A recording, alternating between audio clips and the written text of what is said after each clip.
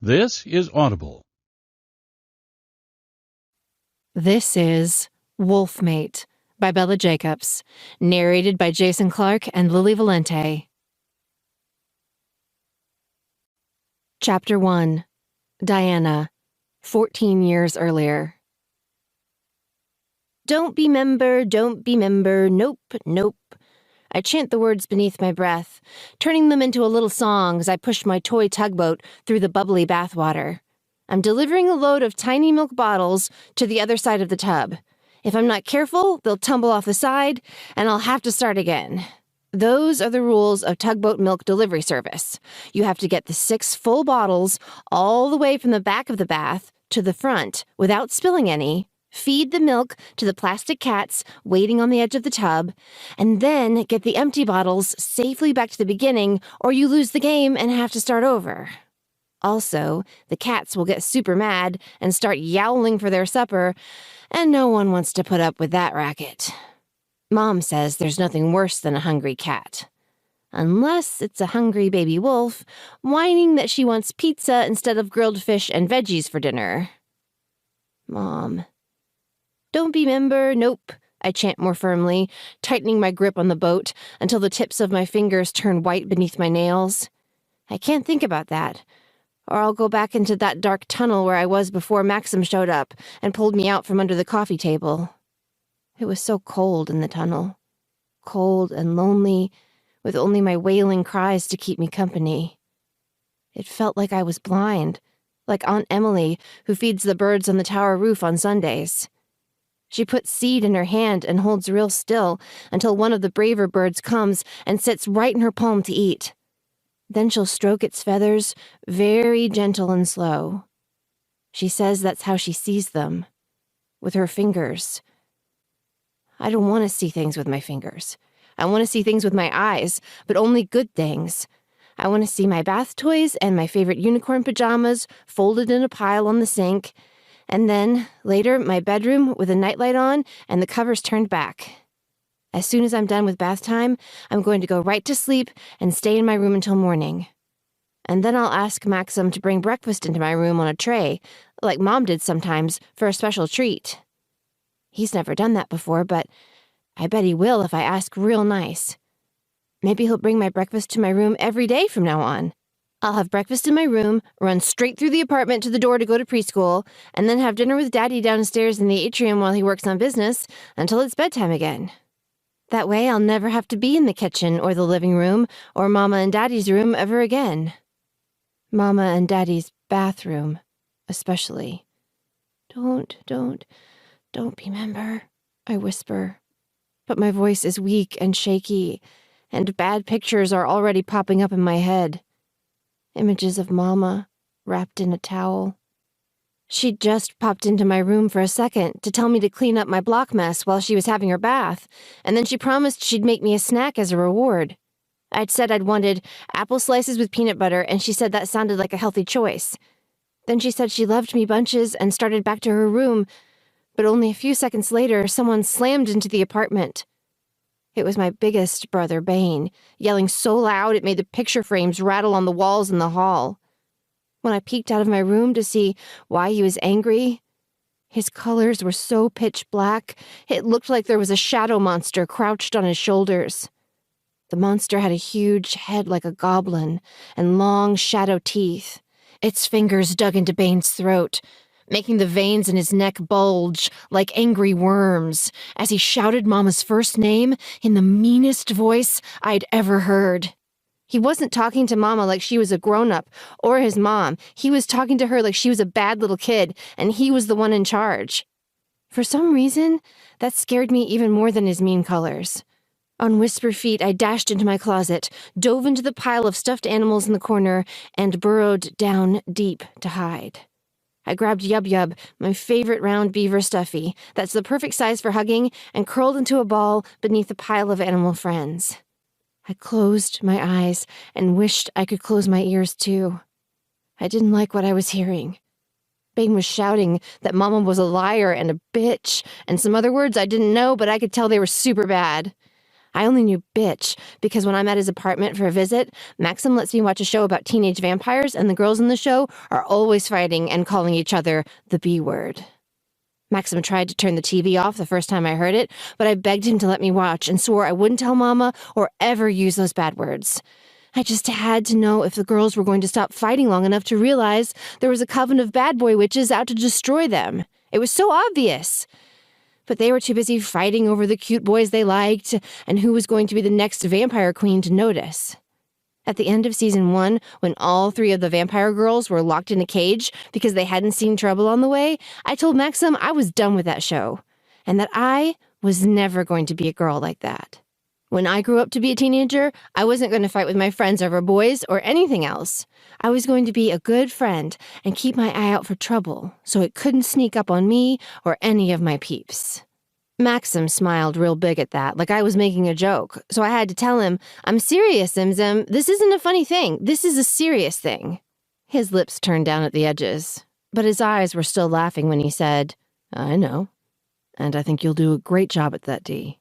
Because of my pat gift, I said with a sniff, trying not to act too proud, but I'm one of the only wolves in recorded history to develop a pat gift before age 9. I'm super special. That's not being cocky or sassy, that's just a fact. Because of your pat gift, yeah, Maxim said. But not just that. You're really smart, too, and you've got a super good heart. Any gang of bad boy witches who came after you and your girls would be sorry. I grinned and crawled up onto the stool beside him in his kitchen. Does that mean I can watch season 2 next week? I thought you were done with that show. But I have to see if they get out of the cage. And who Darren falls in love with. I think it's going to be Sorsha, don't you? He exhaled. I've already done some asking around about season 2, and there's going to be way too much kissing and violence in that one for a 4-year-old kid. Sorry, but we're going back to cartoons for a while. Until you're, say, 8 or 9. Maybe 10. My lips parted in an outraged huff. No! That's forever, and I'm not scared. I can watch it. I'll just cover my eyes if it gets to a bloody part. I'm not a baby. I know it's just pretend. It was just pretend. But this, the shouts and then the scream coming from the bathroom, those were not just pretend. And several long, terror-filled moments later, Bane's heavy footfalls on the carpet in my room weren't pretend either. Hugging Yub so tight my arms began to tremble, I squeezed my eyes shut again, willing Bane to go away. Bane isn't like Maxim. He's always busy and doesn't like to play with me or talk to little kids. But I've never been afraid of him before. Usually his colors aren't bad, they're just bored or annoyed. Bane doesn't like hanging out with Mama and me, and he's jealous of Maxim. But why wouldn't he be? Maxim is way nicer and funnier and smarter than Bane, and Maxim would never yell at Mama or make me feel afraid. Maxim would protect me from bad guys, no matter how big and scary they were. I crossed my fingers, willing Maxim to come through the door. He'd make Bane go away, and everything better, I just knew it. Diana. Bane called out my name, followed by a soft, sniffing sound. Dee, are you here? I didn't answer, and I didn't move. If I stayed buried under the animals, maybe Bane wouldn't be able to track down my smell. My whole room smelled like me, even more than usual because Mama was too tired to clean my sheets on Sunday and said it was okay to skip a week every now and then. As my brother stalked around outside, trying to catch my scent, I was so glad Mama was tired. As soon as Bane was gone, I was going to tell her she should always be tired and never wash my sheets again. Diana, if you're here, don't be freaked out, okay? Bane said. Mom and I just had a little disagreement. Everything's fine now, and we're going downstairs to get ice cream. You want to come with us? Get a double scoop on a waffle cone? I love ice cream. I love waffle cones maybe even more. The sweet smell of them toasting in the back of the ice cream shop in the atrium makes my mouth water every time I walk by. But I still didn't move. I could taste the lie in Bane's voice, so sour and rotten, not even ice cream sounded good. I just wanted him to go away. That's all I wanted. I crossed my fingers and my toes and wished for him to vanish so hard that eventually he did. His footsteps faded away down the hall, and the door to the apartment opened and closed, and suddenly the air was very, very quiet. But I didn't come out right away. My belly was hurting, and my heart was pumping hard in my chest. I was too scared that Bane was pulling a dirty trick to leave my hiding spot. He could be waiting by the front door to see if I would come out once I thought he was gone. He could be waiting, watching, and as soon as he saw me step out of my room... I didn't know what would happen after that, but my churning stomach said it would be bad. Very bad. So I waited a long, long time until the fear finally began to fade, replaced by impatience. Where was Mama? Why hadn't she come to get me? Was she still in her bath? Surely she didn't go get ice cream with Bane without me. That wasn't something Mama would do. She doesn't leave me alone in the apartment. She doesn't even leave me alone in my room for long, not without checking on me to make sure I'm okay, and that I haven't stolen real food to use in my play kitchen, even though that only happened once. But it was spaghetti sauce, so it was pretty messy. As I crept quietly out of the closet, I could still see the faint stain on the carpet where the sauce didn't quite come out, no matter how hard Mama scrubbed. For some reason, that made me feel better. The stain was still there. Things were just like they were before. But they weren't. And they never would be again. Never, ever, never, I whisper, as I tilt the tugboat to one side, sending all the milk bottles sliding off into the bubbly water. One part of me studies the bottles as they sink to the bottom of the tub. The other part is standing in the door to Mama's bathroom, watching blood spread around her body. The two parts are like summer and winter, opposites that don't belong together. They can't exist at the same time. It's against the laws of nature. One of them has to go away, or I'm going to melt like a snowman left out in the sun, and when Maxim comes to check on me, there won't be anything left in the bath but water and toys. I can't do that to my brother. I can't leave him. He can't leave me. We have to stick together. By the time he comes to get me out of my bath, asking if I want to have a sleepover at his place, I've pushed all the bad thoughts away again. I do that every time they rise inside me. I pop them like bubbles and turn my face back toward the sun. And at some point, I forget that Bane was there before Mama died. My mind edits him out of the story of the day I lost my most important person. But deep down, I know the truth. 14 years later, after Bane kidnaps me, cages me, and threatens to marry me off to one of his evil minions with a taste for assaulting teen girls, the look in his eyes making it clear he won't hesitate to hurt me if it suits his purpose. It all starts coming back. Chapter 2. Diana. Present day. It's time. Past time. Pulling in a deep breath, I release the mental walls I erected to protect myself when I was a little girl, too overwhelmed with grief and terror to know what to do with these memories. One part of me sits here, playing cards with Kelly on an old quilt spread out on the cabin floor, studying the lump on her head from where Bane slammed her skull into the fireplace. The other part is busy fitting memories from the past together like a puzzle until they form the picture I've avoided seeing for so long. Did Bane kill our mother? I don't know for sure, but he was definitely there just before I found her on the bathroom floor, and he was definitely angry with her about something. Really, really angry. I rack my brain, but I can only understand what 4-year-old me understood, that he was angry and using bad words and accusing our mother of something. But what? Finally, the not knowing becomes so torturous, I can't help but ask, do you know anything about my mother, Kelly? About what happened the day she died? Between her and Bane? Kelly stills, her hand pausing mid-reach for the draw pile. What do you mean? I mean, Bane was there right before, screaming at her, I say, figuring that, at this point, I have little to lose by telling the truth. Kelly seems to be on our side, working against Bane. But even if she's not, I'm already Bane's prisoner and under his control. Even if he realizes I've remembered that he might be guilty of murder, it won't matter. The people here are his creatures, completely loyal to him, and he's not about to let me contact anyone back home who would actually care. Please, I press after a moment. If you know anything, I'd like to know too. I hid in my room while he and Mom were fighting. I heard some things, but I was too young to make sense of them. And now all those memories are kind of making me crazy. Kelly sets her cards down and laces her fingers together with a sigh. I didn't suspect anything at the time. Back then, things were still good between Bane and me. The way he cried when he found out. She trails off with a shake of her head. He was so broken, so shattered. I believed he was devastated. I would never have imagined. She fixes her gaze on mine as she adds in a flatter voice, "He told me the truth last year.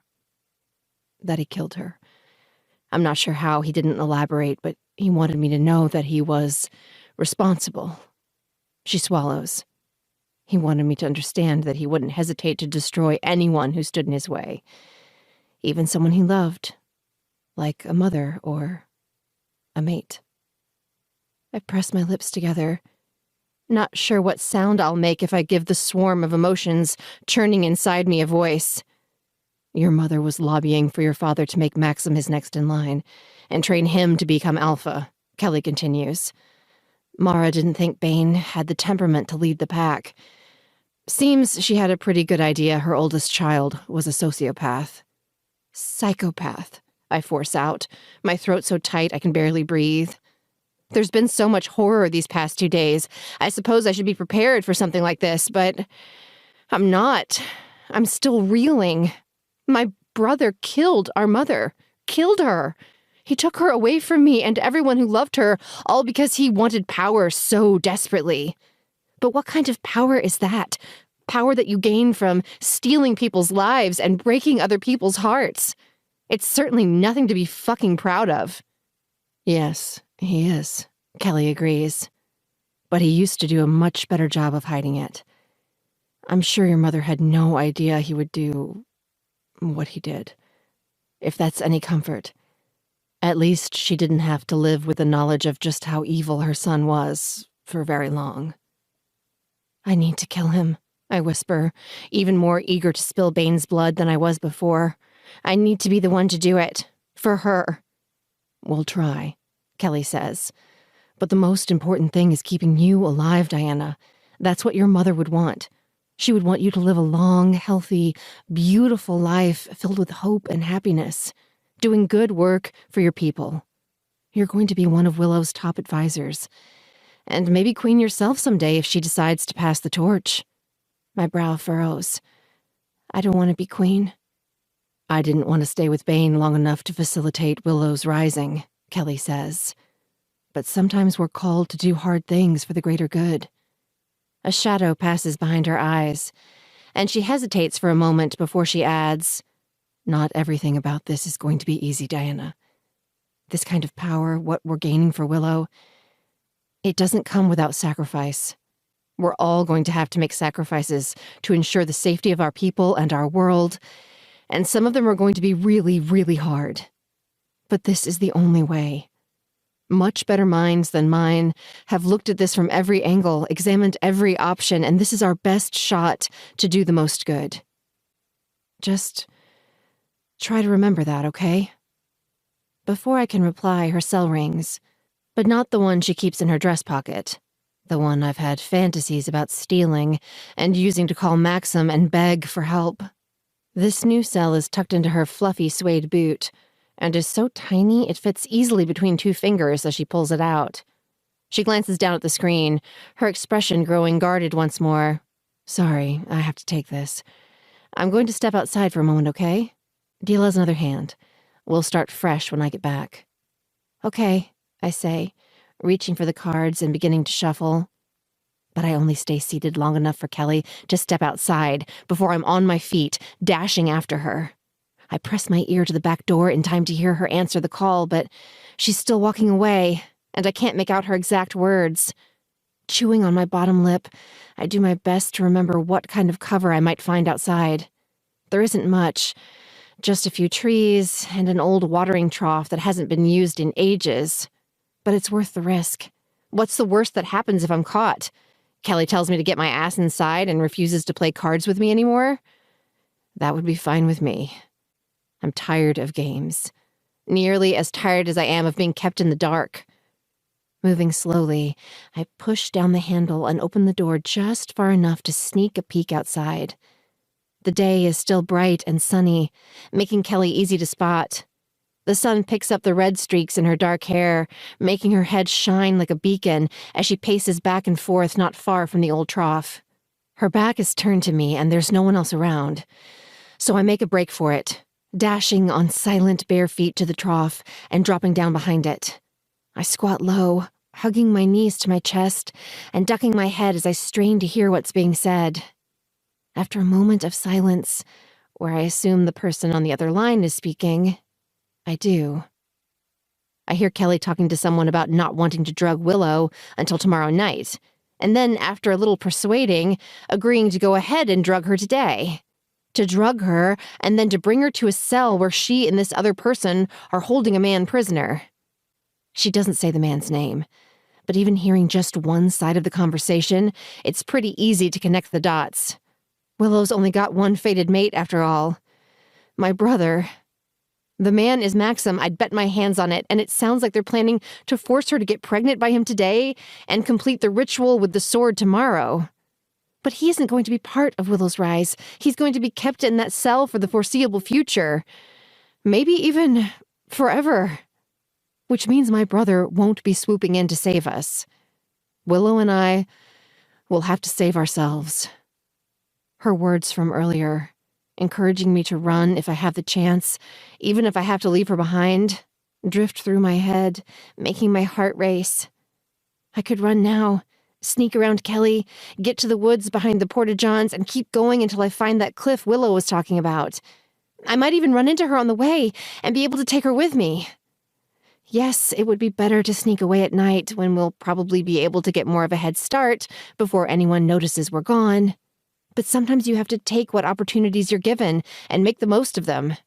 Better to go while I have the chance than wait around to see which bad guy is going to tighten their grip on me first. I'm about to dash toward a sagging shed and animal pen about 50 feet away when a deep voice calls Kelly's name from nearby, scaring the hell out of me. I flinch, but manage to swallow the startled sound rising in my throat and talk my heart back into beating at a reasonable pace. Once I've regained control, I peek over the trough, watching Kelly spin to greet Bane with a smile as she calmly slides the phone into her cardigan pocket. "Hey there. I didn't think you'd have any more time for us this morning." "Clearly," he says, making me shiver.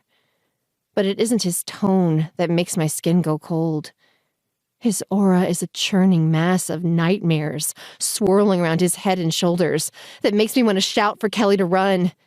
I don't like or trust Kelly, but no one deserves to be treated the way Bane treats her. And his colors weren't nearly this bad before. In fact, his aura this morning, when he slammed his wife's head into a hunk of wood, was positively cheery in comparison to this shit show. I have no idea what he'll do to her in his present state, but I know it won't be good, and I really, really don't want to watch it go down. Abandoning her is cowardly, maybe, but it's also the only shot either of us has at making it out of this camp alive. If I can get back to my people, warn them about what's happening, and gather my own forces, I'll at least have a chance of freeing Maxim, Willow, and Kelly. And once she's in custody in a North Star cell, we can take our time figuring out what she was planning out here, and how much trouble she should be in for it. At least then she'll get a trial by a jury of her peers. Here, there's only one judge, jury, and executioner. And he clearly isn't a fan of hers right now. "You really thought I didn't know about your spare phone?" Bane says softly, "and that I didn't have it tapped, and that I didn't know all about your plans." "I don't know what you're talking about," Kelly says, in quite a convincing, confused voice. She really is an excellent liar. Hopefully, that will be enough to keep her alive until I can get help. Bane says something about how he was only waiting to root out her allies before he shut her down. But I'm already on the move. I creep slowly toward the old shed without looking back. That children's song about crocodiles playing on a music loop in my head. Never run, walk away. Say goodnight, not good day. Dad used to sing the song to help me remember the rules about predators. If you find yourself being hunted by something bigger, stronger, or meaner than you are, never run. Walk away. Never cry out or breathe too fast, and never, ever look back. You'll only attract their attention. So I don't look back, not even when I hear the sickening thud of a fist colliding with flesh and Kelly screams in pain. I keep moving, slowly but surely, making my way around the pen to hide in its shadow while I weigh my options. A quick glance around the side of the graying wood wall reveals the porta-johns are busier than they were before, with enough people coming and going that there's no way I'll get past them without attracting attention. Best case scenario, I reach the woods and the cliff, but someone tells Bane exactly where to start looking for me. Worst case, I'm stopped before I can get past the glen and tossed into a cage to await my forced marriage to one of Bane's creepy friends. Biting my lip, I glance back to my right. I have no idea what lies beyond this old homestead, but the woods on the other side of the abandoned fields are thick and quiet. And if I run that way, I'll be running away from New York, something Bane might not expect, at least at first. And what other choice do I really have? As if to answer my question, Kelly lets out another pained cry. That's the other choice. To wait here and be beaten and destroyed by the man who killed my mother. Hands curling into fists, I take off for the woods, moving slowly until I reach the tree line, and then breaking into a sprint. I run like I've never run before, fists pumping at my sides, lungs bellowing strong and sure in my chest. Each breath a vow that I won't let Bane win. I won't let him kill me. I will live, and I will avenge my mother's death, and save my brother, and Willow, and Jacob. Bane won't let him live. Willow and Maxim still have some part to play in Bane's game, but Jacob... As soon as Bane realizes I'm gone, he'll kill my boyfriend, just for spite. The certainty rises inside me, summoning a sob from my chest and tears from my eyes.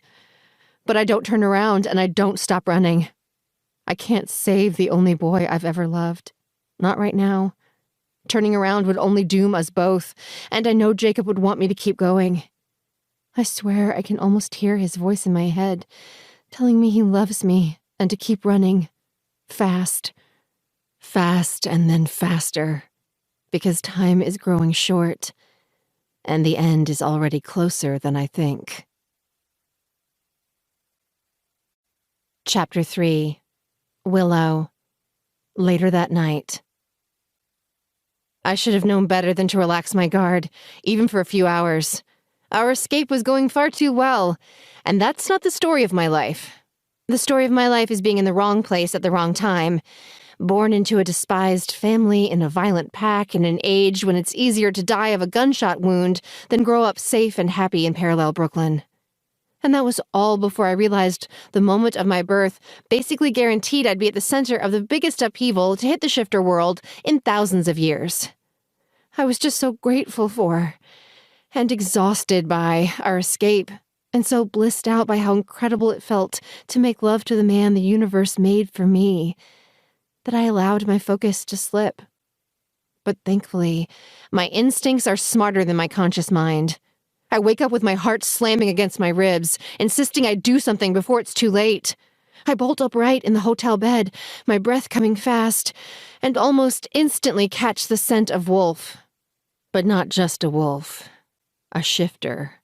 One whose fecund earth and petrol scent I know means nothing but trouble. And possibly death. Pulse rushing in my ears, I shake Maxim awake, whispering, "It's Bane, Maxim. Outside. I can smell him." He moves swiftly into a seated position and reaches out to squeeze my thigh. "Get to the car. Get away. I'll find you later," he says, fur already beginning to replace skin as he rolls off the bed. But before he can finish shifting or get his paws firmly settled on the ground, the window above the small dining table explodes. I flinch backward on the mattress, lifting my arms to shield my face from the flying glass as a massive brown wolf bursts into the room. He lands on the table but immediately vaults off of it, flying across the small space to land on Maxim's back. Maxim's head has just gone fully furry seconds before Bane's teeth dig into his throat. With his thick fur and strong wolf muscles in place, it's a survivable battle wound. But if Bane had locked his jaw a second earlier, Maxim would be dead. The realization sends my already surging adrenaline levels skyrocketing, the terror shoving me into a vision the way it did that morning at the pharmacy. The scene of Maxim and Bane fighting in the shadows is instantly replaced by splintering wood and crumbling plaster as a giant yellow claw crashes through the room's door, impaling Bane on its sharp edge. No, it's not a claw. It's the front of a bulldozer, a small one.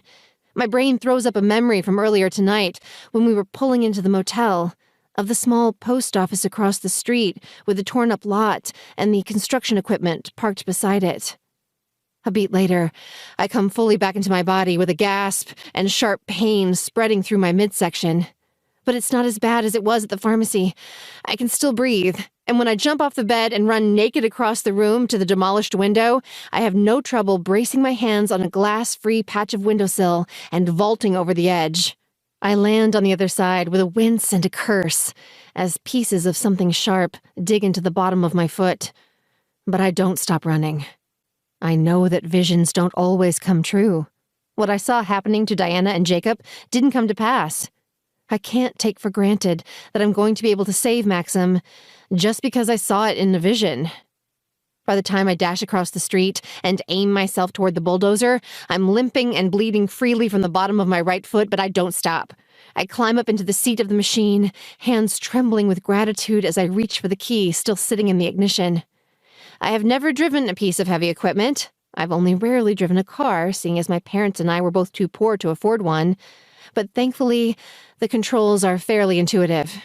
By the time the light flicks on in the apartment over the hotel office and a man shouts, "What the hell is going on?" from an open window, I'm trundling back across the street, tugging at the lever that lifts the sharp digging apparatus into place. The machine moves so slowly that it makes my jaw clench with anxiety, and the guy from the window has plenty of time to shout several more things at me before I reach our room. But I don't stop or allow anything to divert my attention. I have to get to Maxim in time. This has to work. If I don't save him, he's a dead man. There's no way he'll be able to beat his brother in a fight right now. He's still injured and weak from being tortured. And from making love to you all night. I swallow hard, praying my insatiable lust for Maxim hasn't put his life in further danger, even as I swear to all the gods in the heavens that I won't touch him again until he's fully healed. Just let him live. Just let us get out of here, and I'll go back to my celibate ways for as long as it takes. "You can't do that!" the man shouts from his window as it apparently becomes clear what I intend to do with this bulldozer. "Stop! Stop it! I'll sue!" If only getting sued were the worst thing I had to worry about. Instead, I'm terrified I'm going to be too late. Or maybe even too soon. What if I crash into the hotel room a few seconds too early and cut Maxim in half with the claw instead of Bane? The thought zips through my head, and I mentally cry out, "Maxim, I'm coming in! Watch out!" I doubt he'll be able to hear me. Since my pat gift came online, I've been able to hear other wolves in my mind at times, but so far I haven't had any luck talking back. But I have to try. If I accidentally kill him, at least I'll know I did everything possible to keep him out of harm's way. "The door, Maxim! Push him in front of it! As high in the air as you can!" Breath held, and my heart slamming in my chest, I burst through the door and part of the wall, pieces of the ceiling crumbling into my hair as the bulldozer slams into something soft but heavy on the other side. A strangled howl echoes through the night, followed by horrible guttural whimpers. But there's too much plaster in my eyes to see who I've hit. Swiping at my face, I smash my foot down on the only pedal on the floor, assuming it must be the brake since the levers control speed and direction. After a heart-lurching skid across the carpet, the brakes rock the machine to a stop. I pitch forward, my chest colliding with the control panel, reminding me that I'm naked. I'll have to find something in the wreckage to throw on before Maxim and I make a run for the car. Please let Maxim be in one piece and able to run for the car. Please don't let it be Maxim dangling from the front of my makeshift murder weapon. Willow, are you hurt? I can't get you over these fucking wheels. Maxim, he's alive. I turn with a sob of relief, shifting onto my knees on the bench seat. Maxim is back in his human form, with his hand braced against one of the large back wheels. He's pale and still bleeding from the wound at his throat, but the blood isn't coming fast, and otherwise he appears to be in one piece. But I'm pretty sure the same can't be said for his brother. Swallowing hard, I glance back over my shoulder. The plaster drifting through the air has cleared enough to make it easy to see Bane hanging from the front of the machine. The claw hit him right under his ribs, nearly slicing him in half. Just like in my vision. The sight of him hanging there, soulless and empty, like a pig ready for butchering, hits me in the gut. My stomach pitches, and I lean over just in time to avoid vomiting all over myself. I'm sick for several seconds. By the time it feels safe to sit up straight again, the man from the hotel office is outside the demolished room, shouting at the top of his lungs. "What the fuck have you done? What the fucking fuck?" he shouts, dragging a shaking hand through his thin brown hair as his eyes do their best to leap out of his head. "Is that a fucking wolf in there?" "The animal was rabid," Maxim says, limping around the bulldozer to the overturned table, wincing as he steps on shattered glass. "It must have smelled our food or something. It jumped through the window and attacked us while we were sleeping. But don't worry, we'll pay for all the damages." "Fuck," the man says, his head shaking numbly back and forth as he squints at what's left of Bane. "That's the biggest wolf I've ever seen. It's like something from a fucking video game." "And unfortunately, it bit me before my wife killed it," Maxim says, as he locates our bag and his jeans on the floor. He steps into them as he adds, "So we need to get to the hospital as soon as possible." "But we'll leave you our number in New York," I say, as I climb over the seat and hop down onto the carpet. "All right," the man says, glancing my way, then quickly averting his gaze, clearly more uncomfortable with my nudity than Maxim's. "We'll be home in a couple of days, and can wire the money right away," Maxim adds, pressing my sweater into my hands.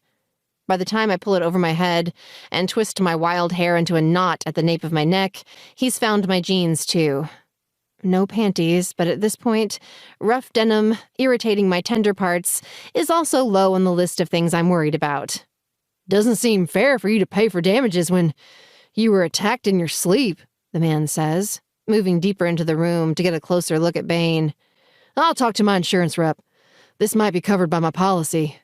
Nothing about people driving construction equipment through the walls in there, I'm sure, but what else was a tiny woman supposed to do against a monster like that? Not like you could have fought that thing off with your bare hands." "No, I couldn't have," I agree, appreciating his understanding, but knowing we don't have any more time to waste with small talk. Bane seems to have been alone, but there could be other members of his army nearby.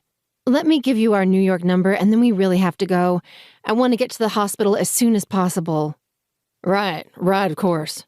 The man reaches for the pocket of the jean jacket he wears over his sweatpants and t-shirt, pulling out his cell. "I'll type it into my notes." Maxim gives him the number, tells him to ask for Carrie in accounting, and then wraps an arm around my shoulders, leaning on me as we start for the car. "Did he hurt your leg again, too?" I whisper in a rough voice, my throat raw from being sick. "No, I'm playing it up so the guy will let us go," he says. "I'm fine." "You're not fine. You're still bleeding from puncture wounds on your neck," I say, tears rising in my eyes. "He almost killed you." "But he didn't," he says, squeezing my shoulder as we stop beside the car. "Because you saved my life again. You really have to stop that, or I'm going to be in your debt forever." "No way," I say, wrenching open the passenger side door with a rush of breath. "I'm never going to stop, but the sooner we can get back to something closer to normal, the better." I make a show of holding onto Maxim's arm and helping him into the car as I add, "I don't know how much more of this I can take. When Bane jumped on top of you, I thought my heart was going to punch a hole through my chest. How the hell did he find us so fast? I have an idea. But we should drive first. He nods subtly toward the ruined hotel room. That guy is going to come down from the adrenaline rush and realize how strange this is pretty soon. We should be gone before that happens. Right. I stand as Maxim buckles his seatbelt, lifting a hand to the man watching us from the shadows inside the room as I jog around to the driver's side. Thank you, and sorry again. He lifts a bewildered hand and says something I can't quite make out, but that sounds like, its eyes look almost human. Almost human. It's an accurate description for Bane. Almost human, but not quite. Not enough to grant him compassion or empathy or any of the things he would need not to become a power-hungry psychopath. But now, he's dead. Why don't I feel better? I ask, as we pick up speed, zooming down the abandoned country highway with nothing but our headlights on the road ahead of us. He's gone. I should be relieved. It's over, right? That would be nice, Maxim says, pushing up the sleeve on his sweatshirt. But I don't think so. Not yet. Maybe not even close. He lifts his hand, making me gasp as he shifts just one finger into a sharp claw. I swerve into the other lane before I recover and guide the car back onto my side of the road. You can do that? Shift just one part of yourself? I can. I'm an extraordinary specimen, he says dryly, as he traces the claw over his muscled forearm. You really are a lucky woman. I really am, I agree, in an equally dry voice. What are you? I break off with a gagging sound as he digs his claw into his skin, slicing a half-inch cut that immediately begins to bleed onto his jeans. A beat later, his fingers are all human again and he's digging a tiny gray pellet from his torn flesh. Tracking device, he says, holding it up between two fingers. I thought I dreamt that part, but guess not. He sighs as he rolls the window down and tosses it out of the car. Which means I nearly got us both killed. No, you didn't. Bane did, I say, reaching out to rest a hand on his shoulder. You were tortured, Maxim. It's okay that you can't remember everything that happened to you. And I feel partly responsible for how unprepared we were. I shouldn't have worn you out the way I did. You were already weak and I... Don't you dare, he says, capturing my hand and squeezing it tight in his. Don't apologize for that. That was the best sex of my life. If I'd died tonight, I would have at least died a happy man. I fight a smile. This isn't the time to smile, but I find I can't help myself. There's still the hint of a grin in my voice as I ask, Really? The best? Even better than with supermodel fairies with legs as long as my entire body who can tie themselves into pretzel shapes? Way better. No one can hold a candle to you, little wolf. He squeezes my hand. My dick and I are yours. For life. My grin spreads. Well, shit. All right. I guess I can find a way to put up with that. You're good to me. Benevolent, some might say. I nod. Charitable, even. Absolutely, he says. The Mother Teresa of fucking. I snort. Then immediately feel horrible about it. A man is dead. A horrible man, yes, but it still isn't time for flirting and laughing. I pull in a shaky breath and ask, Are you okay with what happened? I know he was a monster, but he was still your brother. I don't feel anything, he says in a softer voice.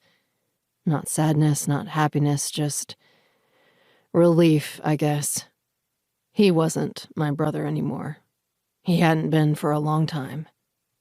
I'm so sorry, I say, my chest tight. I don't know if my sister is my sister anymore either. I guess we'll see.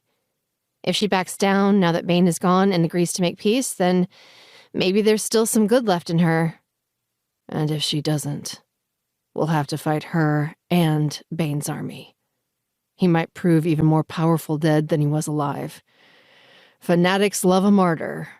I shake my head. No. Kelly will put a stop to this. She will. I'll talk to her and convince her that her plan isn't necessary anymore.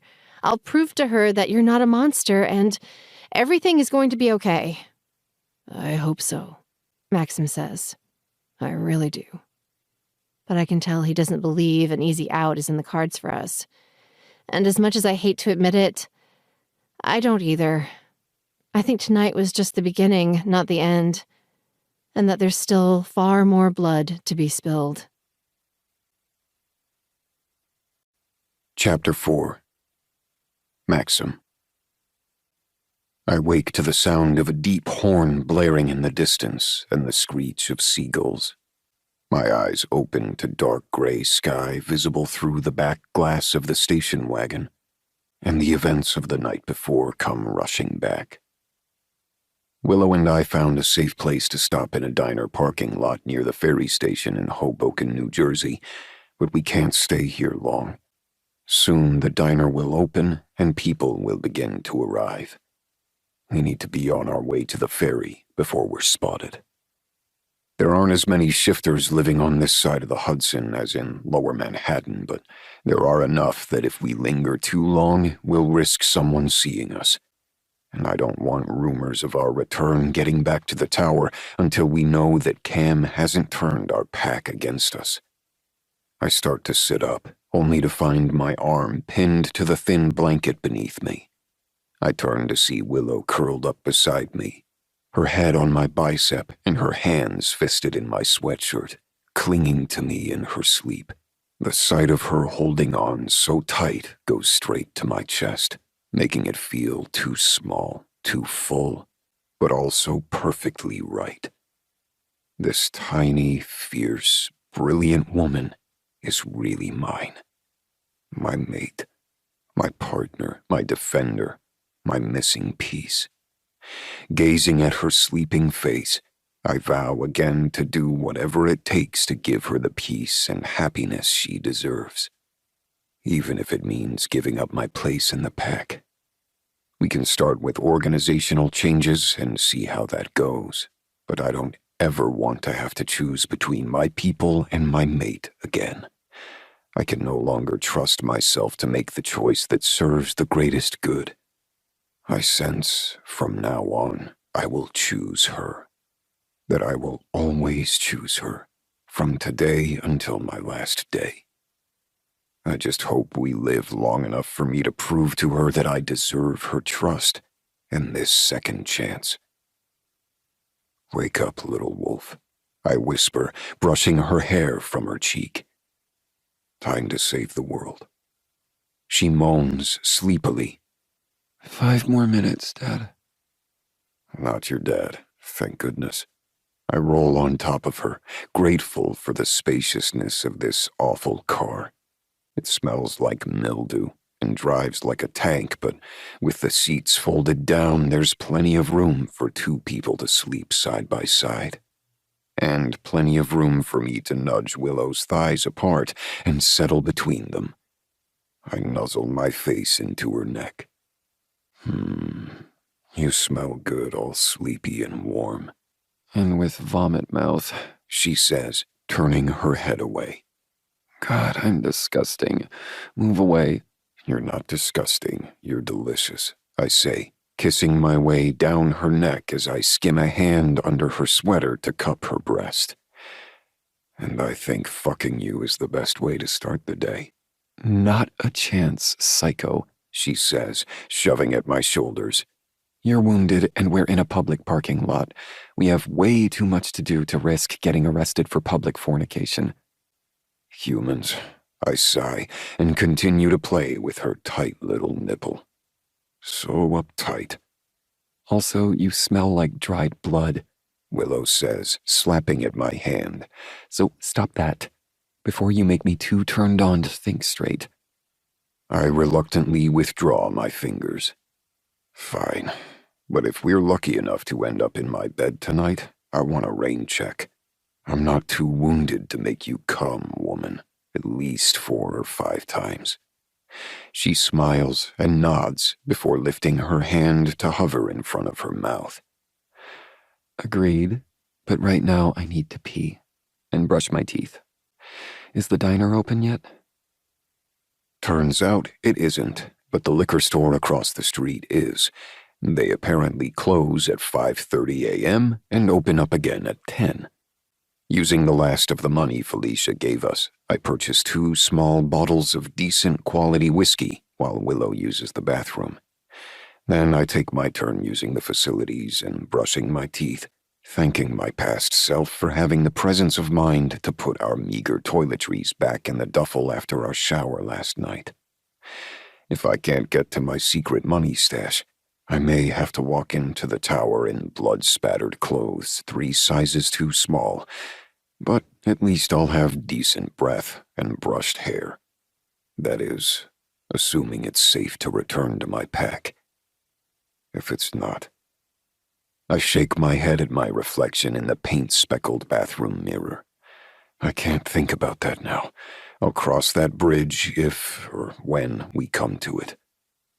Back in the store, I find Willow chatting with the clerk, a man with a large belly straining the front of his Led Zeppelin t-shirt and a graying beard that hangs all the way to the center of his chest. He's beaming at her like she's the most delightful thing he's encountered in years, and though I can't say I care to see another man looking at my mate like that, I can't fault him. She is delightful. So fucking delightful that by the time we board the ferry and are standing at the railing watching the city skyline creep closer, I'm beginning to have serious doubts about our plan. We should get a hotel room, I say, tightening my grip on the metal beneath my hands. I have some money and a weapon stashed with a friend who works in luggage storage at Grand Central. We can fetch it, get you locked up somewhere safe, and I'll handle Cam alone. I'm already so much stronger than I was yesterday. If he tries anything, I can handle him. Unless he makes you forget why you're mad at him, Willow counters. or where you've been for the past few days, or that you and I are on the same team now. I glance down, assuring her I wouldn't forget that. Her brow furrows. You might not want to forget it, but Cam is powerful, Maxim. Clearly, if he's managed to bring entire packs around to Bane's way of thinking in just a few weeks, we would be stupid to underestimate his gift. She nibbles her bottom lip, making me want to do the same. But sadly, there's no time to indulge those feelings, and we don't want to attract any more attention than we have already. Willow and I are easily the most striking people on this ferry, and driving the most hideous car, even with the scarf I purchased at the ticket counter wrapped around my neck to hide the wound Bane left behind last night. The combo has drawn more than a few curious looks. Honestly, I'm still not sure I'm up for the challenge, she adds. What if his gift is stronger than my mother's and I can't resist it at all? Or what if I'm just so tired and worn down that I'm not as resilient as I usually am? She grabs the end of my scarf and gives it a light tug. I don't want to forget that we're friends. Friends? I wrap an arm around her waist, drawing her closer. Is that all we are? Her lips twitch, but she doesn't smile, and her green eyes remain clouded with fear. Fine. I don't want to forget that your cock is my favorite new toy, and I want to kiss you and laugh with you and have babies with you and give you shit every day for the next 5 or 6 decades. 7, I insist, curling my fingers into the small of her back under her sweater, loving the way she shivers beneath my touch. I want to wake up naked next to you on my 100th birthday and show you I've still got what it takes to make you scream. In terror? She asks, arching a brow. No offense, Big Bad, but not even you are going to look good naked when you're 100. Oh, ye of little faith. I bend, pressing a kiss to her forehead, but she pulls away before I can transfer my attention to her lips. Seriously, we don't have time to flirt, she says. What if I fail? What if Cam does a head job on me and convinces me to turn against you? I know I look relatively harmless, but Maggie was right, Maxim. I am ruthless, especially when it comes to protecting the people I love. I know, I say. It's one of the things I like best about you. Thank you, but there's a dark side to that. You know there is. All Cam would have to do is convince me that you're a threat to Diana or Hermione or my parents or something, and that's it. I would be your enemy again. And I would be a bad enemy. Her lips tighten, shifting to one side before she adds in a softer voice. Not long ago, I was having some very serious thoughts about taking over as Alpha of North Star and locking you away in a cell so you couldn't mess things up. I wasn't going to torture you or steal your life essence or whatever Kelly wanted, but I wasn't going to be nice or fair either. My brows creep higher on my forehead. Really? And you think you could have pulled off a coup? She shrugs a shoulder. Maybe, with Diana's help. And if I'd had time to turn the women in my focus group against you by deftly and subtly pointing out all the ways their lives would be better with me in charge. I laugh. I probably shouldn't, but I can't help myself. What? She challenges. I'd be a good alpha. I can empathize with the powerless people in your pack way more than you ever could. I know what it's like to be one of them. I see what they need and how they're being overlooked and silenced in ways you don't. I believe you, I say. It was just the way you said it, so matter-of-fact. No one else talks to me like that, Willow. No one else would dare. I brush her hair from her face. I think you're stronger than you think, and that you'll be able to handle Cam just fine. But if you're really worried, I have an idea where we might be able to secure some backup. Hope sparks in her eyes. Really? I nod.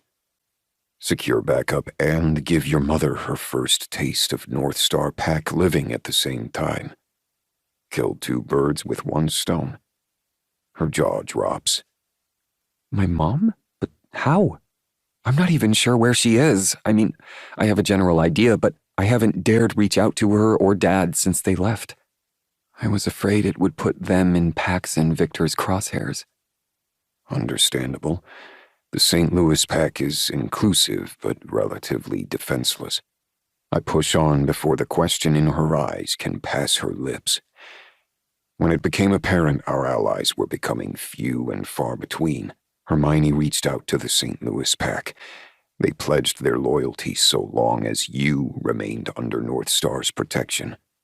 I couldn't see any reason for that request, unless... My parents were there. She finishes.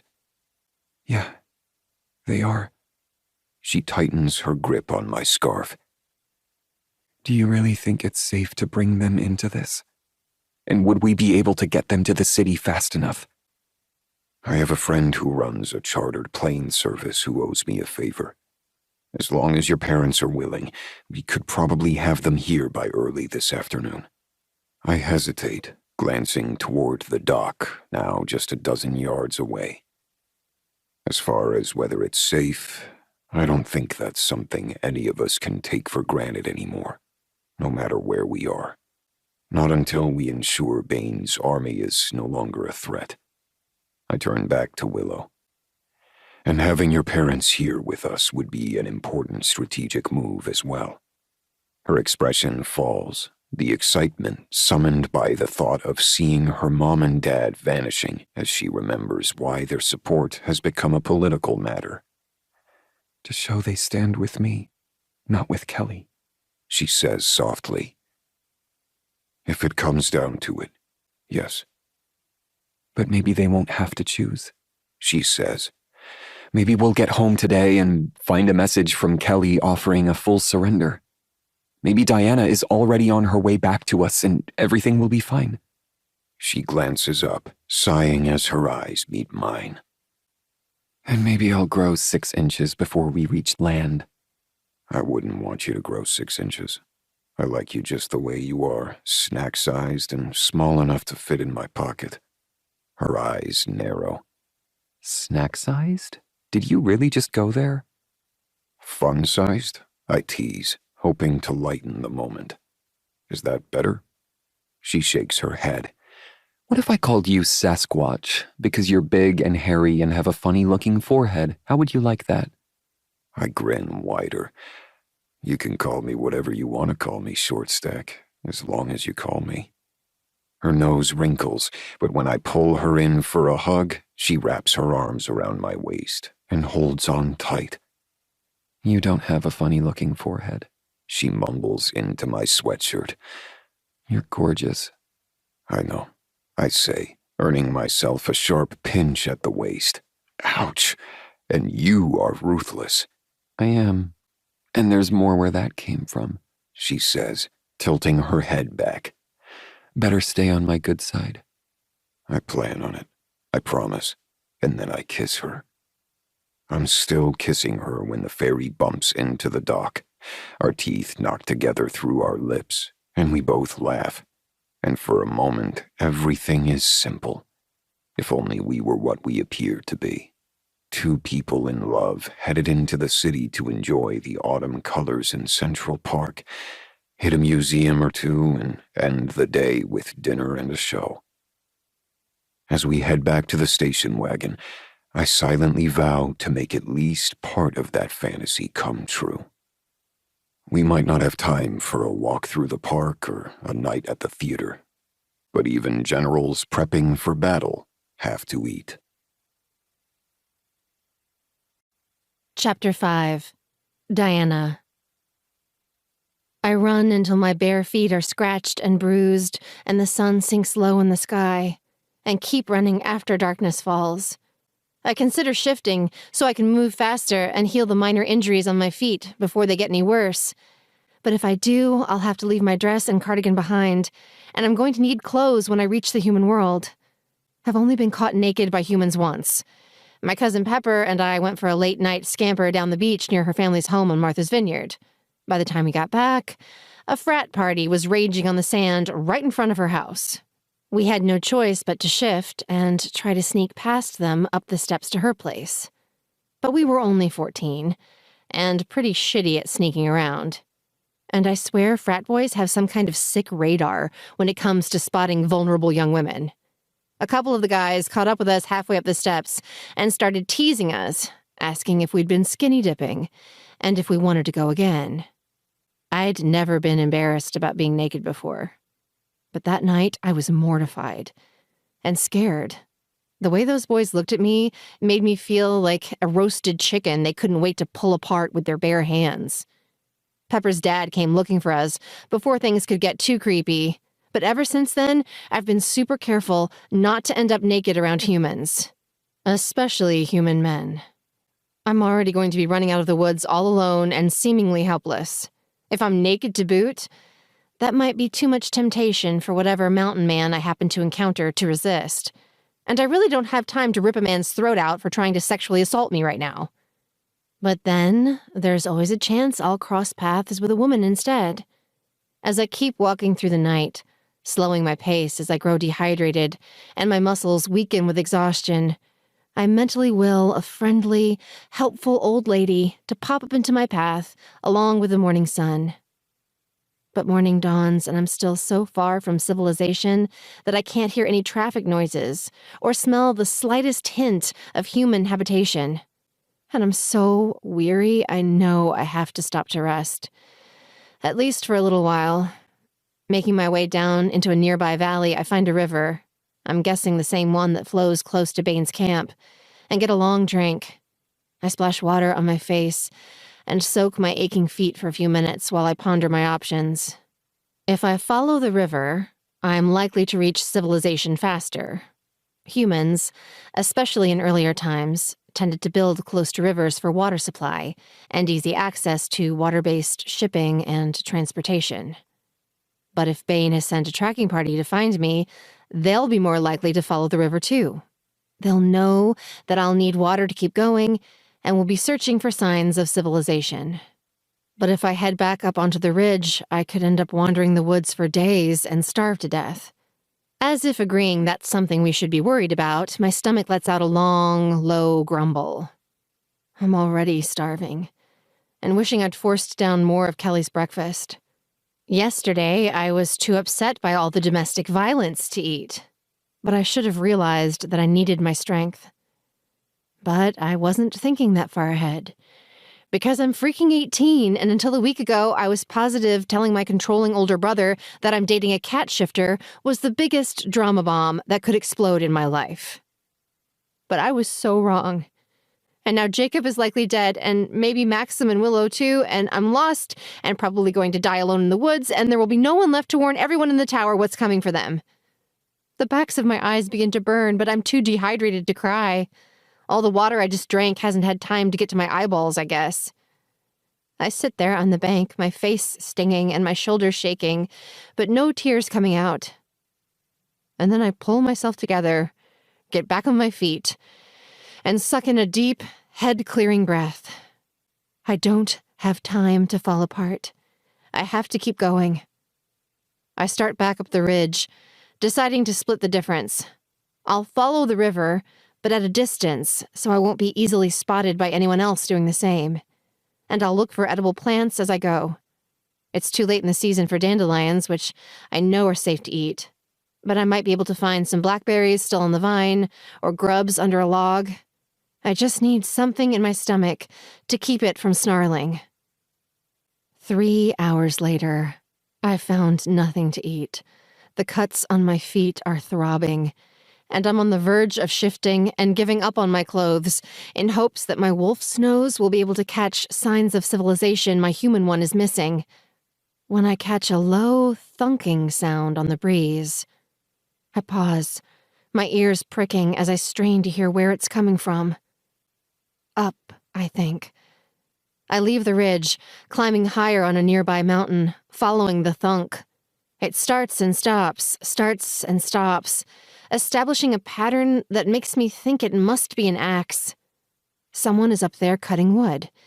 And they're probably a solo someone, not an entire lumber crew, or there would be more than one axe working at a time. Heart fluttering in my chest, I force myself to keep going. I'm so tired and hungry I feel like I'm about to pass out, but I have to get to that person before they leave. They might be my only shot at getting help before I grow too weak to keep searching for it. At the top of the mountain, I'm forced to climb straight up a small rock outcropping. My arms and legs tremble as I find handholds and toeholds, but I manage to drag myself up and over the ledge. There I find a wide clearing, a cabin with a killer view of the valley on the other side, and a man in a brown flannel shirt and black knit cap, hard at work splitting a pile of firewood. He's a big man, tall and broad-shouldered, with thighs so thick they strain the seams of his jeans. But his colors are okay. His aura is mostly brown and gray, a sign he's probably lonely and at least a little sad, but with touches of yellow and orange that hint at a creative, hopeful side. And who wouldn't be lonely living up here on the mountain in the middle of nowhere? That's normal, right? And he has a Jeep, I see, as I push to my feet and creep slowly across the clearing. The vehicle is parked in the small shed by the house and is an older model, one I could probably hotwire if I tried. In addition to hacking my brother's security protocols at the tower and picking the lock at the gym at school so my friends and I could use the pool and hot tub after hours, I'm pretty good with a hotwire. I've never stolen a car, only practiced on my friends' cars, mostly to maintain my rep as the girl most likely to become a spy. But I could do it. I wouldn't even feel bad about it. After all, I would bring it back. And this man surely has enough food and supplies to survive for a few days, stranded on the mountain. I'm about to reverse direction and head for the Jeep when the axe goes quiet. I glance over just as the man turns, and his nose lifts into the air. I have a moment to realize the guy isn't human. The flash of animal awareness in his eyes gives him away, and that he looks weirdly familiar. Then he's running toward me, his axe still in hand, and I figure it's better to get the hell out of here first and worry about whether he's going to cut me in half later. I turn to run, sprinting for the ledge, hoping I won't break anything when I make the jump to the forest floor several yards below. But before I can make it 10 feet, I'm flattened by a wall of lumberjack. I hit the ground hard, the wind rushing from my lungs, but not rushing back in again.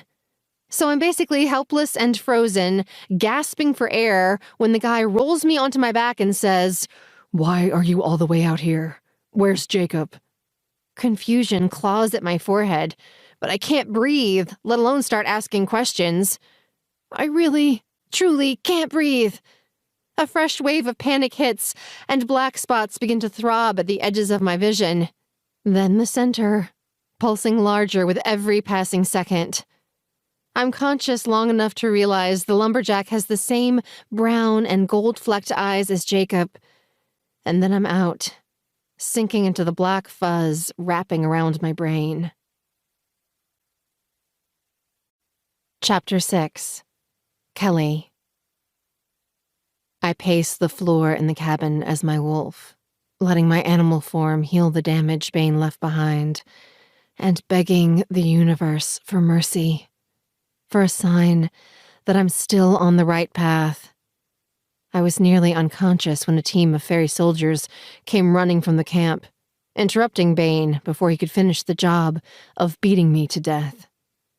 My ears were so full of blood, and my breath wheezing in and out of my lungs so loudly I couldn't make out exactly what they said. But it was something about the prisoner, and vanished, and jumped into the river. And then they said Willow's name, and Bane let out a scream of rage and vanished, leaving the other men to drag me into the cabin. One of them, Kieran, was on our side. He whispered that he'd send Elspeth with medicine, and that they had a plan, and I shouldn't worry. I had no idea what he was talking about, but I was in no condition to question him. I had at least one broken rib, bruises blooming all over my skin, and something in my lower back felt like it was leaking poison into my blood. By the time Elspeth arrived, I was shivering and moaning, so lost to the pain I couldn't understand a word she said as she washed and nursed me. That was a day ago, maybe more. All I know is that it was morning when I woke up a few hours ago, feeling miraculously improved. I drank the mug of herbs by my bed and felt even better, well enough to shift and walk. And walk, my thoughts racing but unable to settle on anything for long. There are too many variables. The dice are still in motion, and I have no idea where they'll land. Whatever plan Kieran was talking about, did it work? Where are Willow and Maxim? Was their escape successful, or have they been recaptured? And if they haven't, how on earth are we going to recover them before the full moon? Assuming we haven't already missed our window for this month. If I've only been asleep for a day, then the moon will be full tonight. If I've been asleep for longer, we'll have to wait another lunar cycle, and only the stars know if our alliances will survive until then. We're losing our hold on the other packs. Cam's gift works incredibly well on individuals, but less so on large groups. Cracks are already beginning to form. Doubt seeping into the minds of the people we manipulated into believing Maxim is a monster. Bane making personal visits to coordinate battle plans with the other alphas hasn't helped things. No matter what they've been tricked into believing, most shifters can sense there's something wrong with my mate. Fairies and witches don't seem to notice it, so maybe it's an animal instinct. Like that feeling you get when you come across something dead in the woods and know it's been there too long to be safe to eat. Wolves will eat carrion if fresh meat isn't available, but we know better than to snatch up a mouthful of poison. That's what Bane is. Poison. He's a plague that has to be stopped before he spreads any further. And I was so close to stopping him, so fucking close. And then I made one tiny mistake, took one wrong step that may have ruined years of sacrifice and doomed our hopes forever. I come back into my human skin with tears already flowing from my eyes and immediately try to shift back again. I want to remain a wolf. Wolves can't cry or see the bruises turning their skin purple, blue, and green. But I'm too weak to make the transformation again so soon. I stretch my legs in front of me, studying the fist-sized mark on my thigh, not even remembering when Bane hit me there. After a while, I tend to go numb to everything but the blows that hit tender places. My stomach, my lower back, my head and neck. I stretch my neck to one side, wincing at the pain that flashes into my shoulder. But I can tell I'll be all right.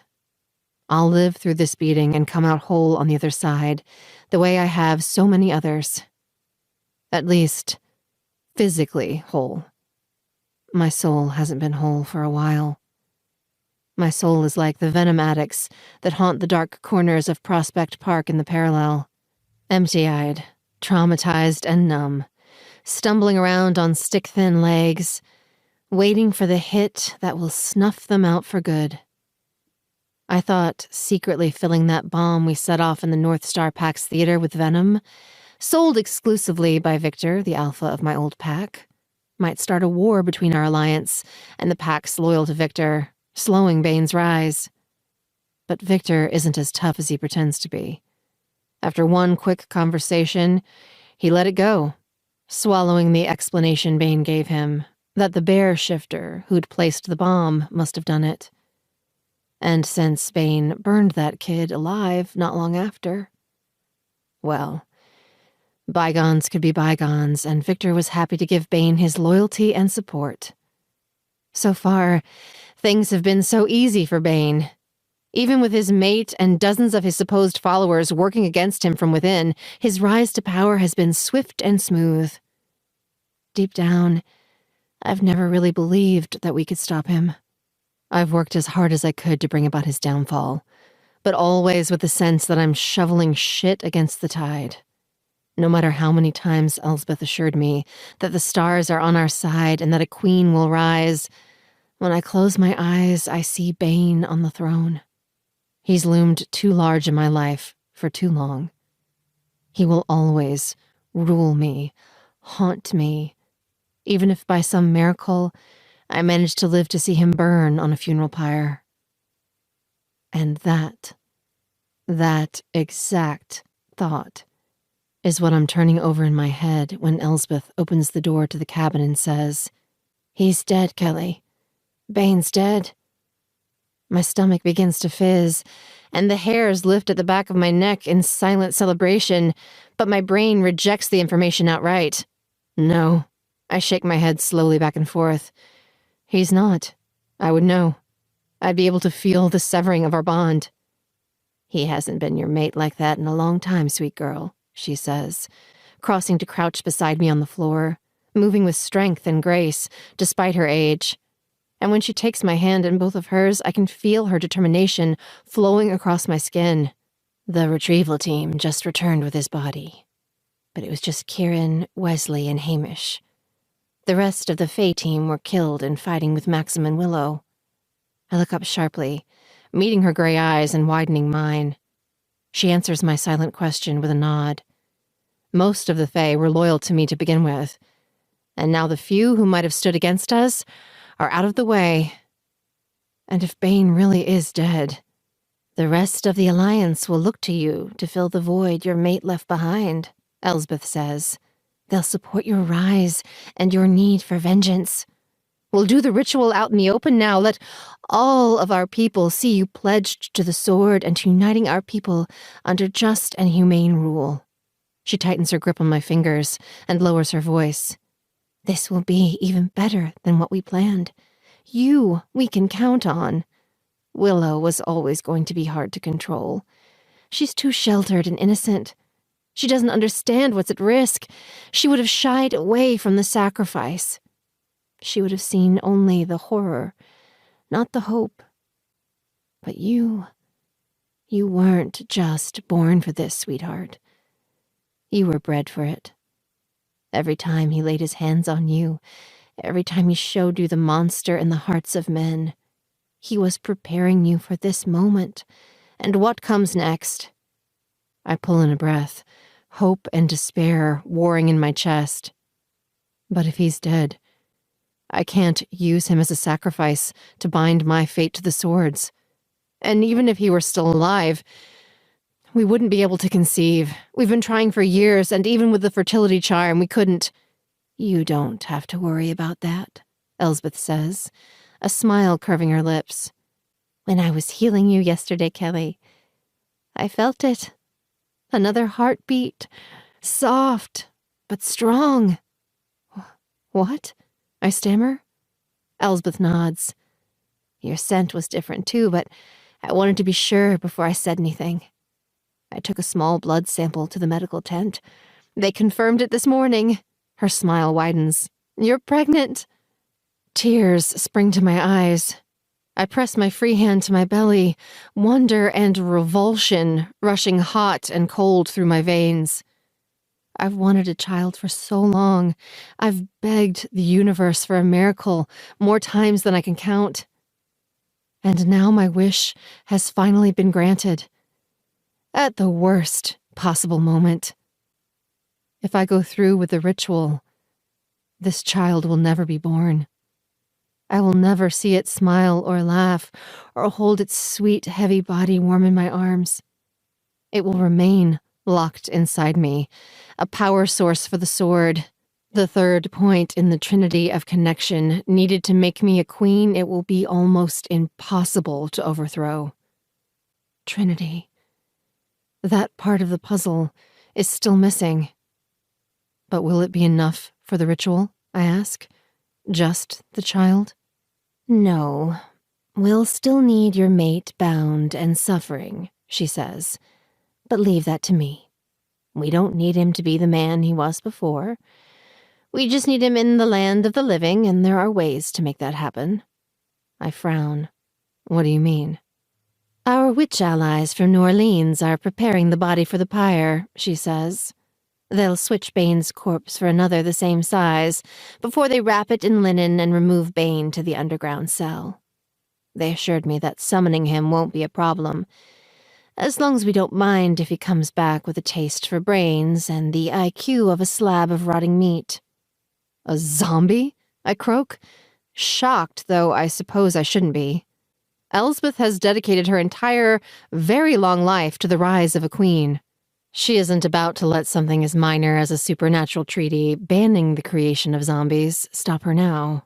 Yes, she arches a brow. Do you object to the plan? Do I? If I'm willing to sacrifice my own child, is there any line I won't cross? No, I don't object, but the tea I drank earlier rises in my throat. I swallow it down and tighten my grip on her hand. We have to make sure he never gets out, Elsbeth. Never. If he does, he'll do nothing, she assures me. Once he goes into that room, he's never coming out.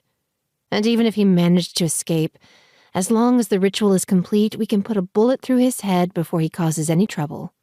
If that happens, you'll begin to age faster, but you'll still lead a much longer than average life and have all the power of the sword on your side. We need him to start this fire. That's all. Him. And my baby. My baby. There is no baby. The spark in my womb is tender, and that's all it will ever be. It's a power source I'll hold inside me, my perpetually swollen belly a testimony to what I've sacrificed for my people.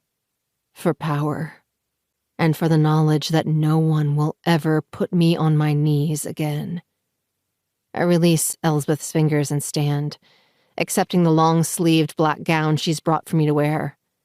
The mourning dress will hide my bruises, and the baby bump that will begin to grow quickly once the ritual starts tonight. Once I'm dressed, I let her comb my hair and arrange it to hide the ear that's still red and angry from Bane's fist. I still can't hear from that side as well either. Elsbeth has to repeat herself twice before I finally understand that she's asking about Willow. Will I be able to do what needs to be done? Will I be able to kill my sister and her mate to appease the bloodlust of my people? They won't settle for Bane's murderers being banished or locked away. They will want blood, and I will be obliged to supply it. Unless... Reach out to Victor, I tell Elsbeth. My old alpha. Tell him I have a proposition for him. There may still be a way to save Willow, And if there is, I mean to find it. I will keep her alive if I can, even if she comes to hate me for it. Chapter 7. Willow.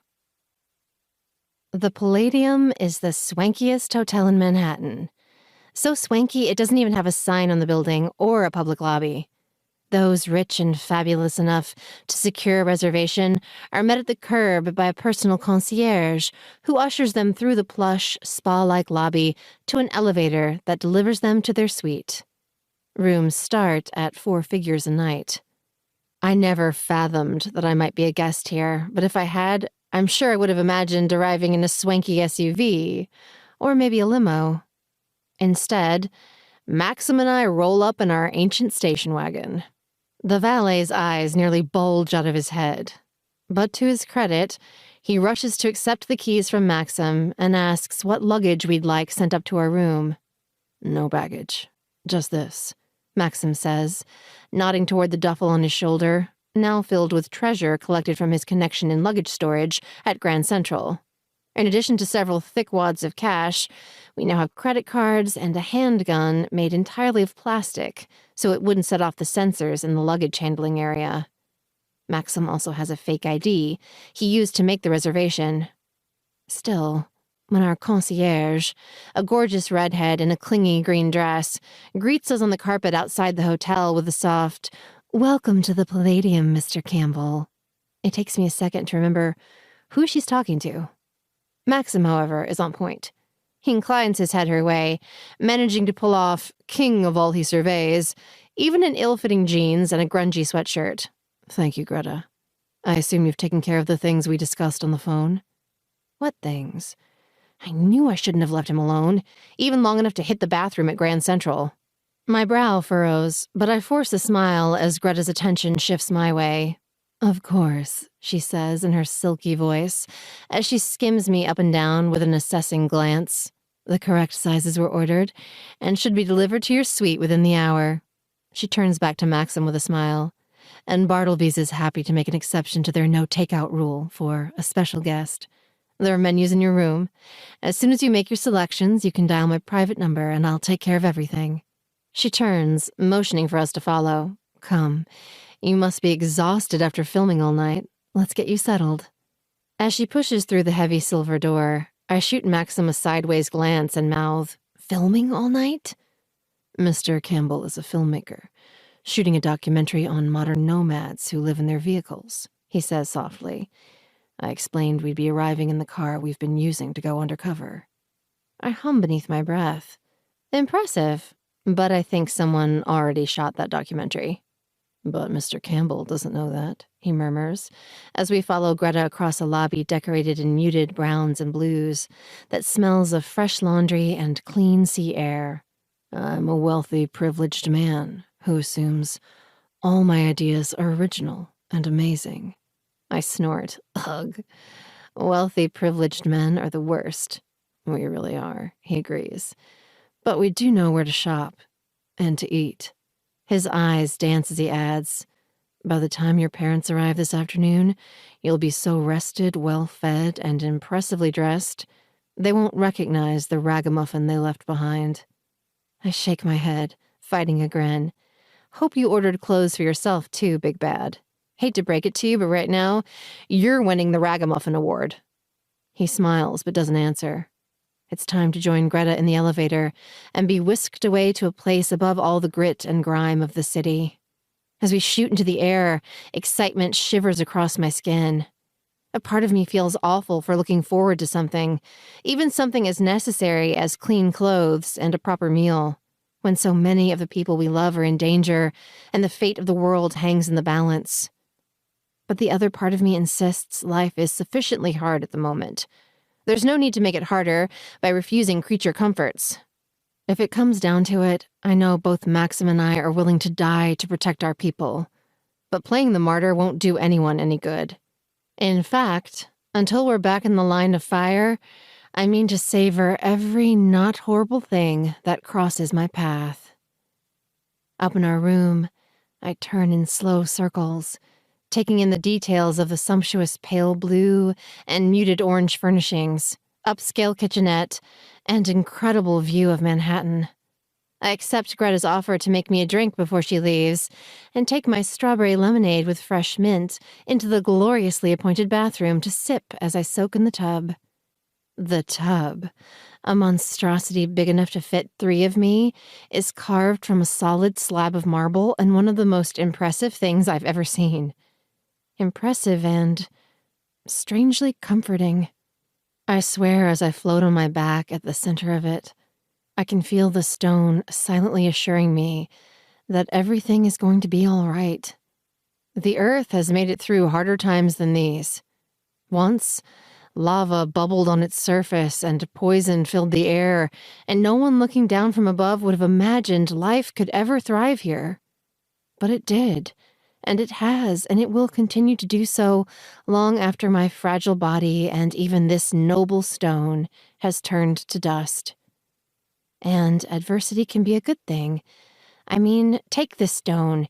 It was hacked from a mountain, hauled away from its home, and tortured by a sculptor for thousands of hours, I tell Maxim, when he steps inside to announce that the food has arrived. And look how it turned out. It's even more beautiful than it was before. He arches a brow and murmurs something I can't understand, as his gaze tracks up and down my floating body. What was that? I ask. I can't hear you. My ears are underwater. His lips twitch, and he repeats himself in a louder voice. Nope, I sigh and swish my hands, sending myself on a slow, circular spin. Still can't hear you. Guess you'll just have to leave me here alone in this lovely warm water, wishing I had a special friend who liked taking baths together, and washing my back, and sex before brunch.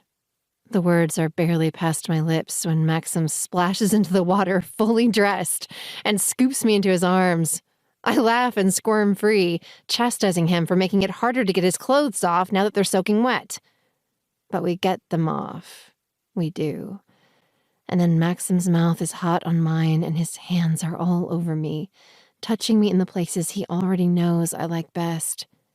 I think you missed a spot or two here, he says, bringing his soapy hands to my breasts. Best give these another wash. Good catch, I say, moaning as his slippery fingers tease at my nipples, building the ache already fisting between my legs. I've been ready for him since the moment he walked into the room. Meeting his gaze is enough to make me wet. But I don't rush the foreplay.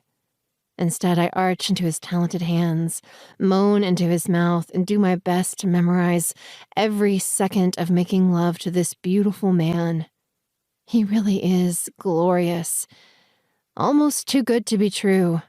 Thank goodness for your chest hair, I pant, clinging to his shoulders as he works his fingers against my clit beneath the water. Why is that? He asks. You like chest hair? Well, yes, I say, my teeth digging into my bottom lip as the ball of heat he's building low in my body begins to give off sparks. But it's the patchy places I like best. If it weren't for the patchy places, I wouldn't believe you were real. You're just too hot, too perfect. My breath hitches. Oh yes, like that. So perfect. God, Maxim, don't ever stop doing that. Don't ever stop. And he doesn't. Not until I've come so hard, sparks are still dancing in front of my eyes as he stands with my legs wrapped around his hips, bringing us both out of the water before he impales me on his cock with one long, smooth stroke. Oh, yes, I sigh as he cradles my ass in his big hands and begins to fuck me hard and fast. Just like that. Harder. Oh, please, harder. Bossy little wolf, he chastises against my lips as he kisses me. But he gives me exactly what I asked for, pounding into me so hard it hurts a little. But it hurts in a sweetly wicked way. And the bliss that floods through me a moment later is even more intense than my first release. It's so intense that I'm still making loud, shameless coming sounds nearly a minute later when Maxim follows me over the edge. Yes, he growls as his cock pulses and jerks inside me. So good. So fucking good. Love how your pussy milks me. Every fucking drop. I tighten my legs around him and moan my agreement. With Bane out of the picture, we probably don't need to worry about the prophecy or being the first couple to conceive anymore. But I don't regret skipping protection again. I love the feel of Maxim inside me bare, and I want his baby. I want to be pregnant with his child. My swollen stomach assigned to any woman dumb enough to think she might be able to tempt him away from me, that he's mine. My mate, my man, the father of my children, and everything else a man and a woman are to each other when they've made the promises we've made. I'm going to tear that steak apart with my bare hands, I say, after he's dried me off and wrapped me in one of the complimentary robes. I sit, weak-kneed on the edge of the tub, watching him dry his own gorgeous body, and hoping for dozens more memories like this. Hundreds more. He arches a playful brow. Feeling savage after a good fuck, are you? Yes, I confirm. I'm going to devour my meal, and then I'm going to run my steak juice-covered fingers all over your cock and lick it off. A touch too cavewoman for my taste, but I appreciate the offer, he says, fighting a smile. Turn down my cavewoman side at your peril, I warn. She seems like a good time. She's probably into butt stuff and all kinds of other kinky shit, in addition to steak juice play. He snorts. It's cute that you think butt stuff is kinky. He meets my gaze in the mirror as he shrugs into the other robe. I could show you kinky, little wolf, and then some. Oh, please do, I murmur, giggling as he tosses me over his shoulder and carries me into the suite. Chapter 8. Willow. We eat our $200 steak and lobster dinners on the floor in front of the windows, soaking in the view and each other, playfully fighting over the contents of the breadbasket, though I can tell Maxim doesn't find the pretzel bread nearly as fascinating as I do. Just before we transition to dessert, dark chocolate mousse with some promising-looking whipped cream that has me rethinking my steak juice plans, there's a knock on the door. I'll get it, I say, but Maxim motions for me to stay where I am. No, let me. Just in case.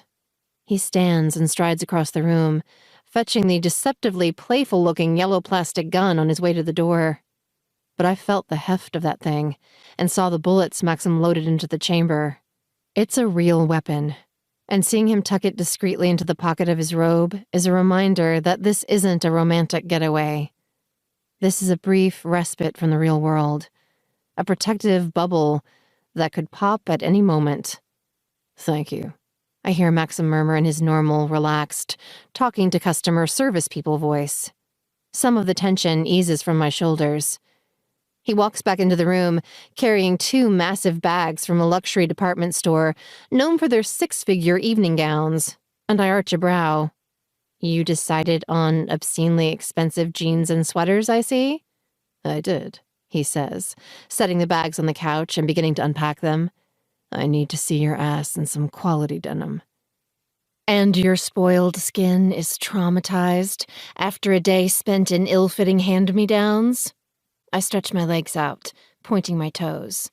You know, some of us look just fine in fashion from Target. He casts a narrow-eyed glance over his shoulder. Do you want me to send your clothes back then? He pulls a cream-colored, cowl-necked sweater that looks soft enough to swaddle angel babies in it from the bag. I could do that. No problem at all. I bounce to my feet. Nah, that's okay. Really? I don't mind. He holds the sweater up, out of my reach. I wouldn't want to pressure you into fashion choices that don't. Just give me the pretty softy and no one gets hurt, I cut in, moaning as the sweater drops into my hands. Oh my God, it's even softer than it looks. I press it to my cheek. I want to sleep with it, like my blankie when I was a kid. Maxim grins as he reaches down to squeeze my ass. Wear it a few times first. The color is perfect with your hair. He kisses my forehead before motioning toward the still mostly full bag. Everything in there is for you. I'll get dressed in the bedroom and you can have the bathroom. There's makeup and perfume in the bag as well, but no pressure to use it. You look and smell delicious, just as you are. I tilt my head back with a sigh. You certainly have changed your tune. When we met, you thought I was a disaster. I thought you looked like a half-drowned rat. I was very stupid. Agreed, I say, accepting the kiss he drops on my lips. I'm glad you've come to your senses. Me too, he murmurs against my mouth, kissing me again. Now go get dressed, woman. But I have steak juice plans, I say, wrapping my arms around his waist. Shouldn't we take care of that before we get dressed? Wouldn't want all that lovely juice to go to waste. Before he can answer, the burner phone he bought at the pharmacy in Grand Central rings on the table beside the couch. We both sober, and Maxim hurries to retrieve the phone. Only a handful of people have the number, and all of them are allies who shouldn't be kept waiting. Maxim glances at the screen, his jaw clenching as he says, "It's Dara." I bite my lip and lift crossed fingers. This call should tell us whether or not it's relatively safe for us to return to our people. If it is, our future just got a whole lot brighter. If it's not, I cross my fingers even harder, not wanting to imagine that dark version of the world just yet. "Hello?" Maxim says, the tension in his features easing almost instantly as excited chatter sounds from the other end of the line. I can't hear what Dara's saying, but she's obviously thrilled to be back in touch with her alpha. Maxim briefly explains where we've both been and what's happened to Diana, before treading into a few careful questions about his father, and the advisory council, and finally, Cam. If Dara thinks any of the questions are strange, she doesn't let on. Her tone remains helpful, upbeat, and concerned. Until Maxim asks about Hermione. Dara hesitates, and her volume drops until I have to strain to hear the faint drone of her words. Instantly, I know she's delivering bad news, and that it has something to do with me. Maxim's eyes jerk to mine, widening slightly before he regains control and looks away. But it's too late. I already know something has gone terribly wrong. I can barely force myself to wait until he ends the call with Dara before I blurt out, "What happened? Is Hermione hurt? Did my sister do it? Just tell me, fast, like ripping off a Band-Aid." "Hermione is fine," Maxim assures me before amending. "She isn't hurt. But Dara says she's been acting strangely, more distant than usual, and that she said something last night at the pack meeting about considering other options if I don't return, and hard choices have to be made." "Other options like Bane and Kelly?" I ask, my stomach cramping, making me wish I'd stopped with one piece of pretzel bread. Maxim shakes his head. "No, Kelly. Just Kelly. As queen." My eyes widen and my breath rushes out, but I'm not really surprised. Maybe this was always her plan, or maybe she shifted course after I ran away. Either way, deep down, I always knew my sister would rather be on the throne than working behind the scenes. "But as far as I could tell," Maxim continues, "no one there seems to realize that Bane is dead. They're still thinking they'll have to fight him to put Kelly in charge. And Dara said most people seemed pretty shocked by Hermione's suggestion, even if it was couched in worst-case scenario thinking." I curse, which means Cam could be responsible. He might have been loyal to Kelly all along. Unless you think Hermione would turn on you of her own free will? He shakes his head. "I don't think so. Not to support a stranger. But if Cam made her forget all the good things I've done and remember only the bad," he sighs, "then yes, I could see her supporting someone like Kelly who appears to be well-intentioned on the surface." Which means all the bad stuff is still in motion. I pace away from the couch, dragging fingers through my still damp hair. I have to talk to Kelly. At least try to make peace before this goes any further. "I agree, but..." He trails off, the wariness in his eyes making it clear whatever he's thinking isn't something I want to hear. "Just tell me," I say. "We're a team now, right? That means we're honest with each other, even when it's hard." Maxim pulls in a breath, holding it for a beat before he nods. "All right. What about your mother and father?" Are we sure Kelly hasn't already gotten to them, too? She seems to have quite a network, and is way ahead of us when it comes to strategy. I shake my head, earning a challenging look from Maxim. No way, I insist. She hasn't spoken to them in years and has no idea where they went when they ran. When we were talking at the camp, she hinted that she'd like to reach out to them, but I didn't tell her anything. My gut kept insisting something was off with her, even before I found you. I pace faster, back and forth across the thick carpet as my mental wheels turn. And Mom and Dad wouldn't side with her. They know better. Kelly talks a great game, but we're her family. We see through her in ways other people don't. My parents would be able to tell that she's gone off the deep end. I press my lips together, brow furrowing as I add, though honestly, I can hardly blame her, Maxim. Bane was so awful to her, just relentlessly, psychotically abusive. She's probably so traumatized, she's not thinking straight. If I can just get her on the phone, or even better, a video call where she can see my face, I might be able to get through to her. Especially if I explain our plans to check your power as Alpha, and that it was all your idea. She'll see that you're not like your brother, and that there's no reason for me to become a dark queen who feeds on your life force. All right, Maxim says. First order of business after we shut down Cam and restore lost memories. We get you on the phone with Kelly. You don't sound hopeful, I say. I'm not. But it's worth trying. If there's any path out of this that doesn't involve all-out war and bloodshed, I want to find it. I nod. Me too. I don't want our people to die, or their people. They're not all bad. A lot of them have just been manipulated and deceived by a very talented liar. 2 very talented liars, he corrects. But now there's only one of them left, and Kelly isn't crazy or a monster. There's a chance we can reach her, Maxim. I believe that. And I do.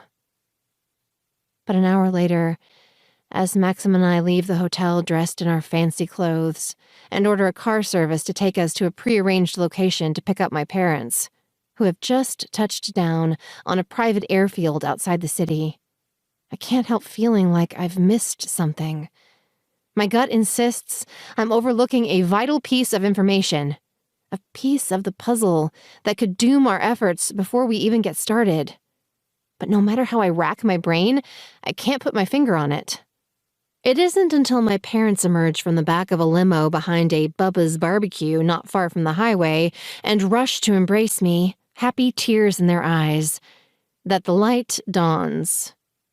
My mother has kept her pack gift a secret from almost everyone, including my father. My sweet dad has no idea his wife of 40 years has been lying to him for nearly half a century. I'm either on the verge of dealing a serious blow to my parents' marriage or watching my mother deny that she has the power to help save the world.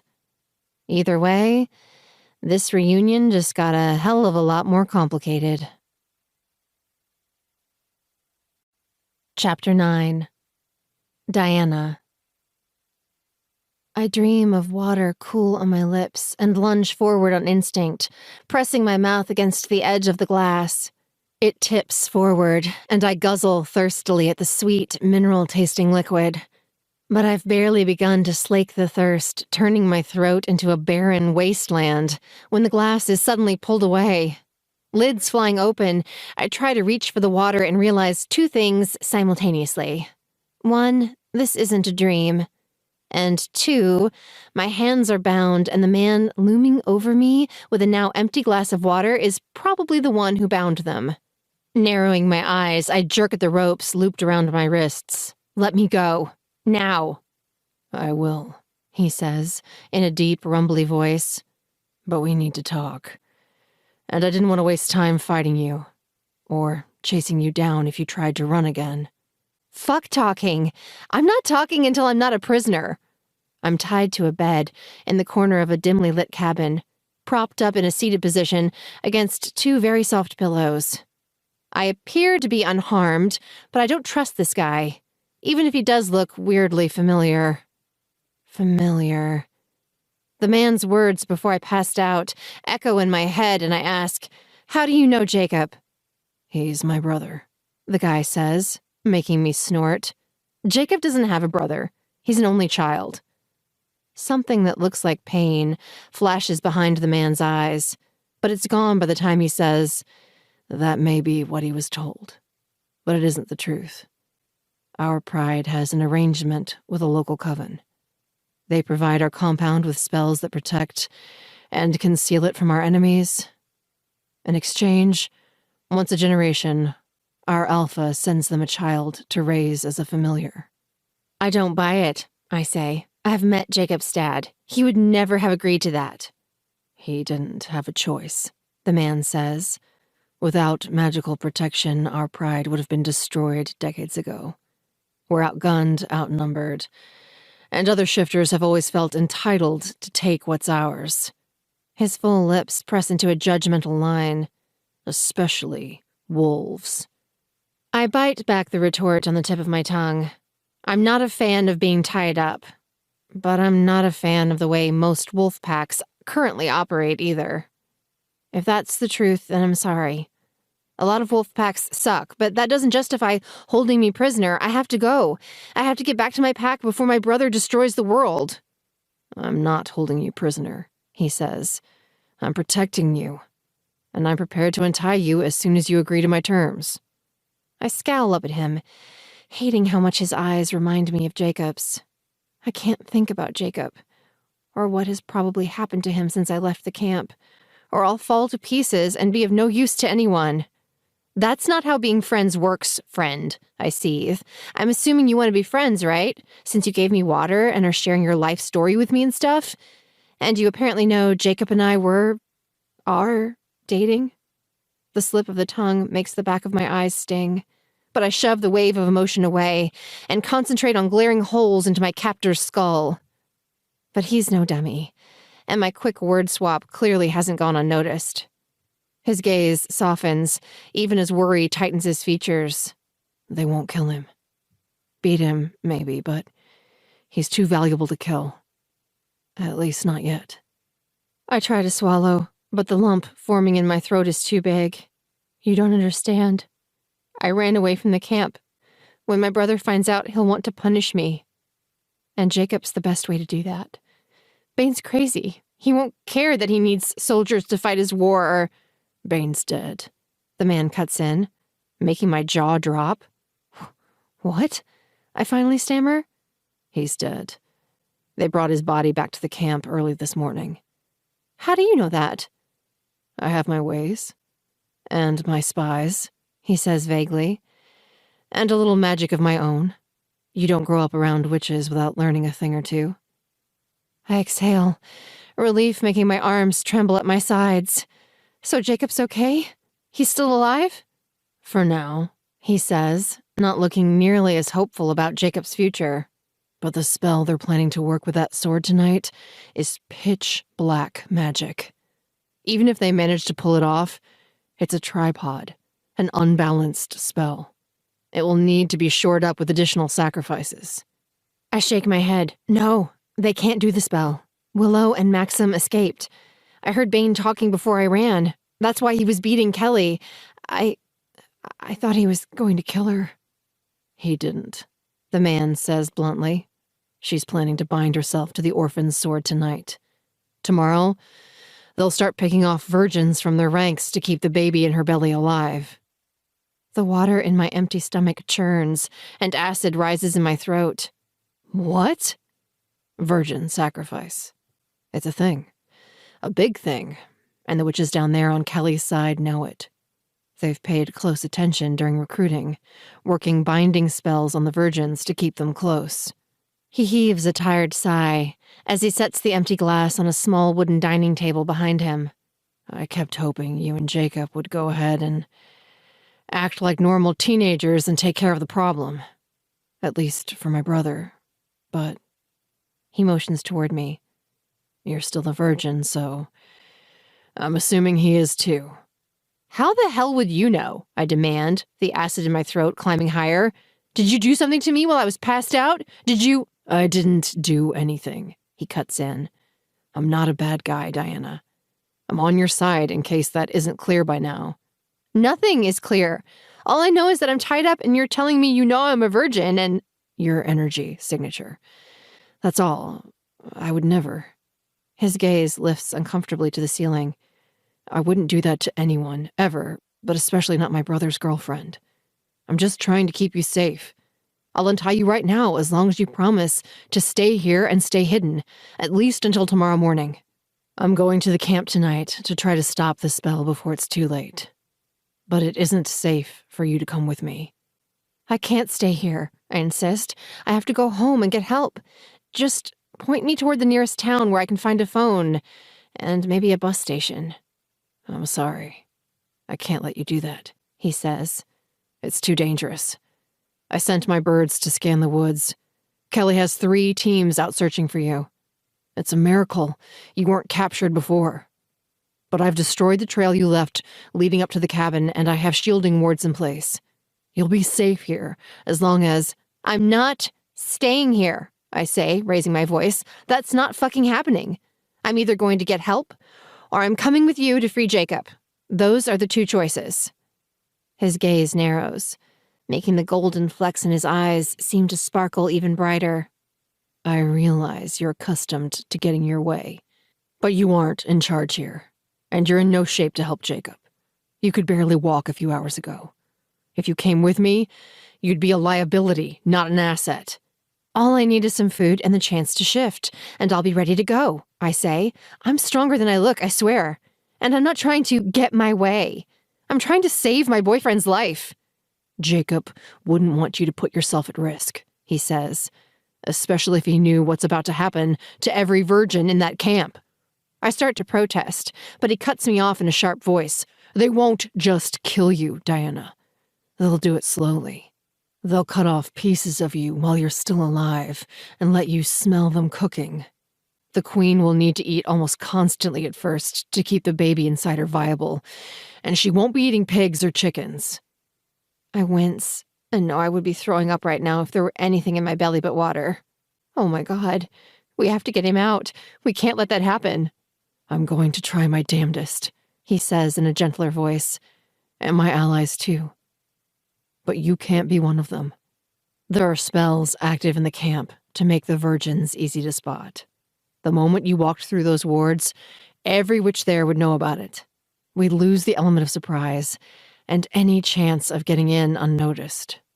My thoughts race, but despite my exhaustion, my brain comes to the only logical next step with alarming swiftness.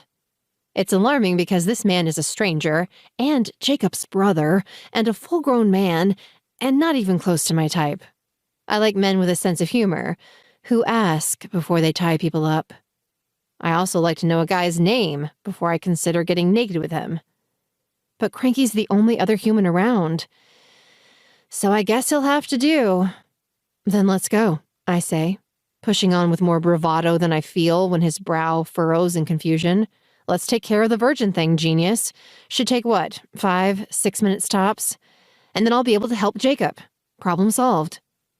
But the problem is not solved, of course. I've known this man all of 10 minutes, but it's already obvious that he's a bossy control freak who will not be giving me what I want without a fight. But I'm not about to give up on Jacob, just because Cranky says no the first time around. I will do whatever it takes to save the boy I love.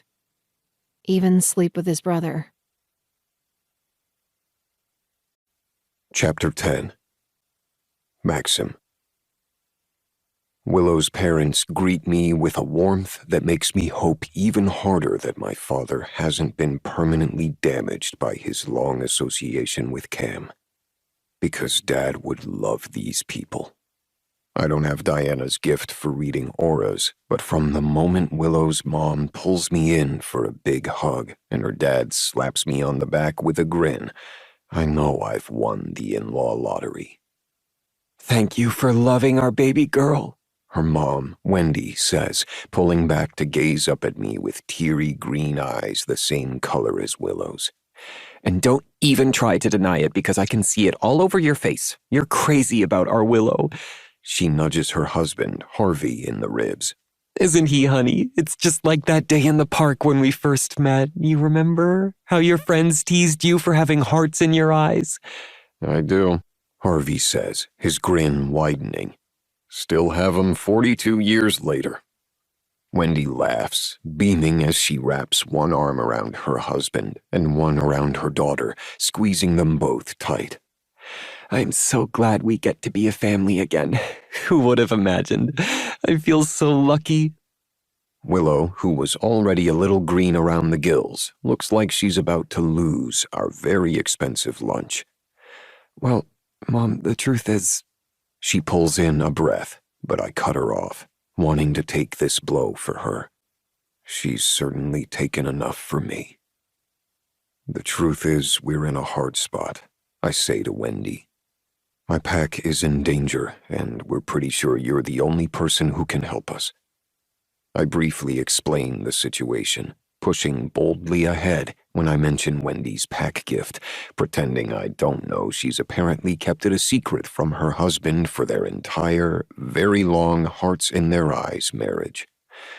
By the time I'm finished, Wendy is the one who's green, and Harvey has gone so pale I can trace the path of the veins on his round, bald head. I'm so sorry, he says in a tortured voice, but we can't help you. There must have been some misunderstanding. Wendy doesn't have a pack gift. Willow catches her mother's gaze with a meaningful look. Wendy shakes her head and swipes a trembling hand across her upper lip. No, I don't. I thought I might have had one once, but it was a mistake. No, it wasn't, Mom. Willow says, her eyes beginning to glow, causing both her parents to stumble back a few steps. You have a gift, and you're going to use it to save the North Star Pack. And Dad will forgive you. He loves you too much to hold a grudge. Is that what Her father trails off, glancing between Willow and myself before pointing to her eyes. We haven't had a Pathfinder parallel side in decades. You're not parallel side anymore, Dad, Willow says, her eyes still bright. And you won't ever be again. You're going to live with us. Her voice hitches as she shifts her attention my way. So you can spend lots of time with your grandbaby. My heart stops for a second, and my stomach does a series of acrobatics that none of my other internal organs appreciate. Do you mean, are we? She nods, tears replacing the glow shining in her eyes. Yeah, we are. I mean, I should take a test to be 100% sure, but I saw him, Maxim. It's a boy. He'll be born next summer. A shadow passes over her face, but before I can ask her what else she saw, her mother bursts into tears. Oh, Willow, baby, I'm so happy and so sorry. I'm so sorry, Harvey. I was just so afraid. I never told anyone. Well, almost anyone. She continues to cry as Willow and Harvey huddle around her, murmuring comforting assurances that it's all right, they understand, and that there's no reason to hide now. Maxim and I will protect you, Mom, Willow says. We promise. Wendy swipes at her eyes. That's not what I'm worried about, honey. That was never what I was worried about. I was afraid someone would use you to get to me, that they'd hurt you or Dad or Kelly in order to force me to do what they wanted. Can you imagine if Victor had the ability to make people forget things? At the mention of her sister's name, Willow looks sick again, but she doesn't hold back. She explains what's happening to her parents gently, but thoroughly, pulling no punches. To my surprise, neither of them seems overly shocked by the revelations. We lost her years before she ran away, Wendy says. The first time she brought Bane home to meet us, I knew things would never be the same. And that the two of them wouldn't end well, Harvey adds in a pained voice. I knew that boy would be the ruin of her the day I laid eyes on him. He glances up at me. I'm sure you're grieving him, but your brother wasn't right, Maxim. There was something missing in him. Something people shouldn't be born without. I agree, I say, my throat going tight as I realize that Harvey's right. I am grieving Bane. Not the man he became, but the boy I remember. The one who was just my big brother and my friend. But hopefully it isn't too late to bring Kelly back to you. Willow puts a hand on my arm and subtly shakes her head, but it's too late. Her parents aren't fools, and they've already had a glimpse of her gift. You've seen something, haven't you? Her mother asks. About Kelly. Willow nods, misery clear on her face. I'll tell you about it on the way back to the city, but we should go. We don't have much time. Kelly's going to attempt that ritual with the sword I mentioned, tonight. We'll have to move fast to be ready to face her in time. Wendy and Harvey load back into the limo. I confer briefly with the driver, directing him to park several blocks from the tower in the garage of another office building I own, and then turn back to Willow. Anything you want to tell me before we get in? I ask, holding her tortured gaze. The good news is, no matter what happens, our son is born healthy, she says. And he's beautiful. He looks just like you. I put my arms around her, the need to hold her a visceral thing I can't resist. And the bad news? The other good news is that the ritual is going to fail, she says, tears slipping from her eyes to stream quietly down her cheeks. There's something wrong with it, something twisted. I don't know what it is exactly, but no matter how hard they try, they won't be able to make Kelly queen. One way or another, this ends with a thorn on the throne, leading the united Pax of Humanside. I cup her face in one hand, gently wiping the tears away as I insist. And the bad news? It's okay, I can take it, little wolf. You don't have to protect me from the truth. In fact, I would prefer you didn't. She swallows hard, more tears gliding along the paths traced by the others as she whispers. If we don't stop Kelly tonight, you don't live to see our son, Maxim. You don't live to see morning. Chapter 11. Willow. The plan is simple. I pretend that I've been in St. Louis fetching my parents, and that I have no idea Maxim was gone until we returned to the city. Then, I insist to anyone who questions my appearance at the tower that I'm there to talk to Jimmy about his grandchild. That's it. I don't want anything to do with Maxim or the North Star Pack. I just want my son to know his paternal grandfather. And I'd like Jimmy to meet my parents, since they'll be sharing grandparent duties. That should get us an audience with Maxim's father, and by default, Cam. Cam is Jimmy's shadow, and I doubt he's letting the former alpha out of his sight these days, even to talk about something private like baby news. Baby news. My baby. He's barely the size of a single poppy seed right now, but he's so real to me. I've seen his cherub face and dark, clever eyes. I've watched him laugh and kick his chubby little legs. I fell so deeply in love with him during the course of a 30-second vision. I can only imagine the love that will fill my heart to bursting once he's born. My son is as real to me as the trembling hands that grasp the thick door handle at the main entrance to the North Star Tower. As real as the footsteps of my parents following close behind me as we step into the lobby. As real as the line of enforcers that wait to greet us a few yards ahead. I pull in a bracing breath, reminding myself that my son is counting on me to make sure his father lives to hold him, hug him, and help him grow up safe and strong, as I meet Hermione's cool gaze. Instantly, it's clear something isn't right about my friend. She's distant, and when I greet her with a warm, "Hey there, Hermione. Good to see you," she seems confused by my familiarity. But she plays it off well. "Hello, Willow. How can we help you? Maxim isn't here right now." So I've heard, I say, which is why I'm here. I motion over my shoulder. Hermione, meet Wendy and Harvey, my parents. We're here to talk to Jimmy. I press my hand to the still, mostly flat expanse between my hips. About the baby. Her brows lift, and pity fills her eyes, making me think she still remembers what happened my last night in the tower, when Maxim drugged me. He warned me that most of the enforcers know the story, thanks to the chatty guard who led me back to my room, and that Hermione had been pissed about it, to the point that she threatened to cut ties with Maxim if he behaved that way again.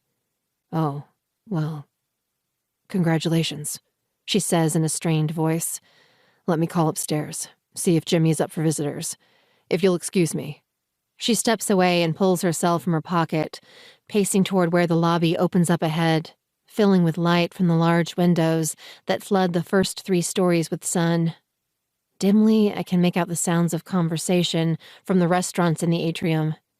It's still lunchtime for normal people. Maxim and I had our feast just after 10 a.m. I cling to the thought, wringing every bit of hope from it that I can. We still have nearly 12 hours left to put our house to rights and get back to the forest to face Kelly. Maxim assured me that he can have a fleet of helicopters and a cargo plane ready to fly in less than an hour if needed, and more than enough warriors to fill them to capacity. And Mom seems pretty sure that her pack gift will work over the phone, at least the canceling out part. She's never tried anything like it personally, but she's had her ear to the ground since she found out about her gift while she was in high school. Banishing memories is something that has to be done face-to-face, but revealing what another person's forgetting gift has erased is allegedly much easier. Apparently, it's like throwing water on cotton candy, Mom said on the walk over from the garage, where Maxim is waiting for the all-clear signal.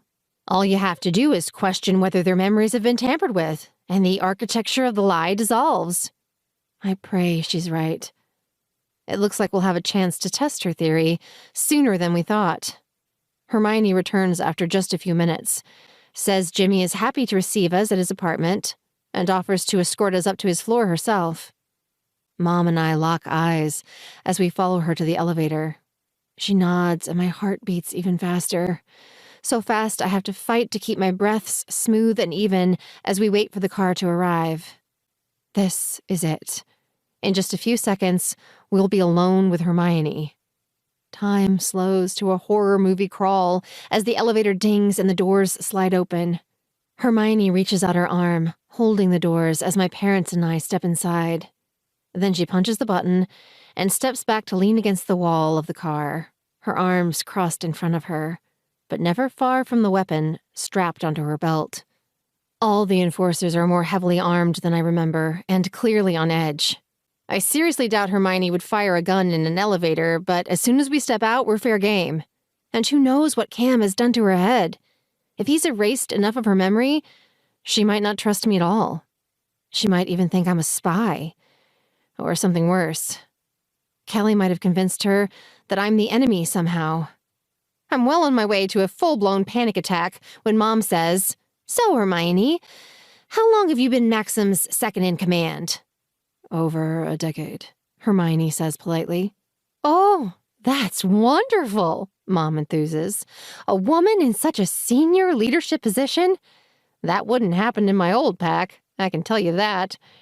I'd love to hear more about how you rose through the ranks, if you have clear memories of your time with Maxim.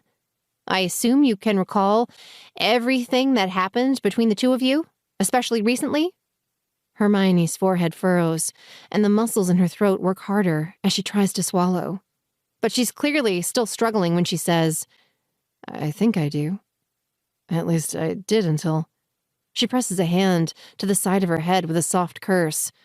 What the hell is happening? I risk touching my fingers to her shoulder. "Are you okay? Feeling sick?" "No, I'm feeling crazy." She looks up, her wide eyes meeting mine. Instantly, I can tell the woman I knew before is back and that she remembers me. "What's going on, Willow? A second ago, I didn't remember how we met. Or our talk in the atrium, or..." "It's Cam," I say, hurrying to explain as the car begins to slow. He's been using his pat gift to alienate our allies, manipulate Jimmy, and maybe even support Kelly's bid to rule. I motioned toward her chest, and to get you on his side, apparently. But my mom has the same pat gift. Hers cancels his out. Hermione curses again, but rolls her shoulders back as the car comes to a stop. All right. Hopefully her mojo will work as well on Jimmy as it did on me, and we can get Cam in a cell with soundproof walls ASAP. Cutting out his tongue would also work, my mom says softly but cheerfully as we step out into the wide hallway on Jimmy's floor. I turn to her, my brows shooting up my forehead. What? She blinks innocently. That's what they did to all the wolves who manifested this gift in the Middle Ages. It's one of the reasons I always hid it. She sniffs. Though, I can't say I really blame them. A person shouldn't abuse a gift like this. With great power comes great responsibility. And if you can't respect that, maybe you don't deserve a tongue. Wow. That's dark, Mom, I say, as we follow Hermione down the hall. But an excellent point, Hermione says, stopping in front of Jimmy's door. She lowers her voice as she says with a smile, Go get him, Wendy. We've got your back. And we do. As we join Jimmy in his sunny sitting room, the one where I convinced him Maxim and I should be married, my heart is still doing its best to punch a hole through my ribs. I'm scared to death, but the entire thing is over in just a few minutes. Cam, who's standing by the window, lurking as always, realizes something's up with Hermione right away. While he's distracted, trying to get her out of the room, presumably to reassert control over her memories, my mom swoops in and frees Jimmy. It takes Maxim's dad a little longer to recover. He's older and not in as good health as Hermione. But once he does, he's righteously pissed. And Cam is destroyed. Please, brother, he says, falling to his knees in front of Jimmy's wheelchair. Please forgive me. I didn't see another way. I did what I thought I had to do to protect you from Bane. And then Kelly contacted me, and she seemed like the lesser of two evils, and... His breath shudders out. It all got out of control so fast. But I swear, you were in my heart the entire time. I only wanted what was best for you. I'm a grown man, not a child, Jimmy says, anger and grief warring in his tone. And I was your alpha for decades. I'm not a man who can't handle hard choices, Cameron. And I'm certainly not a man who appreciates having my choices and my memories taken away. His hands curl into fists, no matter how ugly they are. Permission to take this man into custody, Alpha? Hermione asks. Jimmy nods, then glances over to my mom, who's been sitting quietly beside Dad on the couch since the shit hit the fan. Can you go with her? Make sure he doesn't influence anyone else. Mom nods and pops to her feet. I can and I will. And I'm so sorry, she adds in a softer voice. I don't know what came back to you, but I could feel that it was hard. Very hard. Jimmy nods, tears in his usually dancing eyes. It was. Bane was the one. He's the one who did this to me, who put me in this chair, who nearly killed his own father. No father should have to remember something like that, Cam says, as Hermione pulls him to his feet and secures his hands behind him with metal ties from the small pouch on her belt. It's too much for a man to bear. I was trying to protect you, Alpha. I suggest you turn your attention to protecting yourself, Cameron. Jimmy cuts in. You're going to need protection. And mercy. Get out of my sight and I'll do my best to find some in my heart. Cam starts to speak again, but Jimmy shouts in a surprisingly loud voice, Go! Now! Before I decide to listen to the part of me that wants to revive public hangings. Hermione drags a softly sobbing Cam from the room. My mother follows, squeezing my hand on the way by and whispering, It's okay if you want to share the news while I'm gone. I think Jimmy could use something to look forward to. What's that? Jimmy asks, his voice rough as his attention shifts from my mother's departing form to my face. Good news, I hope? I nod. Yes. Maxim and I... we're pregnant. A pained expression flashes behind his eyes. Oh, He sighs. I heard about what happened, Willow. The night before you left. I'm so sorry. I didn't raise my son that way. Either of them. No, it's okay, I assure him. Truly, it's better than okay. A lot has happened since then, and Maxim and I hold up a hand, willing myself to stick to just the most important pieces of information. We don't have time to hash through everything that's happened in the past 2 days. We've worked through all that and put it behind us. We're committed to moving forward as a couple and in a really good place, actually. I gulp air. Which is why we have to get ready to face Kelly. There isn't any time to waste. If we don't stop her tonight, I force out the rest of the information, hating every second of hearing the horrible truth aloud, and hating the soft, smug glow of my eyes even more. I don't want this to be true. I want to be wrong with everything in me. But my pack gift isn't me. It's magic working through me, and it has no hidden agenda. It's simply offering the truth about what's most likely to happen, if we're brave enough to face it. And what about Bane? Jimmy asks when I'm finished. Why has he suddenly decided to step aside and allow Kelly to rule? That doesn't sound like my son. My jaw drops, and my thoughts stutter for a moment. But of course, he has no idea. No one in the tower does.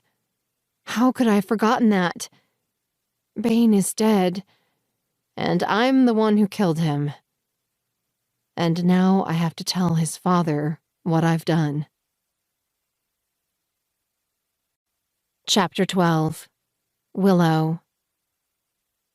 Even though Jimmy is well aware his oldest son is a monster, this is still so hard. He attacked us. Maxim and I say in a halting voice. We were asleep at a hotel on the way back to the city. He was trying to kill his brother, and Maxim was already so weak from being tortured, I dampen my lips and push on.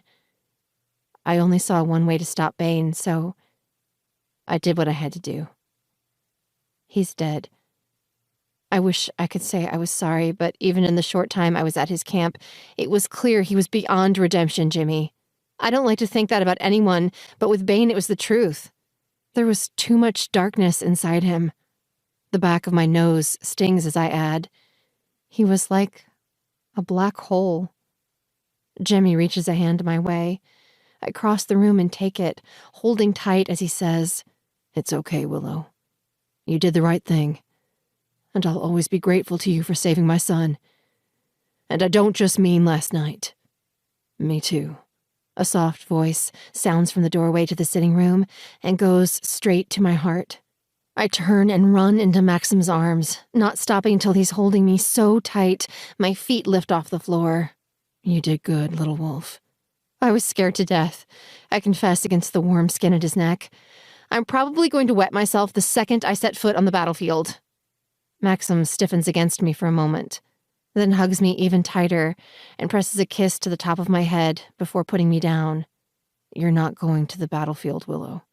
My lips part, but he raises his voice and pushes on. I've already talked it over with your mom just now in the hall. You'll stay here with your parents, Hermione and Dad. That way, if anything happens to me, we have a solid team in place to take care of things here until Diana is old enough to take over. I shake my head. No, I'm not leaving you. You need me. You'd be dead right now if it weren't for me. Twice. You'd be double dead. I know that, he says, capturing both my hands and leaning down until his eyes are level with mine. But you're having our baby. Even if you weren't, knowing you were there in danger with zero combat experience would be distracting as hell.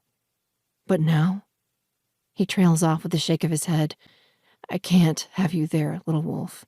I just can't. Please. I need to be able to lead my team without worrying about your safety.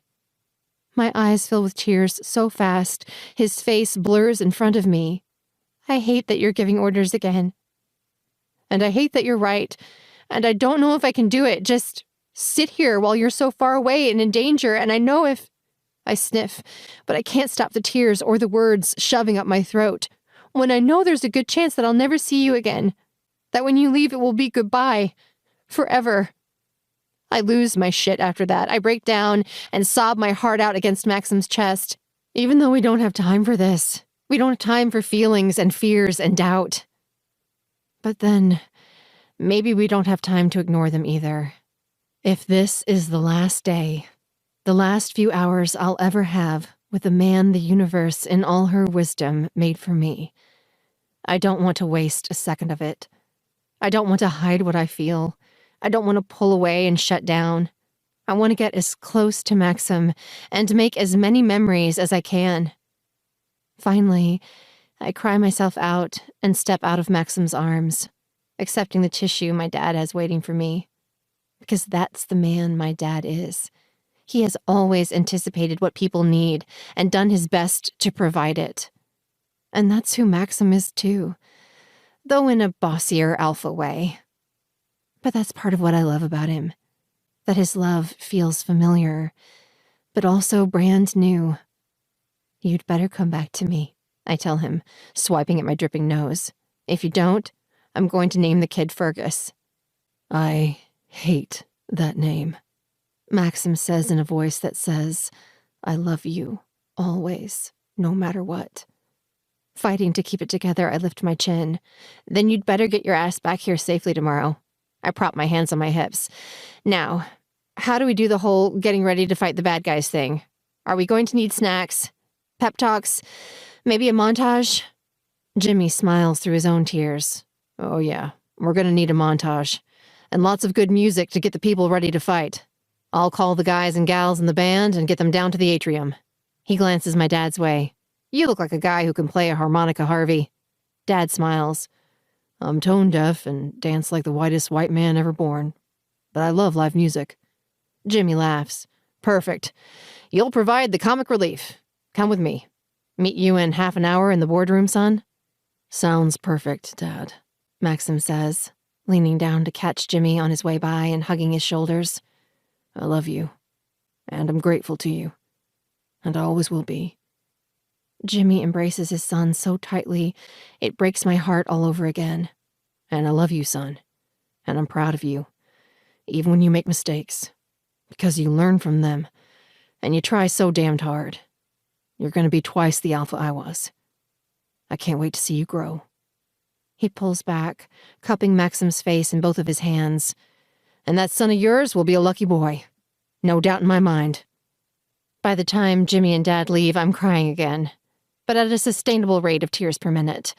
When Maxim asks, do you want me to take you up to the apartment before I head to the war room? You can take a nap or... Nope, I say, cutting him off with a shake of my head. I'm coming with you. I'll stay here when you leave, but until then, I'm your shadow. Just in case you need my expert advice on battle formations or sneak attacks or something. His lips quirk as he brushes my hair from my forehead. I think you have more important things to offer than that. I'd like you to share your vision again with the full council. See what our prophecy experts think about it. I sniff and swipe my cheeks dry, determined to pull myself together and stay together. Yeah, it doesn't really gel with the prophecy, does it? But the vision wasn't like anything I've seen before either. It was like the future was split. Like there were two versions of everything happening at once.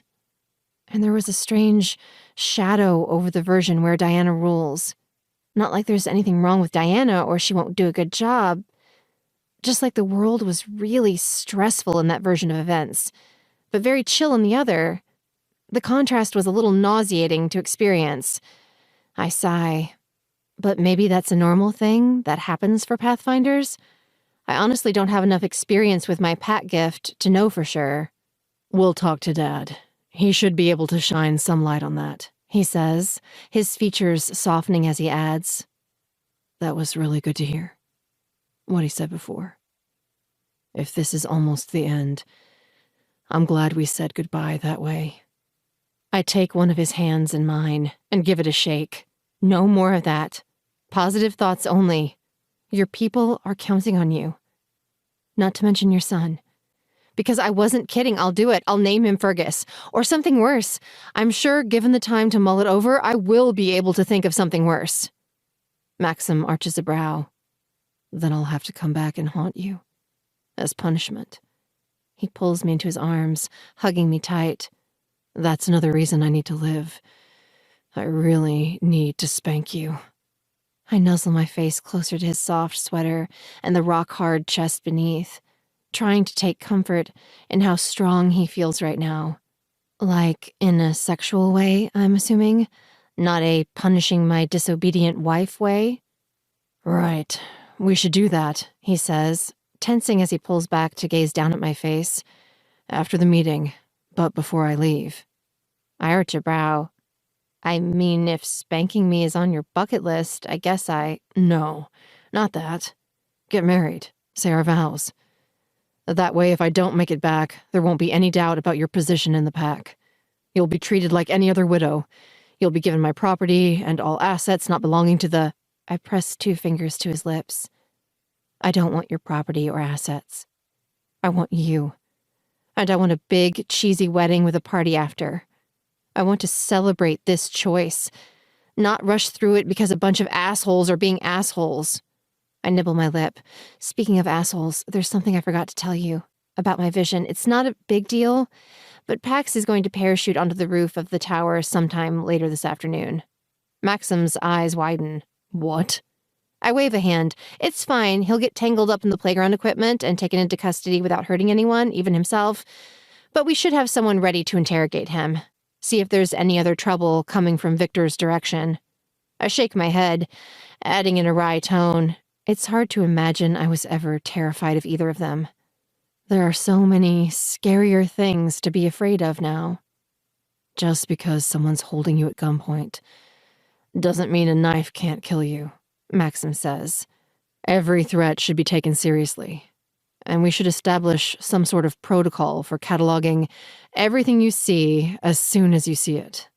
That way nothing gets lost. I nod. You're right. I was so overwhelmed by everything else, and certain Pax wasn't going to hurt anyone, that his part fell by the wayside. But it shouldn't have. And if we have a procedure in place, something I do automatically every time I experience my pack gift, that will be less likely to happen. He grins, his chest puffing up as he crosses his arms. What? I ask. Nothing. I just enjoy those 2 words on your lips. He sighs, then adds in a squeaky, high-pitched voice, You're right, Maxim. That's 3 words, jerk, I say, swatting his arm, and I don't sound like that. My voice is a melodious song. He laughs as he grabs my ass and gives me a playful swat in return.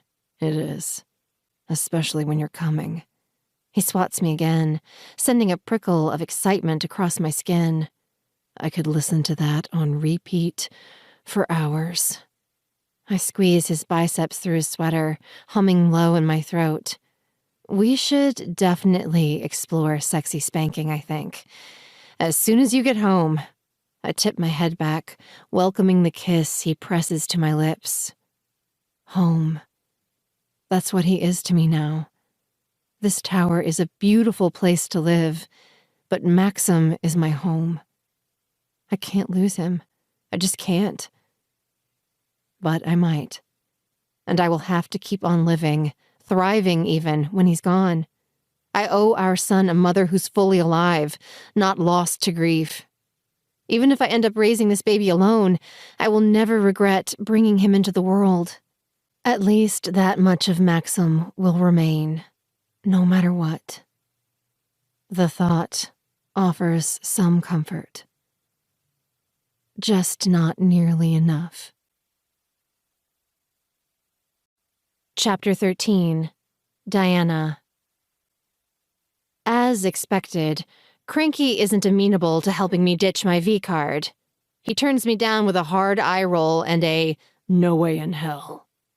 Unexpectedly, he unties me without further debate and heads back outside. Thanks? I rub at my wrists and stare at the open door through which he disappeared, expecting him to stomp back inside any minute. But he doesn't. I'm alone in the sudden silence for several minutes, and then I hear the crack of his axe hitting wood. He's splitting logs. He's out there splitting fucking logs while the fate of the world hangs in the balance and his brother is being held prisoner by a pair of sociopaths.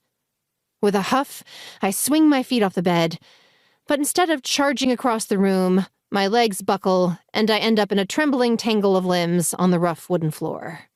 I curse and squeeze my eyes shut. I have to eat something, or I won't have the energy to give Cranky a piece of my mind, let alone save Jacob.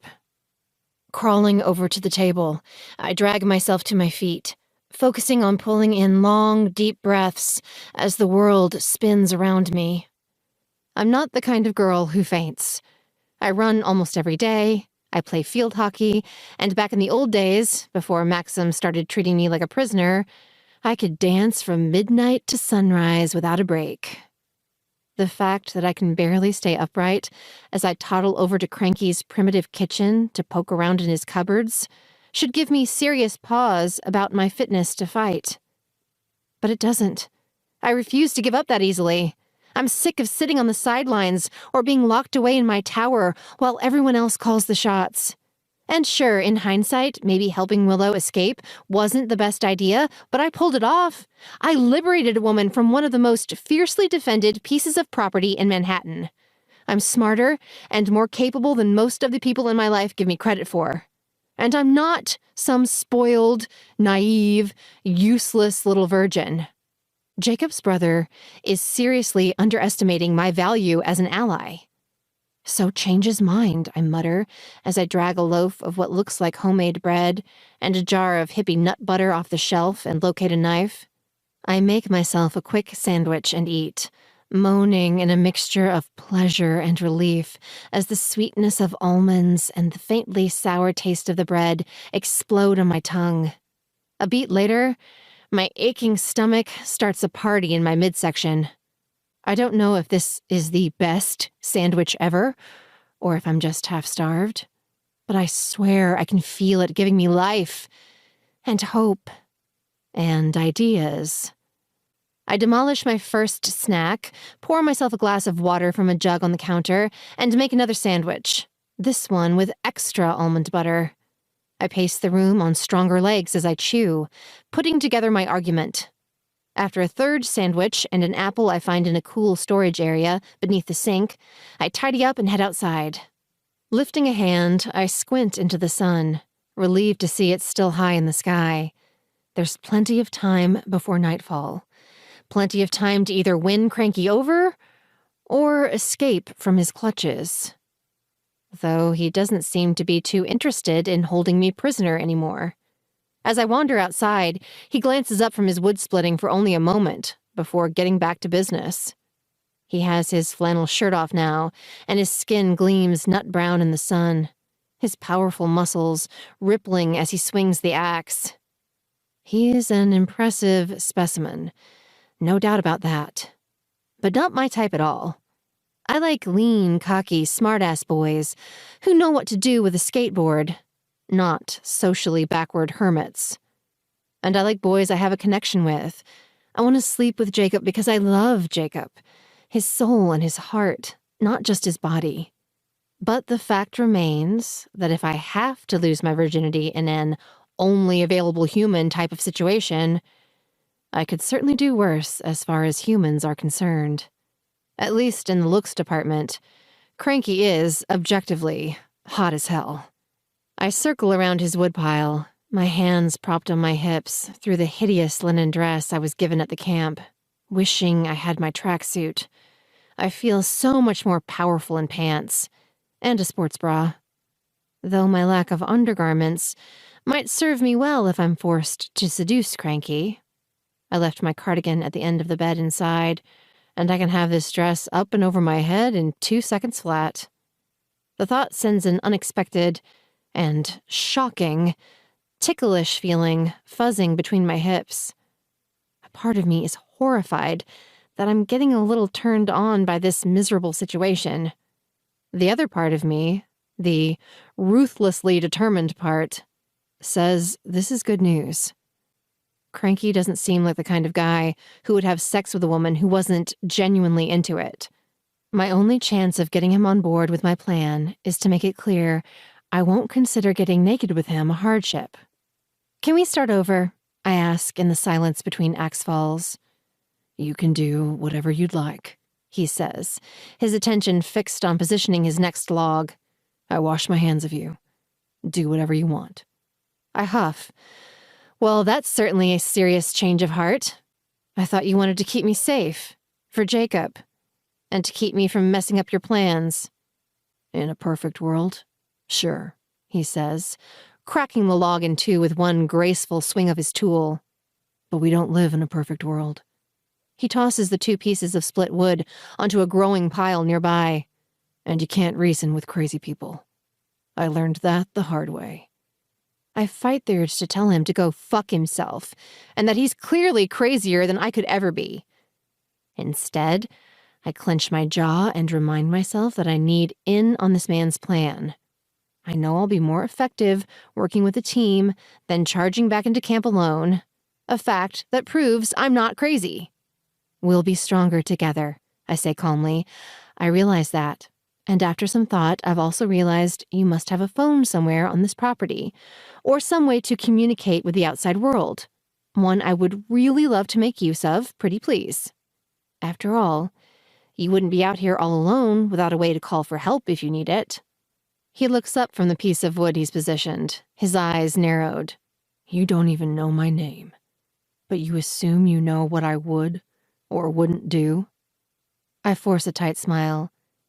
I just meant that you seem like a smart, careful person. And it's hardly my fault I don't know your name.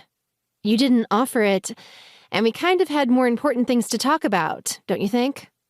He props the business end of his axe on the thick, wood-splitting stump and rests his hand atop the handle. Axe. I nod slowly, not sure how to respond to that. Yes, that's a very nice axe. You're good with it. Though if I were you, I'd probably be saving my energy for tonight instead of giving it all to the firewood. He grunts. No, my name is Axe, and I don't need to conserve energy. I'm not a half-starved little girl who's been lost in the woods. I just ate half your almond butter and bread, buddy, I say, continuing to smile, refusing to let him get a rise out of me that easily. I'm not starving anymore, and I'm not stupid. I know what you're doing. He arches a brow. Oh, yeah? Enlighten me, princess. I ignore the flash of pain the words send stabbing through my chest. Jacob calls me princess, too, but never in a mean way.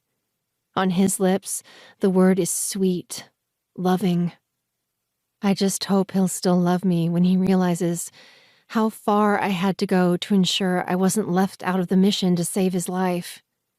You're being hard and dismissive to push me away, I say, moving closer, holding his gaze, as I come to stand on the other side of the stump. You figure if you're mean enough, you won't have to deal with what I put on the table in there. But I'm not that easily deterred.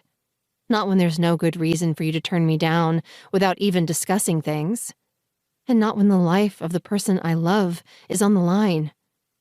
His jaw works back and forth for a beat, before he adds in a softer voice, I understand where you're coming from. But I'm not that kind of man. What kind of man? I challenge, pushing on before he can answer. As far as I can see, you aren't a man at all. You're a shifter. And most shifters I know don't take sex so seriously. We're not human, after all. We know that sex doesn't always have to be serious, and is never wrong or dirty. As long as both people are into it. But you take it seriously, he challenges. If you didn't, you wouldn't still be a virgin. And that matters to me. I'm the kind of man who respects those boundaries. His disinterested gaze flicks down my body and back up again, before he adds in a cool voice, and I'm into fully grown women, not children. I smile. A real smile this time, because as hard as he's trying to prove he finds me repulsive, his biology is betraying him. I can smell the salty, sweet scent rising from his skin, and I haven't dated a cat shifter for as long as I have without knowing what that means. Good try, I say in a husky voice, holding his gaze as I bunch the bottom of my dress in my hands, drawing it slowly up my legs. But we both know I'm 18. And nowhere near a child. And we both know you like what you see. How about I let you see a little more and see what you think then? Don't, He warns softly, but he doesn't reach out to stop me as I draw the dress up and over my head. He doesn't move at all, in fact. Doesn't breathe. He stands there as my dress floats to the ground, frozen like the Tin Man from The Wizard of Oz after he was caught out in the rain, complete with axe. But I can feel the storm rising inside him, churning and building, like clouds about to burst and pelt the earth with rain. And I want that, I realize. I want him to lose control. I want him to touch me, take me. I want to give in to the simple, carnal hunger I feel right now, so much less complicated than what I feel when I'm with Jacob. With Jacob, I've always known that sex wouldn't just be sex.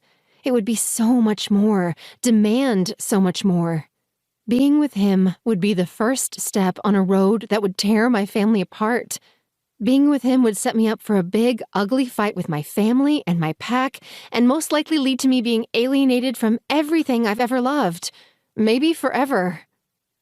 But with Axe, it's just sex, I say, meaning it as I step closer, my nipples tightening, tingling, as his eyes drop to my chest before returning to my face. It's just a split second, but I feel the gaze like a caress, and I can tell I'm not the only one. The sexy scent of turned-on cat is so strong, I'm already wet. Something I'm sure he can smell too. And I want it, I add in a whisper, so close to him now that I can feel the heat radiating off his skin. I want your hands on me. It's going to be more than my hands, princess, he grits out through a clenched jaw. It's been so damned long. If I touch you, if you don't put your clothes on right now and walk away. What? I ask in a breathy voice. You'll do exactly what I'm asking you to do? My lips push into a faux pout. Oh no. That would be terrible. Just terrible.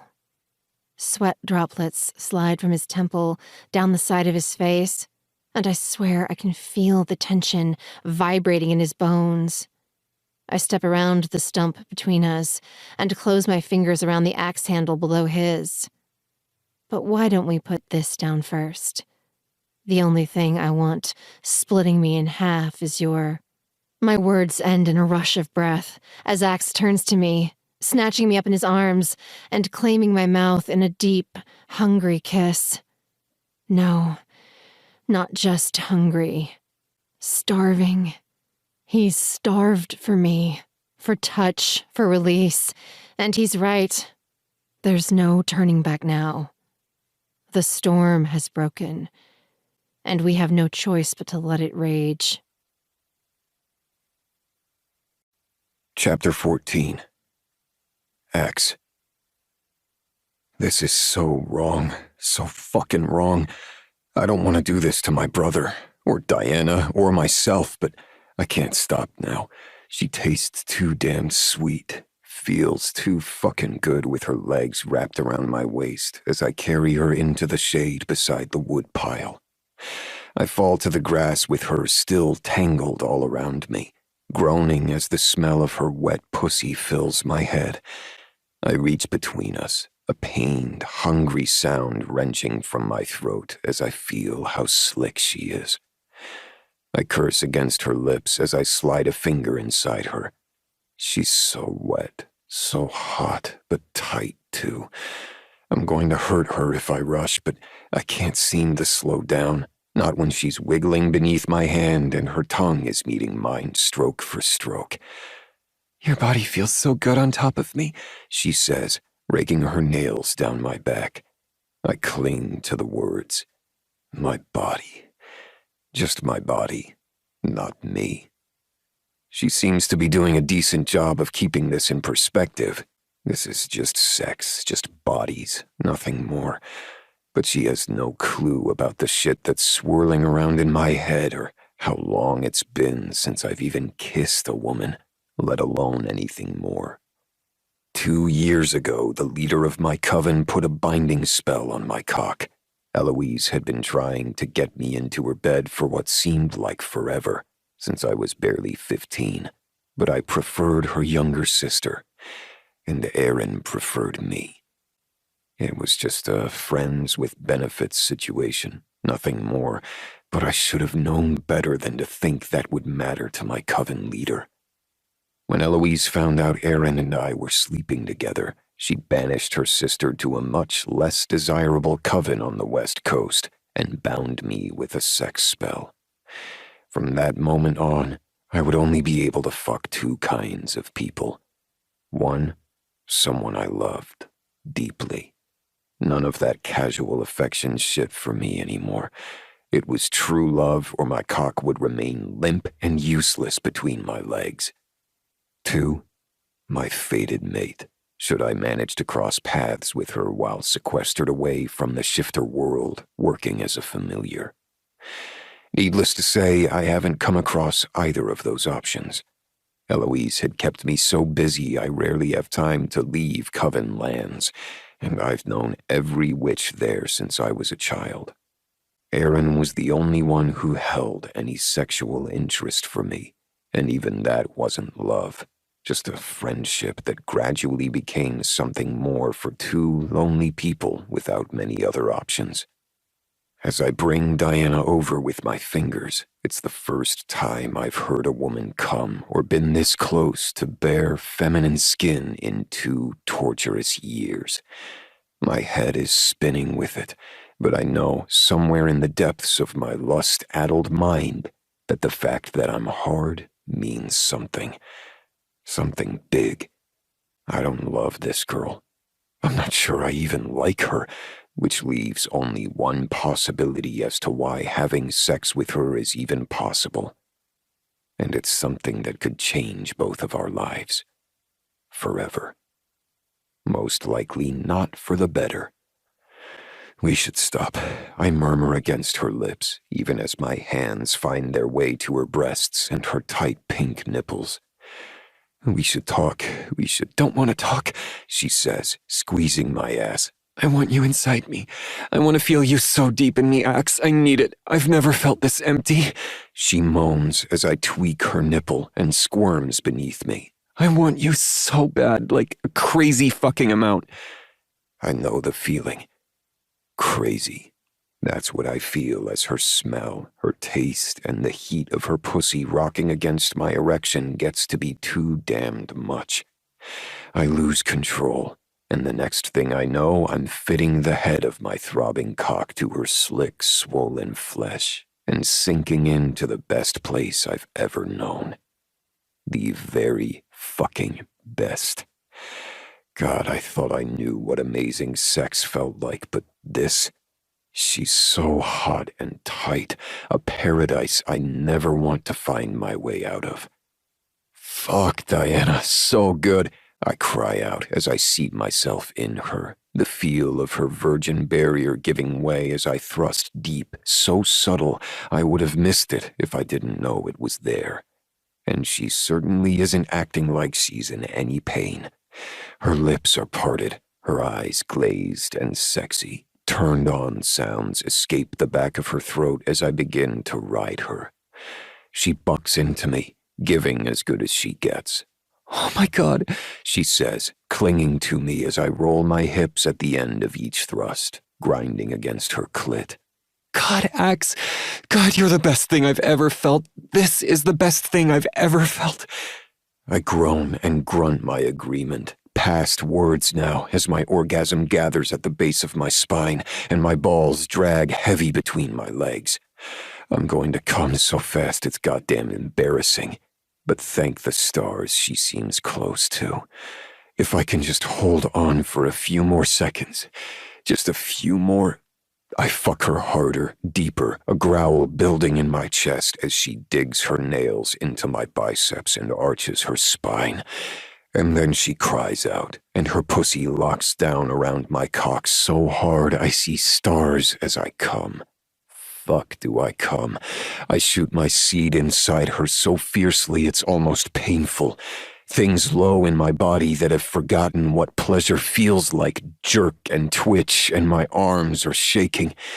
There's no doubt I would have collapsed on top of her, but at that very second, just as I'm coming down enough to realize I should have pulled out, Diana vanishes. She just disappears. Or so I think at first. A beat later, a furious ball of feathers and claws explodes near my bare thigh. I roll over to see a snowy white owl on the grass where Diana was a moment before.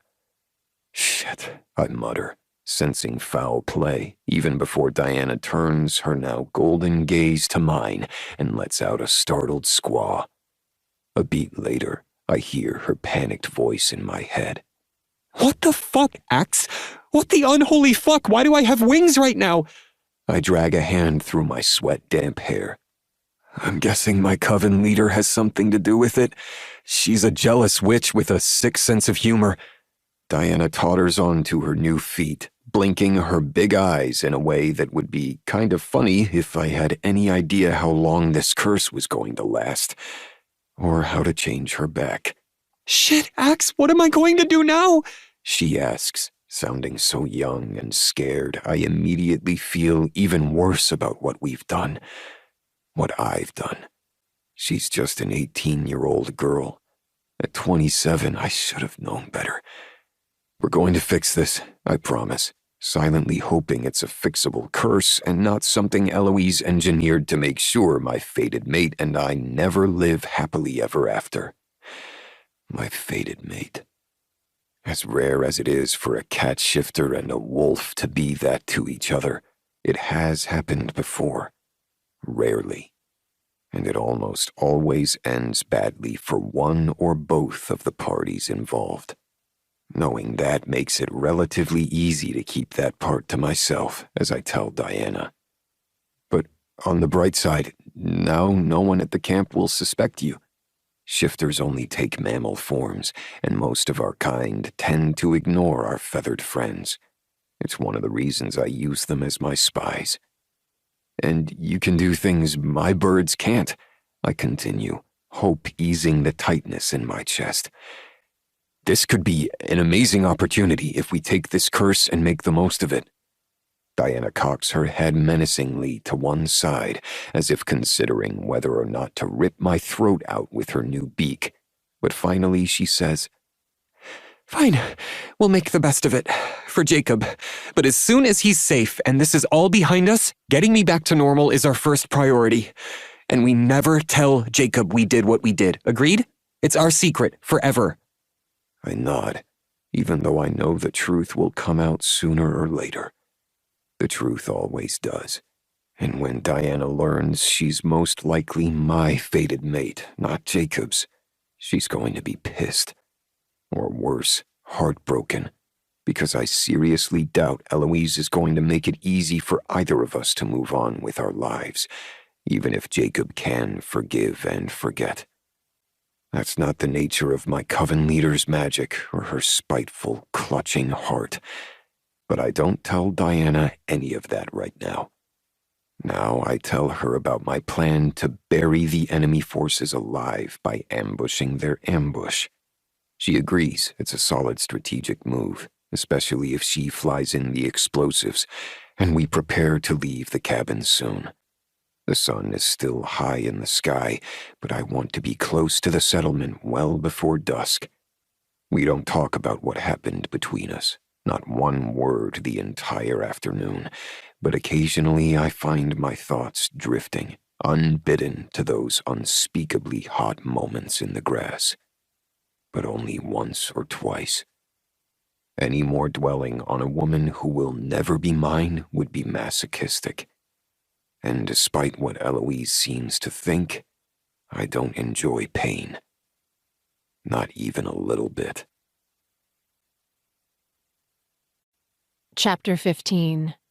Kelly.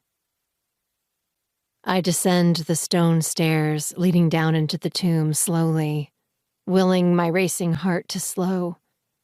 That's what this room is now, a tomb, not a torture chamber.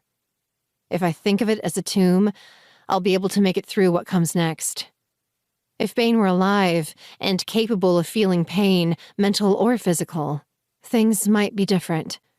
I might actually be excited to face him one last time, to look him in his inhuman eyes and inform him that I'm the one responsible for the living hell his existence is about to become. To inform him that he isn't nearly as clever or all-powerful as he thought, and that underestimating me was his biggest, final mistake. But as it is, I almost feel sorry for him. He's a monster, no doubt, but even monsters deserve the release of death. I want the release of death. Not now, but eventually. And in a reasonable amount of time, not several hundred years from now, after carrying the burden of my unborn baby with me every step of the interminable journey. I don't want to be queen. I don't want to fight Maxim and kill hundreds, if not thousands of his people. I just want to be left alone to raise my child in a world where it's safe to be weak or vulnerable, or simply small or young or unlucky. But sadly, there is no such world. That place will only exist after I sacrifice everything to create it. Elsbeth says I will be worshipped as a saint for centuries or longer.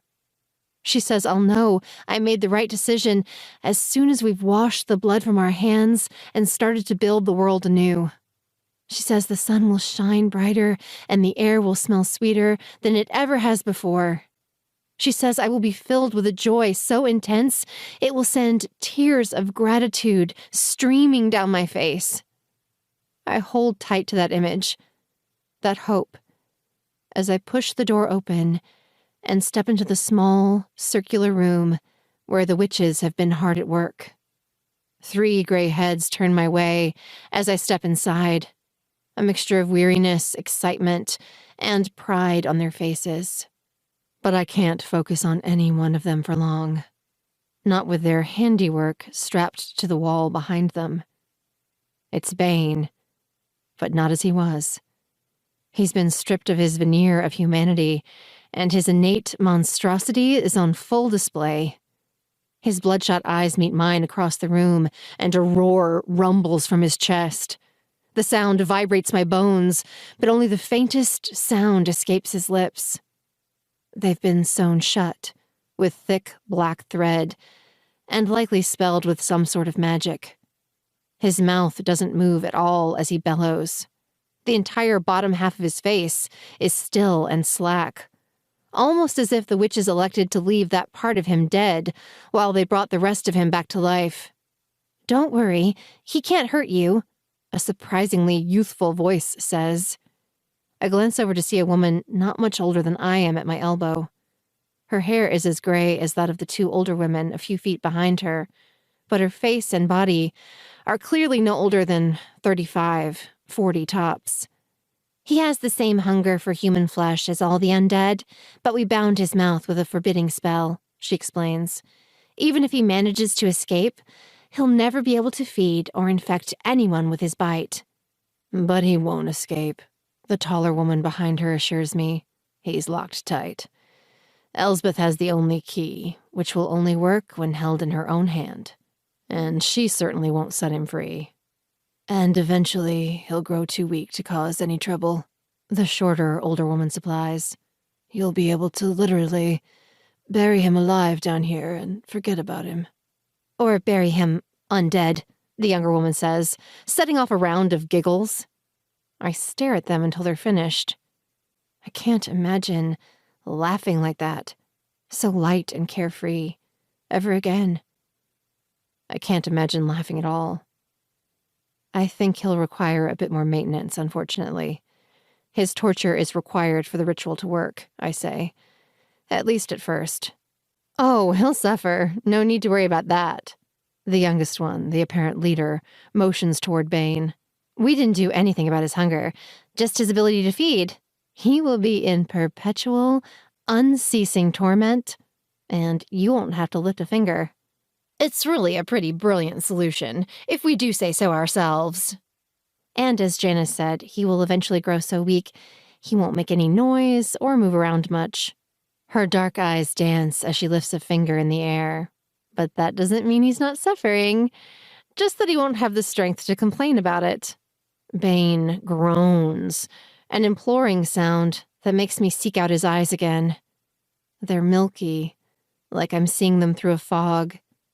But they're not completely empty, the way I thought at first. There's still a spark in there, an echo of the man he was before. Faint, but loud enough to hear. He's still in there, isn't he? I ask, my spirits lifting a little. He is, Janice, the shortest one, says, a hint of regret in her tone.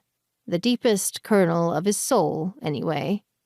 But don't feel bad about it, the leader says, waving a breezy hand. Believe it or not, a zombie body is way better than where he was before we brought him back. Pieces of shit like him end up in the lowest levels of the netherworld, and the rehabilitation process is brutal.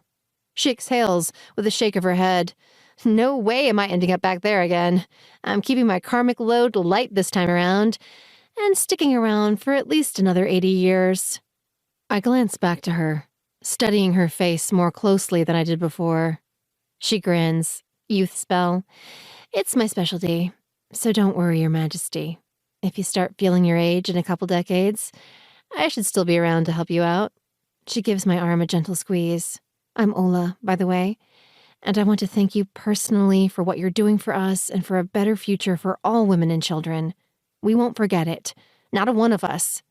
The two other women murmur their agreement, and I do my best to release the resistance still dragging at my heels, making every step feel heavier than the one before. Bane makes his begging sound again, almost as if he can sense my weakness. I snap my attention back to his face, my eyes narrowing as I promise him, no matter what happens next, this is how you end. Even if Maxim's forces overpower ours, he won't save you. No one will save you. You're just a battery now, a power source to be used by your betters. He growls again, straining against his bonds, rage making every vein in his bare neck stand out. I smile as I add, you'll finally be useful, for the first time in your wretched, arrogant, wasted life. I hope that makes it easier to not sleep at night. I turn, moving slowly back toward the door, as my former mate rages impotently behind me. At least this feels good. This feels really, really good. It feels so good that I'm still smiling when I emerge into the chilly, early evening air to see two of our battalion leaders running toward me from the camp. Helicopters, Harmon says, jabbing a thumb over his shoulder. Our spies in the city saw them leave a few minutes ago. They're cloaked with a spell, but moving fast. At least 20 of them. They should be here by nightfall. Maybe sooner. My smile fades, but so does my resistance, replaced by determination not to be on the losing side of this battle. I'm no angel.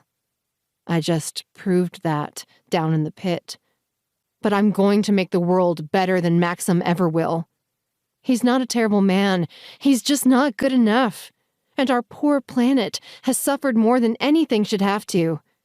It's time for change on a massive scale. It's time to give all creatures, no matter how much power they wield, a reason to feel hopeful about the future. Standing straighter, I give the order. Launch the Phoenix offensive, I say, nodding when Harmon looks surprised. It's our best chance to disable their forces with the least loss of life on either side. We'll make the camp look like it's been destroyed by fire, lure them in to capture the few people left behind, and then emerge from the portals surrounding them and hopefully triggering a swift surrender. We don't want to obliterate these people. We just need them to understand it's time to step aside and embrace something better. Harmon salutes me. I'll give the order, he says, then adds, my queen. For the first time. The pride in his voice, pride for being on the right, kinder, gentler side of history strengthens my resolve. I can do this, and I will. And when it's all over, I'll know that I've done the right thing when I look into my people's eyes and see their confidence in me. Ignoring the softer voice in my head whispering that people are masters of contradiction, accomplished at being both proud of their choices and completely misguided at the same time, I let the witches lead the way back to my cabin to prepare for the ritual. The moon is already rising, and Ola has promised to help Elsbeth bind me to the sword. I want her magic and her stabilizing faith in me close until the deed is done, and it's too late for any of us to turn back. Chapter 16. Willow. I intend to honor Maxim's wishes and my promise to remain at the tower. I really do. When I say goodbye on the roof, clinging to him a few extra seconds as we kiss, then memorizing the way his dark hair whips around his face as the helicopters fire up for flight, I do so without a single disobedient thought in my head. I stand, waving as the helicopters take off, and praying for the safe return of all our people, and my person in particular. Then I turn and head down to the enforcer offices. Pax was so amazing at kidnapping that he managed to knock himself unconscious on his way to getting tangled in the monkey bars, so no one was able to interrogate him before the troops had to leave. But on my way up to the roof, Hermione told me he was awake, and I promised to come lend a hand with his questioning. As a former member of Pax's pack, I know him better than anyone around here, but I'm not sure how much help I'll be. Pax is a shitty liar, not to mention a coward, and I fully expect him to cave under the slightest pressure. They could probably send a few toddlers from the atrium play yard down there to threaten him, and he'd crack at the first sign of bared baby teeth. But still, it's something to do to keep my mind off the fact that Maxim is flying off to face an enemy army twice the size of his own. Mom worked her magic on the other packs this afternoon, undoing Cam's brainwashing, and our allies are working to assemble their own forces as quickly as possible. Boston will be ready to offer backup by early tomorrow morning, and the others not long after. But for the first offensive, we're on our own. I understand they were blindsided, but I can't help thinking that if they truly believed what my pack gift has foretold, they'd figure out a way to hurry up already. I mean, sure, a thorn ends up in control, but the version of the world Diana was left to rule felt pretty scary. But I'm a stranger to them, a nobody. Despite the fact that I'm engaged to marry one of the most influential alphas in the eastern United States, I'm easy to ignore. Would that still be the case if I were a man? Maybe. Maybe not. Wolf culture is still as misogynistic as ever, but if Maxim and I have our way, it won't be for long. At least not in North Star Tower. He's completely on board with my plans to form a women's advisory board and instigate other changes that will make this pack a kinder, more inclusive place for people who have typically been overlooked. I honestly believe that. When I look into Maxim's eyes now, I see all the way to the heart of him. He won't lie to me or deceive me again. Because he loves me and respects me, and because he fully understands that if he fucks up again, I'm going to wrap his balls in fishing line and hang him upside down from the atrium staircase. So, when I walk into the interrogation room to hear Pax weaving some bullshit story about Maxim asking him to snatch me so he wouldn't have to marry a loser, I just laugh. Hermione does too. "Shut the fuck up," Pax says, scowling as he slouches lower in the metal chair he's chained to. In his bright yellow tracksuit, with the white stripes down the arms, and shiny new sneakers, he looks like an overgrown kid. And he stands out in the gray space like a flashing neon light.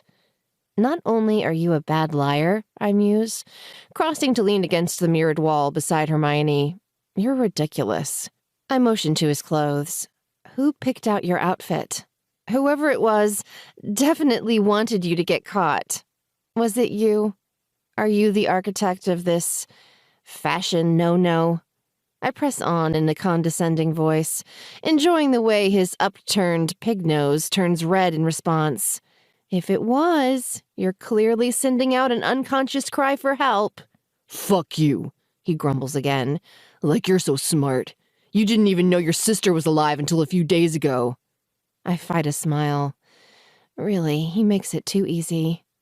So, my sister sent you, I say, a suspicion he confirms by scowling harder and sinking even lower in his seat, until his entire neck disappears into the top of his jacket. And let me guess, she was hoping to get me out of the way so she wouldn't have to kill me in the battle tonight. It was her last-ditch attempt to protect me. He rolls his eyes and mutters something beneath his breath. But why would you agree to such a thing, I ask, pacing closer to his chair. Did she offer you something you couldn't refuse? A bathtub filled with cheap vodka and girls in bikinis, perhaps? Or are you still secretly in love with me, the way you have been since 5th grade? You should be grateful to me, bitch, Pax snarls. My dad didn't want you anymore. Not if you weren't going to make me king. But I said I'd come get you anyway, so you wouldn't die, for old time's sake, since we were kids together and shit. Hermione makes a doubtful sound behind me. And I eat prunes with my oatmeal because I like the taste, not because all this stress has me bound up tighter than a bongo drum. Pax shoots a blank look her way. What? She's having trouble staying regular, I translate. You really are as dumb as a box of rocks. His lip curls. Not too dumb to know kissing up to your sister is the only way to keep the parallel separate from human side. I arch a brow and shrug, pretending I know what he's talking about. Doubt that's true, but whatever you think, Pax. It's not what I think, he says, falling into my not at all clever interrogation trap yet again. Bane had it all set up. He was working with the Wraiths lost in the space between the worlds. He promised he'd free them if they helped him blow up all the portals between human side and the parallel, so they would collapse into each other or some shit. Kelly could still do the same thing if we don't talk her out of it. And I don't want to live in that world. That world would suck. I'm inclined to agree with him, though I think it would suck to have human side full of parallel scum. There are some very nice people living in the parallel, but there are also a lot of assholes, bullies, and just plain criminal monsters.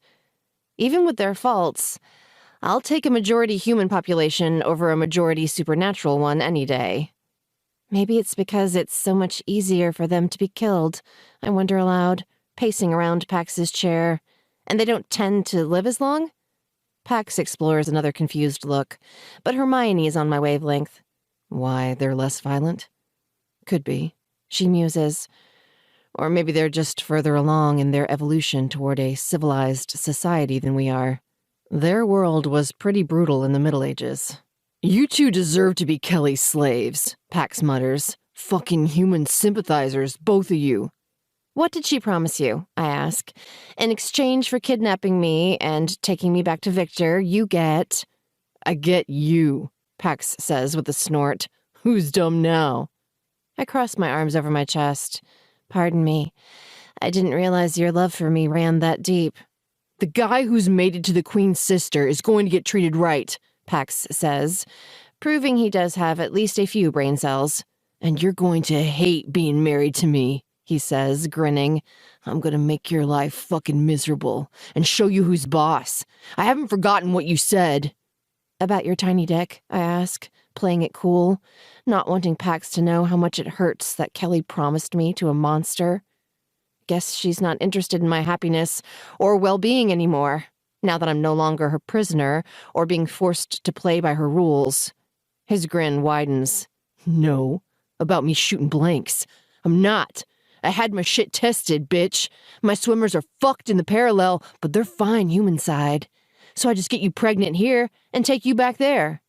I'm already pregnant, I murmur, something about his words pricking at my memory. A moment later, a horrible worry begins to rise inside me. I turn back to Hermione. Can I see you out in the hall? Yeah, you better run, Pax jeers as we open the door, before I get both of you bitches knocked up. Can I rip his dick off? Hermione asks beneath her breath as we step into the hall. It'll take me 2 seconds. One hand. Give the go-ahead and it's done. We'll say he attacked us or something. He doesn't matter, I say softly. But what he said, it makes me wonder. I pull in a breath, trying to corral my unruly thoughts. In my vision, I saw 2 different futures. One where Maxim defeats Kelly tonight and eventually becomes king of the United Pax. One where he doesn't. It takes more time to beat my sister, and Diana eventually becomes queen, but under pretty fraught circumstances. But I didn't see anything about the parallel. Nothing. And I didn't feel it either, didn't even sense it. Her pale brows pinch closer together. I don't understand. Usually in my visions, I have a sense of the parallel, even though I've never had a vision take place there yet. But today it was like, I bite my lip, willing my panicked brain to calm down and come up with a good analogy. It's like when you're on a boat. You can only see what's happening on the surface, but you can feel the waves rocking the ship and sense the creatures moving around beneath the water. Like that. Okay, Hermione says, but she still doesn't look completely satisfied by my explanation. But in the vision you had today, there were no waves. I shake my head. No, it was completely still. Flat. Like it was taking place on solid ground with no water under it at all. Like there was no water. Like the parallel had been destroyed? She asks, in a tone that says my worry is catching. Neither of us live there anymore, obviously, but we know people who do. Almost everyone living human-side has friends and family in the parallel, and the majority of the supernatural populations of the world live there. Its destruction would be genocide on a scale our kind has never experienced. My shoulders hunch closer to my ears. Maybe, or maybe just cut off in some way. Maybe the wraiths Bane was working with go ahead with their plan to blow things up and it goes awry somehow. My breath rushes out. Or maybe Kelly has something planned that we don't know about. Either way, Maxim should hear this before they land. Hermione's already backing toward the Enforcer bull pit at the front of the offices. We'll call him now. They won't land for at least another hour. We have time. But when we try to reach the lead helicopter, the call won't connect. We try the other helicopters with the same result. Then we try Maxim's cell and the cell of every person in the lead chopper with him and get more radio silence. The cloaking spell must be interfering with the signal, the man running the communications desk says, sweat breaking out along his receding hairline. This is why we don't put together a mission without a dry run first. He curses softly and runs a hand over his head. We should be able to reach them as soon as they land, and the spell is banked, but that won't give them much notice. And that's assuming the other side doesn't have some kind of scrambling device, and that there's a steady cell signal in the deep woods. Hermione nods calmly. And we shouldn't count on either of those things. Call up to the roof, and have them get one of the smaller, faster choppers ready to fly.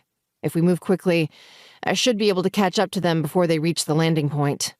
The man says, Yes, Commander. But Hermione's already in motion, charging across the room toward the lobby. I hurry after her, jogging to keep up with her longer strides. I'm coming with you.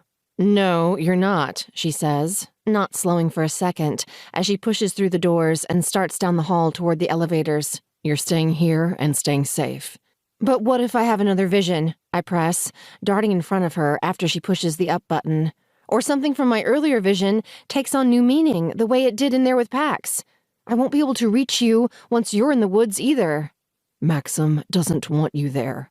Hermione brushes past me as the doors open, and he's right. Knowing someone you love is in danger doesn't make you a better fighter. It makes you distracted. And distraction easily equals death in situations like that. I hop in after her. That's why we don't tell him I'm there. I ride in the helicopter with you, but I don't get out. I stay inside, hidden, and communicate with you via earcoms. She sighs, casting a tortured look my way. I'll be completely safe, I say. You can even have the pilot stay with me in the cabin, so we're ready to bolt the second you say it's too dangerous for me to stick around. I clasp my hands together. Please, Hermione. I don't want to put myself or the baby at risk either, but I have a unique gift that we should use to our advantage. You better believe the other side will be using all of their gifts to theirs. Her hands ball into fists, releasing with a spasm as the car arrives on the roof with a sharp ding. Fine, she says, but when I tell you to go, you go. No arguments or hesitation. Agreed? I nod eagerly and tail her out of the car. Agreed, you're the boss. Right, she grumbles, striding past the bathrooms and closed snack bar toward the rooftop park, gardens, playground, and the helicopter launching pad beyond. You've proven how good you are at taking orders. I scamper along beside her, lifting my palms toward the darkening sky. But maybe that's a good thing. I'll keep Maxim's bossy side in check. Or give it a good workout at least, she agrees, shooting me a sideways glance. If he tries to demote me for this, I'm counting on you to change his mind. I'll re-promote you myself, I promise. Her lips twitch. You don't have that power. But thanks. You're welcome. But seriously, don't worry. Maxim owes me for saving his life several times in the past few days. If needed, I will absolutely call in one of those vouchers to get you out of the doghouse. But hopefully everything will go smoothly, and he'll never know I was there. At least, not until the fighting is over. And he might die during the battle, and this will be a non-issue. Ignoring the voice in my head and the anxiety tightening my throat, I ask, Don't suppose you have any enforcer uniforms in my size hanging around, do you? I can change on the way, but I should probably wear something that's easier to fight, run, and shift in, just in case. I'll have them send one up while the helicopter's fueling, she says, hopping on her comm to put in the request. She doesn't question me or insist I won't need to fight. She just gets the job done. I appreciate that about Hermione. She's practical, even when it's hard or scary, or both. Chapter 17. Maxim. We're still several miles from our landing coordinates when we see it. Smoke on the horizon. A lot of smoke. That doesn't look good, the pilot, Vance, an old friend of mine, says through our headphones. He leans forward, squinting into the setting sun. Reasons they would set fire to their own camp? I shake my head and lean forward beside him. As a distraction, maybe, or bait. We show up to see what's on fire, and they're waiting to ambush us. Or it could just be bad luck for them, good luck for us, Vance counters. It's been a dry fall. Could just be a campfire that got out of control or something. I grunt, and Vance laughs. Yeah, he says. I don't think we're getting that lucky either. I'll have our lead deploy a drone, see if we can get some visuals through the smoke, and see what's happening on the ground. 10 minutes later, grainy footage of the burning forest flickers onto my tablet screen, cutting in and out as the signal struggles to filter through our shielding spell. But I don't want to disable the spell just yet. This many helicopters zooming toward middle-of-nowhere Pennsylvania would attract attention from the human authorities we can't afford right now. But so will this fire, sooner or later. Do you think they're trying to get humans involved? Vance asks, proving we're on the same page. This won't go unnoticed or unaddressed by their forest fire teams for long. I chew my bottom lip and narrow my eyes on the screen. Maybe, but if the firefighters send in a drone first, like we are, maybe not. It looks like the fire is mostly under control. Lots of smoldering brush and a couple structures still burning, but things don't seem to be spreading. And there aren't any trees on fire. Vance makes a thinking noise. So maybe it was a campfire accident, and they got it under control before it reached the forest? But there are hardly any people there, I say. Just older women shoveling dirt on the brush and some younger kids, not quite teenagers, tossing water on the cabins. Where are the rest of them? The army and Kelly and her people. And the prisoners, I think, praying that Diana wasn't locked away in one of those structures as it burned. If they've hurt her in any way, let alone killed my little sister, I'm going to have a hard time leaving a single one of them alive. It doesn't feel right, Vance says. No, it doesn't. I agree. We'll talk it over with the other unit leaders when we reach the ground and send more drones to check out the areas beyond the flames. Could be they set the fire to keep us busy while they made a run for it. Maybe they've decided they don't want to fight. But we can't afford to let them run, Vance says. Willow's vision said you have to stop her sister tonight, right? I nod. It did. I roll the problem over in my head as we reach our destination and the choppers touch down one by one in a valley between two mountains. What if Kelly has a pathfinder of her own, or one of the witches on her team is skilled at telling the future? If she knows that all she has to do to doom my cause is stay alive and uncaptured until morning, she may have decided running is her best bet. Willow's vision wasn't clear about whether I had to kill Kelly or simply take her into custody, but neither will be happening if I can't find the woman. Outside, the last flush of dusk casts the valley in a violet glow, and the soft burble of the river rushing over stones not far from our landing spot seems to promise a peaceful night. But that promise is betrayed by the smoke filling the air, making my men and women cough as they gather their things and flood out of the copters. But by the time our defense team has ringed the perimeter and our liaisons have left to meet the troops hiking in to join us from the next valley over, where our plane has already touched down on an old stretch of country road, the smoke is thinning a bit. My unit heads meet me a short distance from the riverbank, looking as concerned about our current situation as I feel. All 5 of them agree their instincts are screaming that this is a trap. But what choice do we have? Samantha asks after we've discussed the matter at length and reviewed the night vision footage from our other drones. We're not getting any heat signatures from the woods around their camp. Nothing but animals, anyway. Natural animals. Not a few thousand shifted wolves ready to attack. And if we don't move soon, we might lose our chance to capture the few people still at the camp, Cox agrees. Even if their leaders kept their escape plan a secret, there's a good chance at least one of the people still here knows where they went. And those people might not be Kelly's, Samantha adds. They might have stayed behind because they're loyal to Bane and not on board with making Kelly queen now that he's gone. For all we know, there could be significant infighting in their ranks right now. A lot of people won't want a woman in charge, at least not by herself, Liam pipes up before lifting a hand and adding, no offense, clearly for Sam's benefit. Her lips twist. None taken. I live in the same world you do, I get it. The same world. The phrase sets off a chain reaction in my head. Portals to the parallel, I say, snapping my fingers. There aren't any on the map around here, but there's a chance they might have found one, right? Absolutely, Sam says, clearly catching my excitement. Portals are everywhere. Old Native American records show a lot of them way out in the woods. They aren't on modern maps, but that doesn't mean they're not still there. And if the portal's large enough, I say, or if they've found more than one, Cox adds. I point at his chest. That's where their ambush is coming from. All right, then. Sam exchanges glances with the other unit heads, who are all nodding along.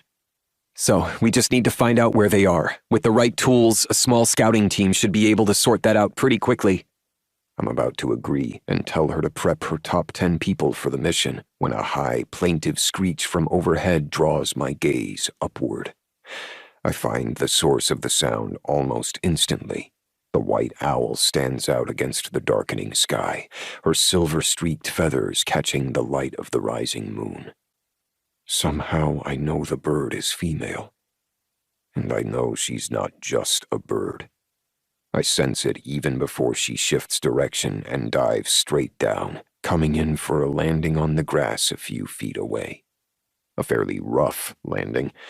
She lands on one claw and trips, tumbling head over feet to land in a tangle of wings before flopping over onto her back and letting out a huff that's so human-sounding and so familiar that I don't hesitate to cross to her side.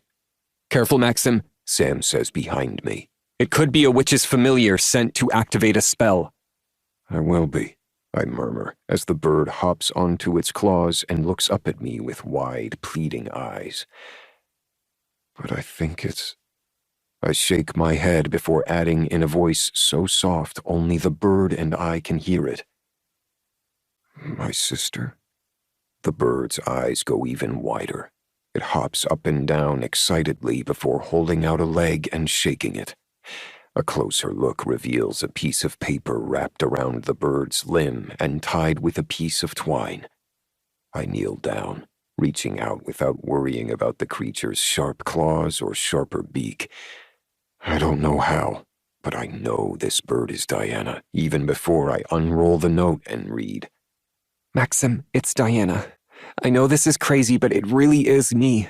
I've been turned into an owl. It's some kind of curse, and there's probably a cure, but we don't have time to worry about that right now. We have much bigger problems. Very important things you need to know. Kelly's army is waiting to ambush you if you head into the camp, but my allies know where they're hiding. They're on their way here to help you. Just don't shoot the good guys when they come out of the woods, okay? They'll be coming from the north. They're on the move now and should be here within the hour. The leader's name is Axe, and he's about your height with dark brown hair and eyes. Also, most of his allies are birds and bears, but not like me. They're actual birds and bears. Also, FYI, Axe didn't turn me into an owl, but he can hear me speak telepathically. That's how I was able to write this note. As soon as he gets here, you and I can have a real conversation. Until then, if you have yes or no questions, I'll answer them like this. Raise my wings for yes, shake my head for no. Also, just in case you shoot me before I can deliver this note, it's okay. I forgive you. Also, I love you, and I'm sorry I ran away. I know you're not the Shadow King.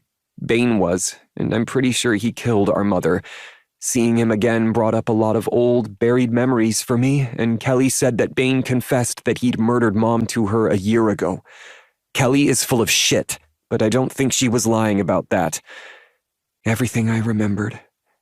Well, it pretty much confirmed that Bane is responsible for Mom's death. But I also remembered that you were the one who rescued me that day. And every day since. But not by being my bossy big brother. You saved me with sleepovers and taking me to the playground and listening to my kid problems and letting me stay up late and watch movies with you and your friends. You saved me with love, Maxim. You have a great big heart under all the alpha stuff, and it's more powerful than you know. If you end up ruling our people, I hope you'll use that heart as often as possible. Trust me, it'll be your superpower. All my love. D. By the end of the note, I'm fighting tears. What does it say, Maxim? Sam asks from behind me. I hold up a finger, needing a second to pull myself together before I talk to my team. I kneel down, my throat tight as I meet Diana's large yellow eyes. You're right. I'm sorry I forgot that for a while. Can you forgive me? I ask in a rough voice. She lifts her wings for yes. And can we start fresh? She lifts them again and gives an enthusiastic shake. And if I die tonight, will you take care of Willow and the baby for me? I ask, my throat squeezing even tighter. I know you'll do a great job with that, and a great job ruling our people. The next thing I know, I have a mouthful of feathers and claws scrabbling at my chest.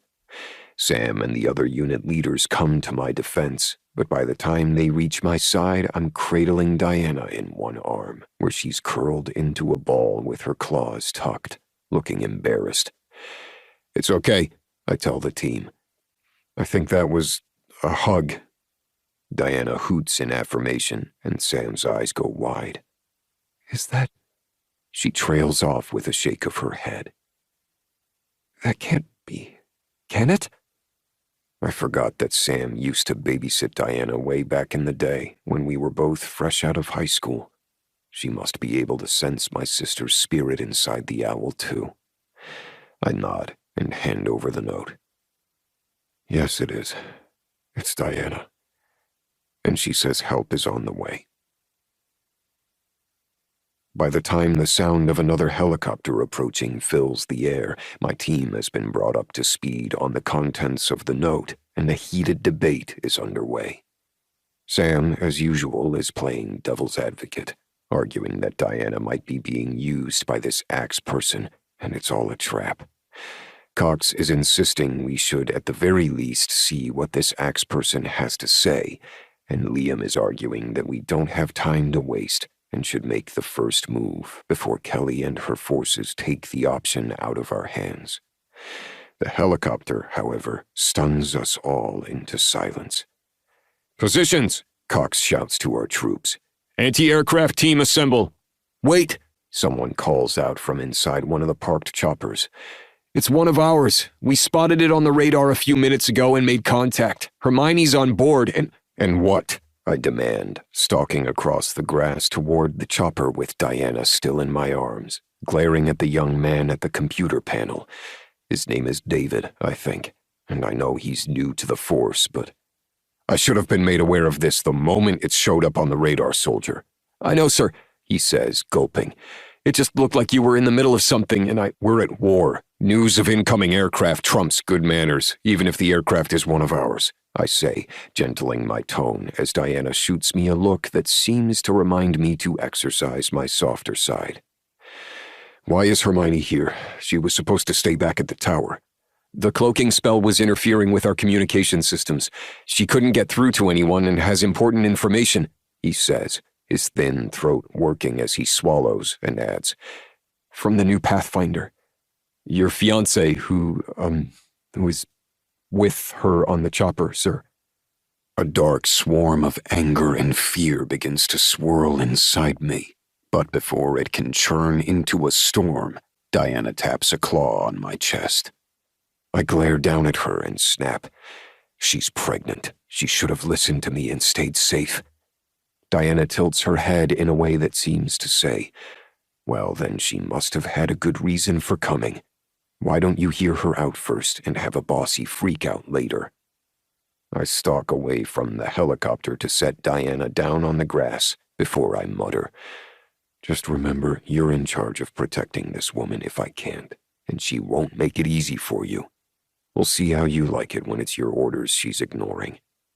I'm still angry, very angry, but when the chopper lands and Willow emerges, her hair swirling in the wind from the slowing blades, and runs toward me, I hold out my arms and pull her in for a fierce hug. The worst, I grumble into her hair. You're the worst. She pulls back to meet my gaze. I had no other choice. You need me here so I can tell you what I see as soon as I see it. Excitement sparks in her eyes. And you're going to be glad I came. There's a man coming with an army of animals. He's an ally and means well, but you have to send someone to meet him and tell him not to detonate his explosives until after he talks with us. If he does... Her words are cut off by a boom so loud it shakes the ground and vibrates up my legs, rattling my bones. My ears begin to ring, but I can still hear the shocked sounds echoing through my troops and Willow uttering a string of curse words so foul I know we're in trouble, even before she says, Too late for that then, but if we move fast, we can hopefully keep this from getting any worse. She glances over my shoulder. We should join your commanders and let everyone hear this at once. The portals are already collapsing, she says, her eyes beginning to glow, proving this isn't theoretical information.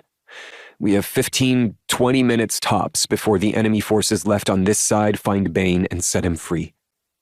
My jaw drops. But before I can say anything, Willow grabs my sleeve and starts towards Sam and the others. Yeah, he's alive, she says grimly. Sort of. And if we don't stop him, he's about to destroy life as we know it. Chapter 18. Willow. It only takes a few minutes to relay the information from my latest vision to Maxim and his commanders, but every moment drags on for a terror-filled eternity. A voice inside my head screams that I should run to the underground room as fast as I can and put a stop to this myself, instead of wasting time with explanations. The fate of every creature on this planet is hanging in the balance, and every second counts. But I was no match for Bane when he was human, let alone now. And the future will be saved by people working together, not the actions of any one woman, no matter how good her intentions. "What do you mean the portals are gone?" Sam asks, sounding properly horrified. "How can that be? Maybe the portals here were destroyed by explosives, but that shouldn't mean—" "It set off a chain reaction," I cut in. "Bane was working with wraiths trapped in between the two worlds. They mistakenly took that explosion we just heard as the signal from Bane to set off their own bombs. They think they're going to collapse the barrier between the worlds, freeing themselves in the process. But that isn't what happens. Instead, the two worlds are now completely separated, with no easy or safe way to travel between them." I pull in a breath and repeat what I've already said, hoping a second sharing will spur them to action. The good news is that my sister and 90% of her fighting force are now trapped in the parallel. They won't be causing us any trouble tonight, and the 100 or so people left on human side are no match for our forces. We'll overpower them easily, but only if we move now, before they find Bane in the underground room and free him from his chains.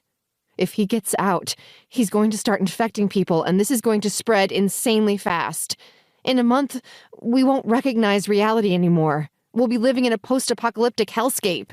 I turn to Maxim and add, "And your sister will end up ruling in that world, doing her best to keep those of us who haven't been infected alive. That's why I saw a dark shadow over her reign in my first vision. I thought it was maybe because of the personal grief I'd feel if you were gone, but it wasn't." Maxim, who's been unusually quiet, rests a hand on my back. "You did the right thing. But now you have to go." I start to protest, but he shakes his head and insists, "You already told me exactly where the room is located.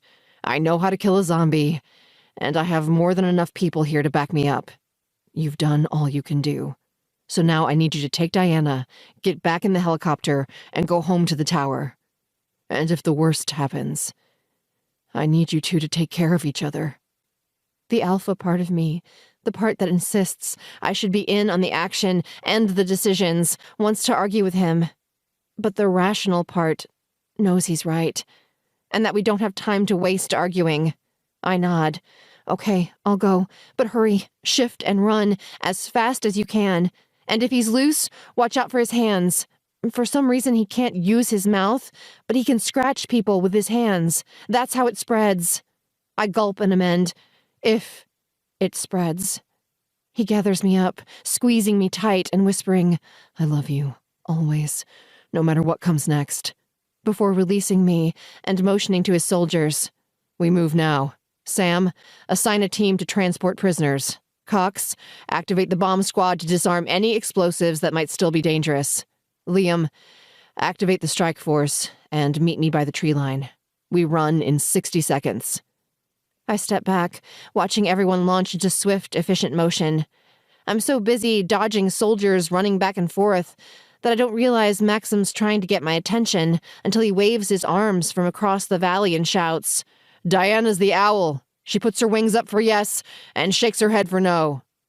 I frown and start to ask what the hell he's talking about, when a stunning white owl hops out from behind a patch of tall, dry grass, waving her wings in the air. Somehow, I instantly understand that it's Diana. I feel her signature energy, and when her golden eyes meet mine, I swear I can almost hear her voice in my head, telling me she's going to take care of me until Maxim gets home, and that he will be coming home. Hoping she's right, I kneel down to her level as she executes an awkward walk-hop-tumble across the grass. I shake my head. "I'm so glad to see you, but are you okay? How on earth did this happen?" She rolls her eyes and lifts her wings in an exasperated gesture that might make me laugh at another time. It's just so Diana, despite the feathers and everything else. But nothing is funny right now. Come on, let's get going, I say, holding out my arm for her. We'll figure out a way for you to tell me everything on the way home. Diana hops onto my arm, her claws gripping it tight, as I lift her surprisingly solid new self into the air. She's heavy. I tell myself that's why I'm shaking, as I glance over to see Maxim and his team shift and run into the woods. But I'm a bad liar, especially to people I love. So when Hermione, who's been waiting for me by the chopper, asks, "Are you all right?" I don't bother putting on a brave face. I suck in a breath and shake my head. No, but hopefully I will be. He's going to get there in time. He has to. You did everything you could. If our people come out on top, you're the reason why. Hermione reaches out, as if to squeeze my shoulder, but pauses as her gaze fixes on Diana. Her arm falls back to her side. So, this is Diana. Is that what Maxim said? Diana screeches and clicks her beak for several seconds, her head bobbing back and forth with sufficient attitude that no further explanation is required from me. Hermione nods. Okay, definitely Diana.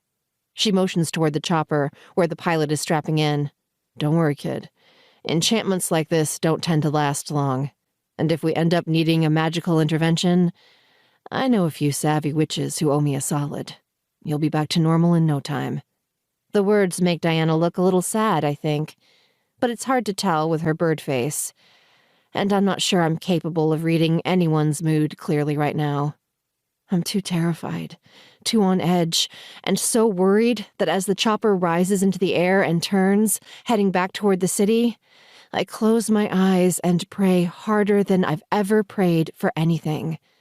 I beg the stars, the universe, the gods and goddesses of old and new to make Maxim swift and strong, to guide his hands and his people, and most importantly, to bring him back to me. Chapter 19. Maxim. I run faster than I have in years, bounding over boulders and fallen tree limbs on the forest floor, flowing like dark water rushing down a riverbed. My blood pounds in my ears, and my breath comes faster, but I'm not winded. I'm strong again, nearly back to normal, and I have my best fighters with me and a huge support team waiting in the wings. I don't have to beat Bane alone, and as long as we get to him first, this mission should be relatively easy. Zombies are strong and insanely dangerous when on the loose, but they can't do shit while chained to a wall. It will be like shooting fish in a barrel. One big, evil fish. Still, when we reach the charred edges of the camp and slow our pace, skirting quietly around the settlement to the north, avoiding the worst of the smoke and the people sobbing and coughing as they dig at a pile of rubble not far from the central cabins, apprehension has my fur standing on end. I keep circling back to what Diana said in her note about Bane killing our mother. It should shock me, but it doesn't. What's shocking is that I didn't see what a monster my brother was back then. I knew he was selfish and arrogant and wanted the privilege of power without putting in the work, but I didn't see the evil at the heart of him. Maybe it hadn't fully taken hold yet. Or maybe I was just a naive teenager, too busy thinking he had shit all figured out to see what was right in front of his face. All I know for sure is that I won't mind watching him die a second time. I won't enjoy it. I'm not a monster, but I won't shed one fucking tear for the man who blew a hole through the middle of our family and then tried to do the same to the rest of the world. There's only one thing that could make this mission more satisfying. As if summoned by my thoughts, the fairy devil who tortured me runs across the glen by the line of blue toilets Willow described. A growl vibrates low in my throat, and my lips peel away from my teeth. I want to race straight for that sick fuck and rip him apart, but that's not my mission here tonight. I have one target, one goal above all others. But that doesn't mean I can't spare a few fighters to take care of Mr. Gray. I reach out telepathically to Sam. That fairy with the long gray hair, he's the one who tortured me. If he surrenders without a fight, capture him. If not, take him out. On it, Sam says. She gives the order for 3 of our toughest fighters to join her, and they break off from our pack, racing through the grass toward Gray with a speed that makes my mouth fill with salt. I want to spill his blood so much I swear I can taste it, thick and hot, flowing down my throat. Wanting to kill another creature this much, not just to end them, but to do it as viciously as possible, is nothing to be proud of. And I'm not. But I never said I was an angel. I may have a big heart like my sister said, but I also have a dark, angry side that comes out to play when the people I love are threatened. As my team and I arrive at the place where I was held prisoner, and Evan shifts long enough to hold the heavy metal door open so that the rest of us can race down the stairs as wolves, my darkness rises. By the time I reach the bottom of the stairs and burst through the door into my personal hell, a deep, threatening growl is rolling from my throat like thunder, warning of the impending storm. The woman standing close to where Bane is chained to the wall hears it and spins to face the door, sending her long gray braids flying. Her eyes are gray too, but a paler gray than the fairy's, and her face is so finely wrinkled she has to be at least 80, maybe older. Elsbeth. This must be her. She's exactly as Willow described. I shift, jabbing my arm forward as I transform so that a beat later I'm standing with a warning finger aimed at the woman's face. Don't take another step. This ends now. Bane roars in response, and his milky eyes fix on mine.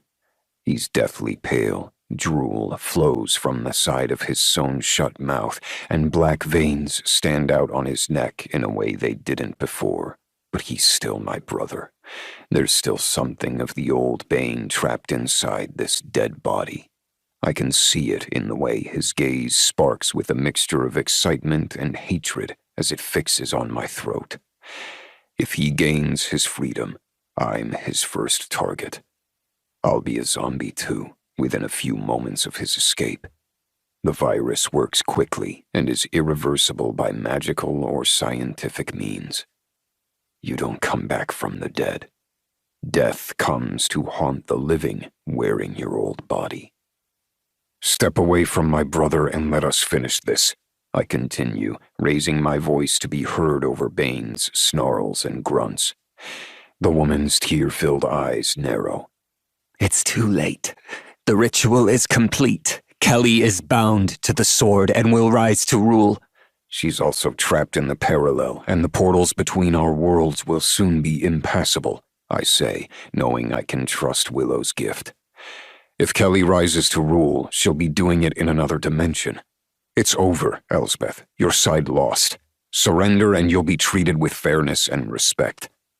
Her lips twitch into a trembling smile. As if you understand the meaning of the words. Thornmen are all the same. You take and you control, and eventually you destroy. You'll ruin this world the same as your brother would have. You're no better than he is. Willow is a fool to give you her trust. You certainly haven't earned it. But I will earn it, I say, taking a slow step closer, wanting to make sure the key dangling from a ribbon at her left wrist doesn't get any closer to my brother's chains.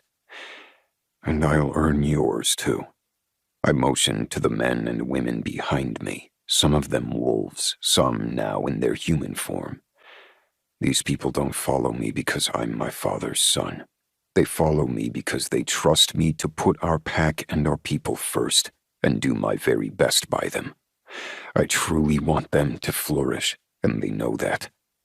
I'm not always a good man, Elsbeth. I won't pretend to be something I'm not. I take another slow step closer, encouraged by the uncertainty creeping in to tighten her features. But I am devoted to my people, and determined to be worthy of my wife. Bane was neither of those things. You know that. Another step, and now I'm nearly close enough to reach out and grab her arm. I'm not the same as my brother, and if I promise you mercy and fairness, that's what you'll receive. But only if you get out of the way and let us do what needs to be done. She shakes her head, clutching the key to her chest with both hands. No, you can't kill him. Kelly needs him alive to grow strong. Just let me go. Let me take him to her in the parallel, and I swear you'll never see either of us again. I told you there is no more parallel. At least, not as far as we're concerned. I say sternly, subtly motioning for Liam to circle around to Bane's other side and prepare to take his shot. Liam is one of our sharpshooters. During battle, they wear leather tethers around their necks, equipped with a holster for a small gun, enabling them to transport their weapon as they shift back and forth.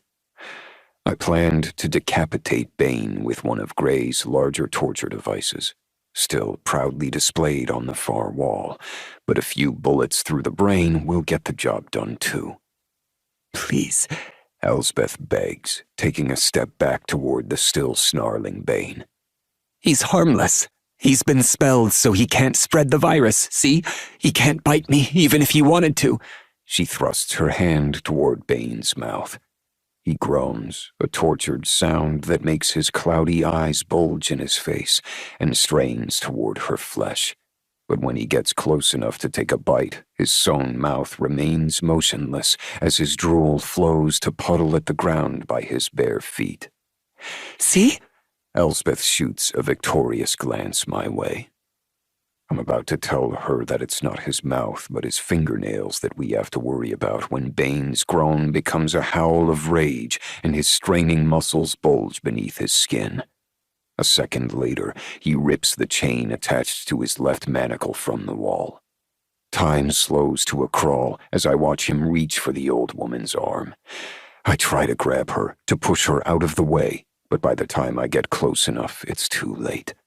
I shove Elsbeth to the right, but Bane has already clawed several holes in her thin skin.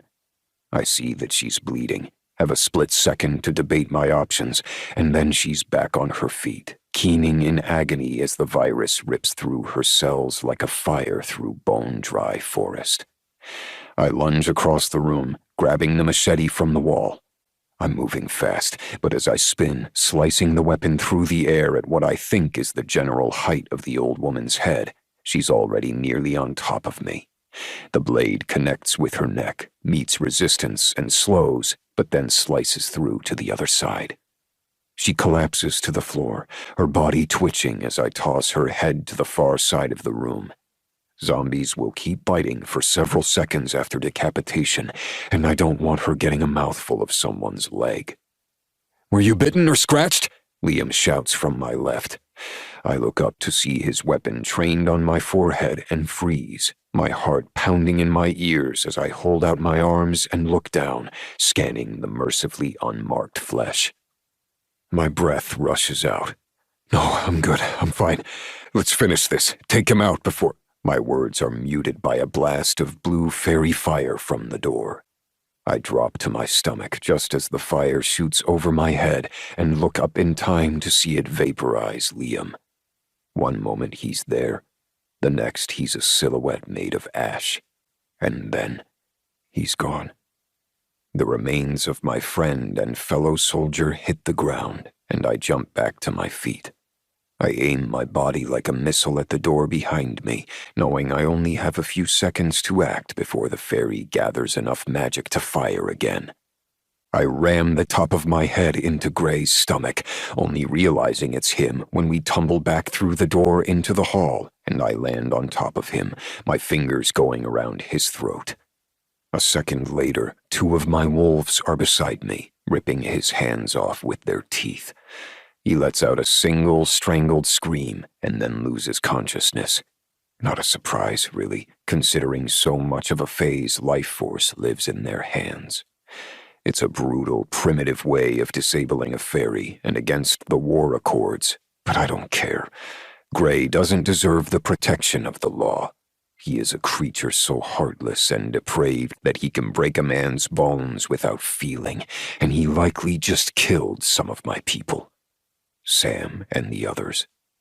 They wouldn't have let Gray down here if they were okay. You and you, I motioned to the two wolves with fairy blood still in their mouths. Head topside and check on Sam and her team, and get medical here ASAP. I roll off Gray and come to my feet. Cox, use the leather straps on the walls to stem the blood from the Fae's hands. Take him to the Glen and call for prisoner transport. There should be room for the chopper to land there. I turn back to the chamber, and my brother raging on the other side. His free arm swings in mad circles that send the chunk of rock he pulled from the wall crashing into the stone table, sending tiny shards of granite flying into the air.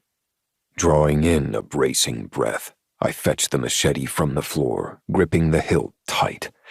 The rest of you, get ready to transport the bodies upstairs for burning. We don't want to leave any infected flesh behind for the animals to eat. And then I take 2 running steps and jump, the weapon clenched in both hands. I land atop the stone table in a crouch and swing my weapon at my brother's face. In the second before the blade connects, his eyes lock with mine. I see hatred there. Hatred and the blazing hot fire of impotent rage. And then his right eye isn't there anymore. My second strike connects with his neck, and 2 strong hacking blows later, his head drops heavily to the floor. The rest of him continues to convulse against the wall for several stomach-turning moments, and then it's over.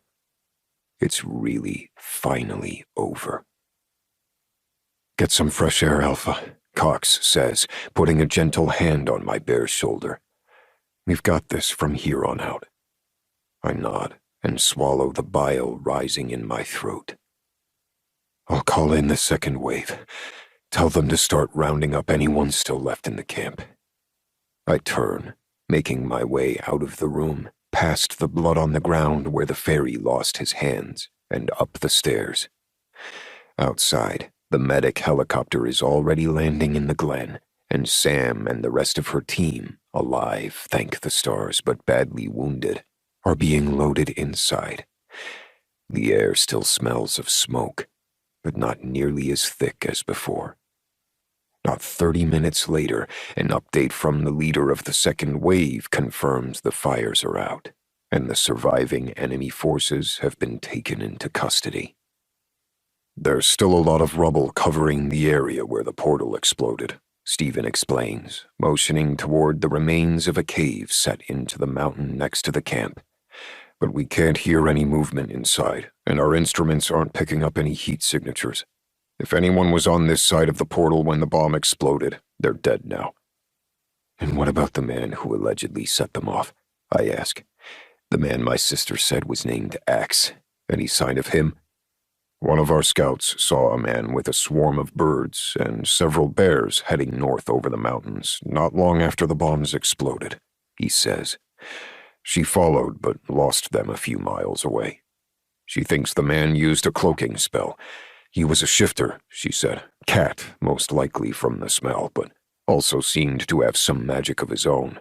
Said he felled a dead tree with a twitch of his fingers to conceal his trail. My jaw tightens as I watch another batch of prisoners being loaded into our largest helicopter. We're taking them to our cargo plane in waves, the logistics of getting them all transported taking far longer than the battle. Thank the stars for that, too. Send another scouting team north, I say. Tell them not to engage, but to follow the man if they can find him, and gather as much information as they can. He may have cursed my sister, or at least know how she ended up an owl and how to change her back. We need to keep Axe on our radar.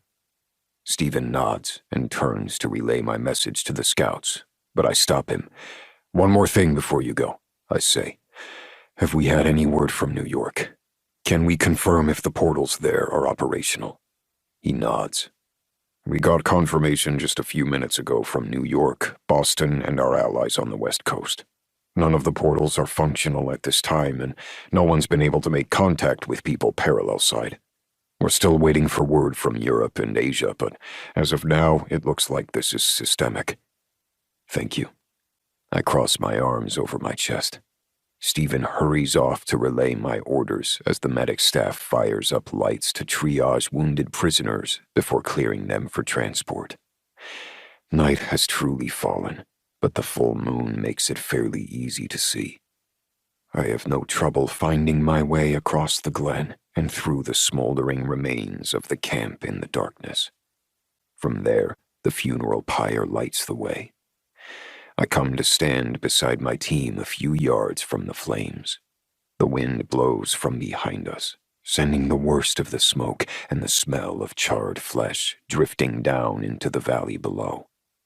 It's only then, as I watch the last of my brother burn, that I feel safe borrowing a phone from one of my still-clothed soldiers and placing the call. Willow answers on the first ring. Tell me this is you and that you're fine. It's me, I say, the tension in my chest easing now that I've heard her voice. And I'm fine. Bane is dead. The risk of spreading the virus has been contained, and we're loading the prisoners now. I should be home before morning. She exhales a relieved breath. Thank goodness. Thank goodness. My fingers hurt from crossing them so hard. Elsbeth is gone too, I say, wanting to get all the bad news out of the way before I get back to her, so we won't have anything ugly to talk about for a while. She tried to free Bane, to take him to Kelly, and was infected. Willow hums softly. I'm actually sorry to hear that. She wasn't all bad, I don't think. Maybe not even half bad. Same with my sister. She sighs. Any word on Kelly? Just that, according to Elsbeth, they completed the ritual. But Kelly was likely trapped in the parallel when the explosives destroyed the portal, so I shake my head. We may never know what happens next for her. Oh, I have a feeling we will, Willow says. Someday. The portals may be gone, but we'll find a way to communicate with the parallel, sooner or later. Is that a Pathfinder vision? No, just a strong feeling, she says. And a hope. There are good people there. They deserve better than what they've been getting from their leaders. And probably better than what they'll get from Kelly if she takes power. Like I said, there's something wrong with the spell. It isn't going to work the way she and Elsbeth thought it would. Maybe because they used a zombie as a point in the triad instead of a living man. Maybe. Or maybe because Bane died for real not long after they completed the ritual. She makes a soft, worried sound. I don't know, but what little I saw of Kelly's future looked bleak. Even if she's a queen, she's going to be a very unhappy one. You sound sad. I tilt my head back, watching the moon break free of the tree line and float higher in the star-scattered sky. I am sad, she says. But I'm also so grateful. Come home to me, and let's sleep for a very, very long time, and then wake up and figure out what to do with Diana. She, strangely, doesn't seem too upset by being an owl, but I think the less time she spends in a body that's not her own, the better. Oh, and she was hoping... Willow lowers her voice before she continues, making me think Diana might be nearby. Have you come in contact with any cat shifters? A young man about 19 years old with bronze skin, dark hair and eyes, and an attitude to match Diana's in particular. Don't freak out about it, but he was her secret boyfriend. Hopefully still is, maybe, if he's alive. He's a good kid, Maxim, as far as I can tell. He just got caught up with the wrong people. But he cared about Diana so much, I could tell, and he didn't want to hurt anyone. I roll my eyes, but I can't work up any anger about the news. Not when I'm pretty sure the poor kid is either dead or trapped in the parallel. No, I haven't seen many people that age at all. Everyone we've rounded up has been younger or older, the seniors and kids left behind while everyone else prepared to fight. There are a few younger women, but no young men, and no prisoners. The cells were empty when we arrived. Willow sighs. That's not great news, but I won't tell her yet. Maybe he ran away or something. Or maybe one of the prisoners will be able to shed some light on what happened to him during their interrogation. Will you be sure to add that to the list of things to ask them? I know you're not a fan of wolves dating cats or cats in general, but I never said that. I'm planning on getting you a kitten for a wedding present, in fact. I cut in. Assuming I can find one who will let me touch it without trying to scratch my eyes out. Really? Willow says, wonder and delight mixing in her tone. Really, I assure her. I just don't want it sleeping in our bed. I just want you in my bed. Every night, and as many long afternoons as we can beg, borrow, or steal. Me too. I'll be waiting for you in bed when you get home. Wake me up if I fall asleep. I want to hug you as soon as possible. Will do. I promise. 3 hours later, after we've logged the last prisoner into our database, assured our allies that the crisis has been averted, and I've grabbed a quick shower in the Enforcer men's locker room so I'll be clean when I go upstairs to my fiancée. I slip under the sheets beside my future mate and pull her close. Oh, yes, she murmurs, waking quickly and wrapping her arms tight around me. You're here. You're finally here, and you're never leaving this bed again. I might have to leave now and then just to get some fresh air. You don't need fresh air, she informs me, and then she rolls on top of me and proves she's right. I don't need fresh air or food or water or anything else. I only need this woman, her kiss, her love, and her perfect wild sweetness. For now and for always. Epilogue 1. Willow. 3 months later. I said I wanted a big wedding. I did. I said those words aloud to Maxim Thorne, a man with a reputation for taking things to extremes. In my defense, however, I knew the extreme thing applied to protecting his family, working his ass off for his pack, and bossing me around in bed. I had no clue he was going to go this over the top with our wedding day. You've got to be kidding me. My voice echoes in my headset as I lean forward, pressing my face against the chopper's back window. My jaw drops as I blink, then blink again, keeping my lids closed for a long beat. But when I open them again, the royal blue tent, ringed with lanterns, is still set up on the snow-covered island in the middle of the peaceful lake. The large bonfire is still burning on the rise behind it, and at least 50 of our nearest and dearest are milling about, bundled in fluffy coats, or already furry and romping in the snow, while waiters in tuxedos move between them, delivering what looks like champagne and hot cocoa?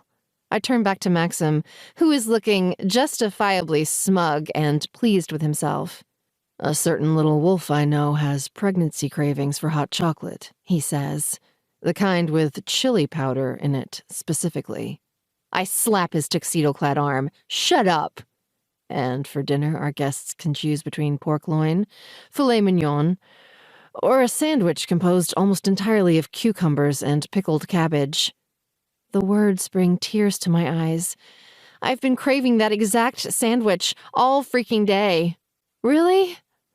Oh my God, Maxim, that sounds so good. I can't even... My stomach rumbles, protesting its emptiness. But before the wedding, I was too nervous to eat, and after, too busy packing for what I thought was a quick honeymoon trip upstate. But this is so much better. This is my dream after party, the one I insisted we shouldn't have, because I thought it would be wrong to celebrate when so many people have lost contact with loved ones in the parallel, with no idea when, or if, they'll ever speak to them again. Looking down at them now, however, it's clear this was the right choice. Everyone looks so happy and excited.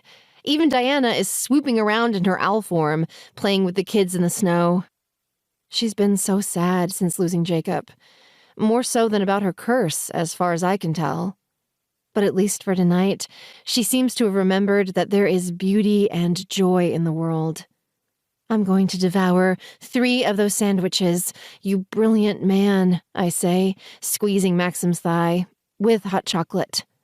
And I'll do my best to watch you do that, and not vomit. He slides the hand around my shoulder, down to my butt, and tugs me closer. But we'll see. I'm a man, not a superhero. You're my hero. I tip my head back, bringing my lips closer to his. And I think you're pretty super. He kisses me, soft and sweet, and I murmur against his lips, "Thank you so much for this." I'm blown away.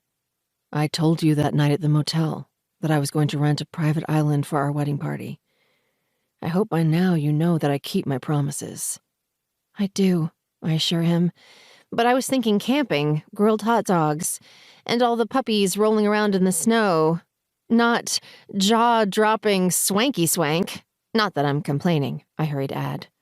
The puppies can still play in the snow, he says, glancing past me to the window as the chopper sinks down to land in a clearing near the tent. And the adults can have a gourmet meal, dancing, and heated yurts to sleep in after. But don't worry. Our yurt is on the opposite side of the island, so no one will hear you scream. A wicked smile curves my lips. I'd like to be able to promise that I won't scream, but you're very good at your work, Mr. Thorne. If the whole king of the shifters thing doesn't work out, you could make a killing in the red light district. His eyes dance. Ready to share me already? Never, I promise. I've licked you and called dibs. Now you're mine. Those are the rules. I like those rules, he says, and kisses me again. We're still making out when the helicopter doors open, and Hermione shouts, "Come on, you two. Enough of that. We're starving. Food first, face-sucking later." I pull away from Maxim with a laugh, leaving my headset on the seat as I accept the hand Hermione offers to help me out. As she does, I notice the raven-haired woman I've seen her with a lot lately standing not far away, and arch a pointed brow. Hermione grins and shrugs. I figured I should bring a date, since it's a wedding celebration and all. Good instincts, I say, leaning closer to add in a confidential voice. I've been watching you two. She seems very funny, very clever, and completely smitten. Hermione blushes. Actually blushes. Something I would have sworn I'd never see, and mumbles, "Well, good. I'm pretty smitten myself." Yay, I say, squeezing her fingers as Maxim takes my other hand in his. What are we celebrating? He asks. Love, I say, swinging both their hands with a giddy sigh. Obviously. It is obvious. Maxim can't keep his hands off me during the meal, even though my kimchi sandwiches are as stinky and delicious as I hoped they'd be. And the toasts from our friends and family are so beautiful, they make me cry at least 3 times. As the band gets going after, and we all dance around the bonfire under the stars, I would swear that every light in the sky is celebrating with us. And then, one by one, families trail off to put their little ones to sleep. The single folks go down to sit by the water and hear the elders tell stories of water horses who live in lakes just like these. And couples of all ages sneak away to the woods. Or, in our case, to our private yurt on a cliff on the opposite side of the island with a stunning view of the snow-covered hills glistening in the light of the full moon. I sit beside Maxim on the bench outside the yurt for a long time, just holding his hand and watching the moon rise and feeling so grateful. It feels like my chest will burst. Oral for your thoughts? Maxim finally asks. My lips curve, but I keep my eyes on the sky, as if I don't realize I can have that for free anytime I want. Just one of the many keeper-worthy services I provide. Isn't that the truth? I lean my head on his shoulder. I was just thinking about how grateful I am for all of this. For you and our people, and the chance to bring our baby into a relatively peaceful world. I mean, I know uniting the packs is messy business, but you're all making such good progress. And now that the parallel packs aren't coming over to human side and making trouble all the time. I look up at him, my forehead furrowing. Is it awful that a part of me is grateful for that too? Even though horrible things could be happening to innocent people there, for all we know? Maxim considers that for a moment, before he shakes his head. No. As soon as we're able to help the people there, we will. In the meantime, you shouldn't be miserable simply because misery exists.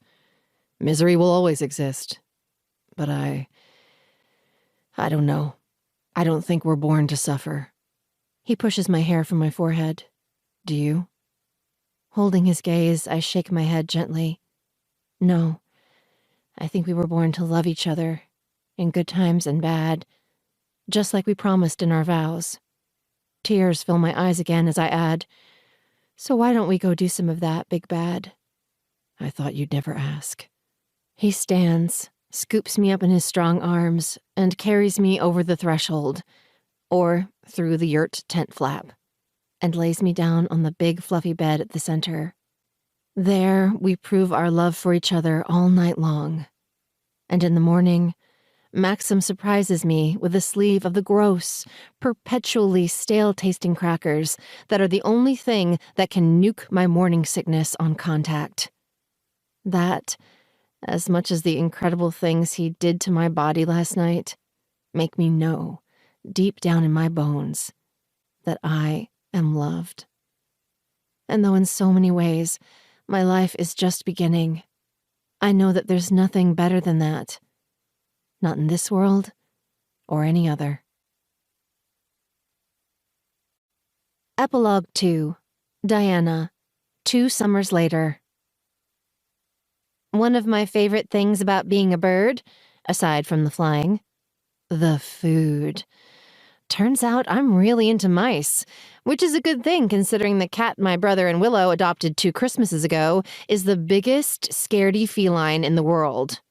Sunshine is a sweetheart and super cute, with her fluffy orange coat and bright green eyes. But I swear she wets herself if a fly gets into the apartment, let alone a mouse. And hey, it's New York City. Sometimes we have mice. Especially on the roof where all the open trash cans are. Thank goodness. I swoop, diving from my perch atop the slide to destroy a rodent who's dared to creep from beneath the bin at the edge of the playground. I turn back to Willow as I shake it in my beak, keeping an eye on her as I gulp down my treat in one bite, honoring my promise to my brother not to drop my guard while he slips downstairs for a business call. These days, our enemies are few and far between. And Maxim is only days from being elected ruler of the allied packs of Humanside. But where the safety of his wife and child are concerned, he's still a fanatic. And really, who can blame him? Willow is the best, and my nephew is so stinking adorable I can hardly stand it. I just want to bite his chubby little cheeks off. Sometimes I actually want to do that, literally, but I don't, and I never would. I trust myself completely, but I can't deny the animal part of me is growing every day. I can sense that makes Willow sad sometimes, but I don't feel sad anymore. I don't feel many human emotions, in fact. Except love. Love remains. It not only remains, it flourishes. My love for my family and my people has grown stronger than I imagined possible. I'm just so proud of them and all the good work they're doing in the world. I'm such a sap. Willow and I had to work out love in owl sign language the very first week I was transformed. I land beside her on the park bench now and flash a love sign her way, hooting as she flashes it back. Love you too, cutie, she says, as James Alexander Thorne II, named for his granddad, gums on a teething biscuit in her lap. He's a year old today, and his gummy smile has been replaced by several cute little baby teeth. James is so precious. Even his teeth are adorable, and that's a fact. But maybe a little less mousing while I'm around, if you can help it. I almost threw up in my mouth. I hoot again and flash her the wimp sign. She laughs. Yes, I am a wimp with a weak stomach, so have mercy on me, will you? I narrow my eyes, suspicion blooming inside me. But before I can remember if we have a sign for pregnant, not just baby, Willow's mom emerges from the elevator and races down the pathway toward the playground, laugh crying in the way only she can. A baby, she shouts. Another baby! I knew it! I just knew it! Did Maxim tell you? Willow huffs and rolls her eyes, but I can tell she's not really mad. He promised we'd wait until James's birthday dinner tonight. I caught him buying you a present downstairs and put 2 and 2 together, her mother says, plopping down beside Willow on the bench and throwing her arms around both her daughter and grandson. I'm so excited! She beams past Willow to include me. Hey there, Diana. Did you know? I shake my head and make the yay sign. Wendy laughs. Yay for sure. All the yay. And it's going to be a girl this time, isn't it? I can just feel it. No, Willow says, startling as her eyes begin to glow, and she continues in a slightly dazed voice. Oh, wow. That hasn't happened in a while. But no, he's going to be another boy. Her eyes widen and jerk excitedly to mine.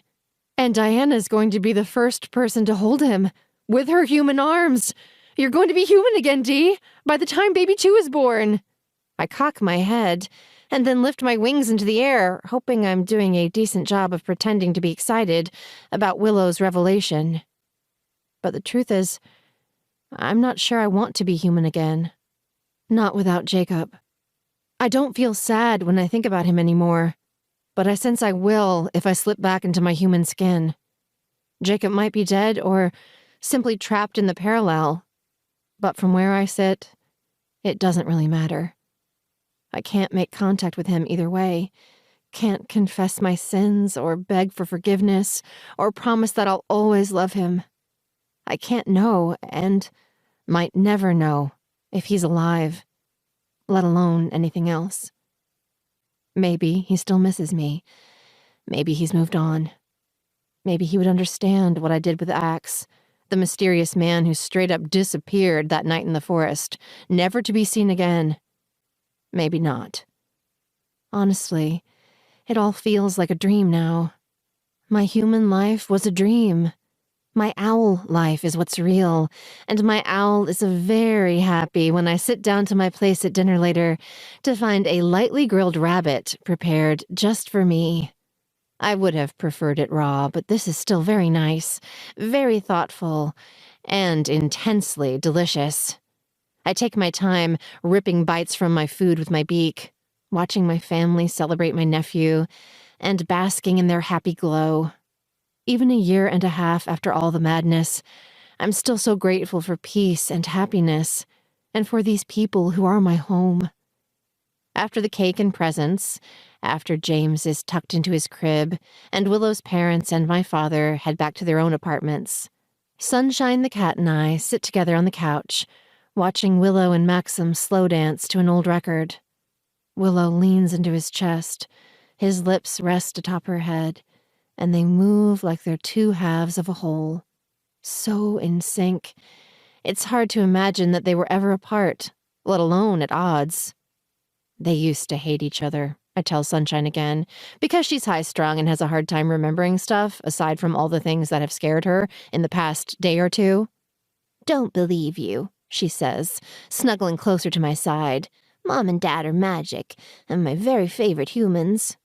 Mine too, I coo, the warble in my chest, making Sunshine start to purr the way it always does. But they still don't believe I talk to you. They say house cats don't talk. Her eyes slant shut. Well, no one's perfect. At least they're pretty close. Yeah, they are, I agree. Pretty damned close.